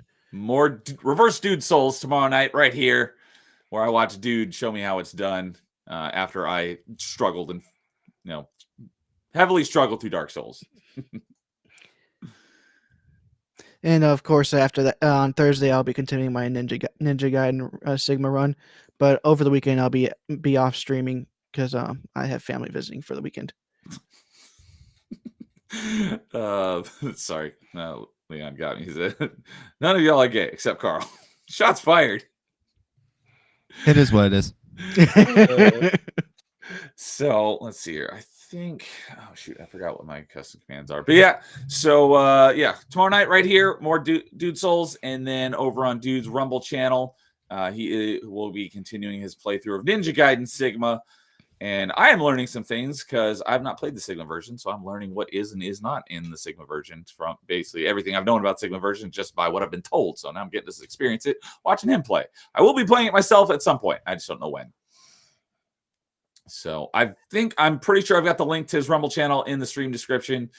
I'm trying to find where my chat commands are because I'm not sure if I've got it under. I do. Okay, let's see if this works. Half the time it works and half the times it doesn't work. So we'll see. It should be dropping the link to Dude's Rumble channel here in just a moment if it works. Hey, there we go. It worked. Excellent. Thank you, Stream Elements, for working for me. So go give Dude a follow on Rumble. So thank you for joining me again for another top 5, ranking our favorite gaming waifus. And Kay, what do you got going on over on your channel? You guys are always busy doing something. Well, you'll hear James yelling right now in the background because we are live at the moment. He's going to be playing through Gears of War 4 tonight. So if you want something to do right after the stream, go follow us at Melee Games, and you'll be able to watch James suffer through Gears of War 4. I know nothing about it. One. I know I haven't even beat 1, so I have no idea what's going on. But I've heard Gears of War 4 is bad and something about an abortion at some point. I don't know. I know nothing about Gears of War, but I did like the game when I played the first one. So. That's what we're up to right now, but other stuff coming up. Well, I'm going to be on Side Scrollers Thursday morning, and then that night we'll have Melee Madness podcast. This Saturday is going to be Gifted Games Gallery, and we're featuring some really fun games. And Neo, your game is on there. One of my games is on there for the first time. Yay. Yeah, so that will be fun. And of course, hopefully you can join us for the call. If not, no worries. But I should be able to join for a little bit. But yes, I don't. If it's you listed it first, I don't know if you're gonna be playing in that order. If it's the first, it's in that order. Okay, I might not be able to. It depends on what time you start. 5 o'clock. Oh, okay. I should be able to join for a little bit. And then the other thing I want to mention is next Tuesday, the 18th, we are doing a Halo Infinite night. And Dude is helping us with that. Thank you, Dude. I appreciate you. But we're going to be doing a customs night. And if you were here for last time for the other customs night we did with Dude, it was a lot of fun. Like, he blew me away with how great it was. So I only joined for like the last hour, but that was still a lot of fun. It was so fun. What's so funny right is now, you joined us for the Halo Force section, not even the Halo Reach section. Yeah. No, but yeah, we're gonna be playing Halo Infinite. We're getting close to half full at this point. I think we still have, like, I don't know, 18 spots or something. I want to say we have quite a few spots. The cap is 28. 28. Yeah, 28. That's So quite large, but we still awesome. got quite a few spots. So if anybody wants to join, just hang out in the Melee Games Discord. Let me know that you want to join, and we're gonna play from 7 p.m. PST up until about 9 or 10, depending on how everything wraps up. And yeah, thank you for having me, guys. I always love the waifu talk, as you guys know. I love playing my waifu games. But it was fun to just go through it and be like, but I'm not attracted to them. So like, why do I like them as waifus? Like, what is going on? It was a fun journey. It was, yeah, that was great having you on. And just to make sure the Halo thing is a week from tonight on the 18th. 18th, Tuesday, yeah. All right, week from tonight. Excellent. So yeah, if you go join the Melee Discord if you want to sign up for the Halo Infinite community night. All right, Carl, what do you got to plug? Tomorrow, depending on how bad our snowstorm is over here and how late I get home or what happens, because we are supposed to get a snowstorm tomorrow. I'm planning to sit down with Static and whoever else wants to come on and just kind of rewatch the Sony State of Play, the South of Midnight hands-on preview that Microsoft posted, and some other, random gaming news stuff that's going on in the world, And then Saturday, I know that you and my buddy Grim, we're going to be doing a super late show. We're going to do the trial of Phil Spencer. That's what we have decided. Yes, I'm glad that you were able to make accommodations because we are both. I mean, you play a lot more varied platforms than I do, but we're both big Xbox guys, so I appreciate that. So that's all I basically got for now. Maybe a random Sunday stream to showcase a game. I don't know. See how tired this is going to go. But besides that, that's basically about this week. I was Friday's Valentine's Day, so taking off to go hang out with my wife. That's about it. Yeah, fair enough. And all right. And no, Leon is taking more shots at the panel. You didn't have the joke, but he said, I don't know about Ninja Gaiden Sigma, but I guess Jason and Ninja Gaiden Beta. Oh, shots fired. Ninja Gaiden Beta does not exist, at least not yet. So, well, I'm pretty sure it exists. Just exists as code because it's the beta of Ninja Gaiden. Yes, the beta version that was never released to the public. That means there's an alpha as well, though. Ninja Gaiden Alpha, yeah. So, Jason, I'm pretty sure the Omega is the original release. That would be cool, Ninja Gaiden Omega. But anyways, Jason, you got anything going on you want to mention? Nothing much. Like I've been in the background just playing some fighting games, so might decide to turn the camera on and start doing something with that soon. But we'll see. And then other than that, just every 2 weeks, catch us here at Nerd News or at my channel, or both, depending on what you want to do. And just get ready for our top fives because these have been a lot of fun and we're rolling them out. Yeah. So. If you find Maximilian Dude, definitely turn on the camera. He would kick my ass so bad.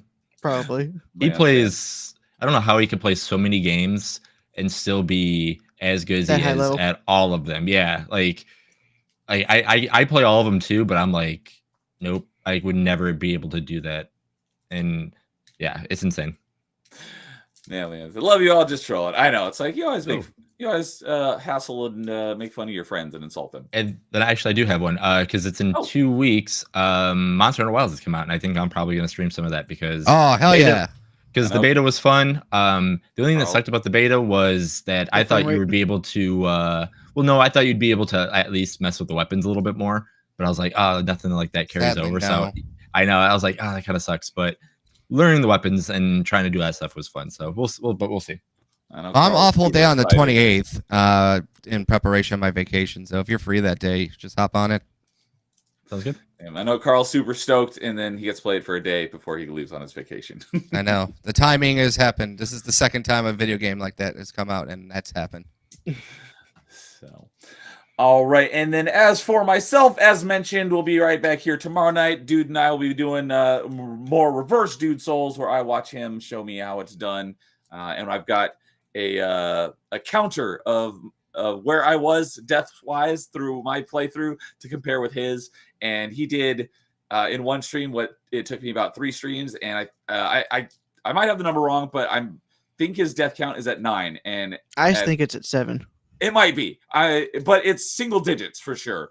And at the same point he's at on my playthrough, I was at like 78. So, but yeah, come watch him show me how it's done, and I've got it up on the screen for his death count versus my death count at the same.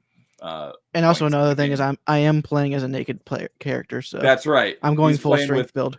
full strength, no armor. Although, of course, it was my first time playing, and he's played a few versions before. But it's fun watching him show me how it's done. And then Thursday night will be the return of open mic. I was realizing because I had 1 or 2 scheduled in January, and just things happened, and I wasn't able to. It fell through. So it'll be the first one of the year. And I realized like yesterday, it's been almost 3 months since I had one because I took December off. The last one was in November. So very much looking forward to having open mic again. And I'm planning to get back into the regular swing of doing that on Thursday nights. And my guest is someone I just met on, I think it was through Steve Roulette the other night. I'm having on Sad Lad Chad. Oh, it was Town Square. He was on your Town Square the other night, so I reached out to him, and he's going to come on. We're going to talk games on open mic on Thursday, and looking forward to that. And as mentioned, I'll be on Carl's channel on Saturday. I'll be back with more Metroidvania Monday, doing Super Metroid on Monday, and I should be finishing it off because I'm very close to the end. And then next week, we'll be back here with Party Chat at this time with Extra Zero as the guest host, as long as he hasn't forgotten. And then the next top 5, which will be 2 weeks from tonight on the 25th, we are ranking our top 5 favorite shooters. So come join in for that on our next episode of Top 5. And the last Party Chat. That's great. Yeah, actually, is going to be the guest because I always wanted to get him on, but back when Party Chat was on Saturdays, it never worked out because his stream was almost the exact same time as mine, so it never worked out. But now that it's during the week, he's like, let me move some things around because I'd love to come on because I think he typically has a Tuesday night stream, but he's like, hey, if I get just give me some time, I'll make it work. So he's gonna be on for guest host on Party Chat on Tuesday. So and then the last thing I want to mention is Metroidvania Monday. Sorry, not Metroidvania Monday. Mass Effect Monday for this month will be on the 24th. So if anyone wants to play Mass Effect with me, the multiplayer Mass Effect 3, let me know and we'll make it happen. So I would, but I'm trying to beat you in a gaming challenge. That's right. So, and showing up right here at the end, we got Isaac556 coming in saying, Catwoman from Arkham City will always be peak for me. I did have her on my honorable mentions list, but not a video game character.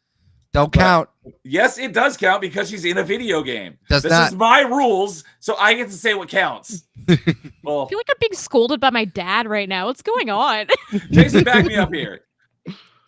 All I can say is if you like if Catwoman from the Arkham City game is your favorite, it counts. But if it's just I like Catwoman and it's not from that game, it doesn't count.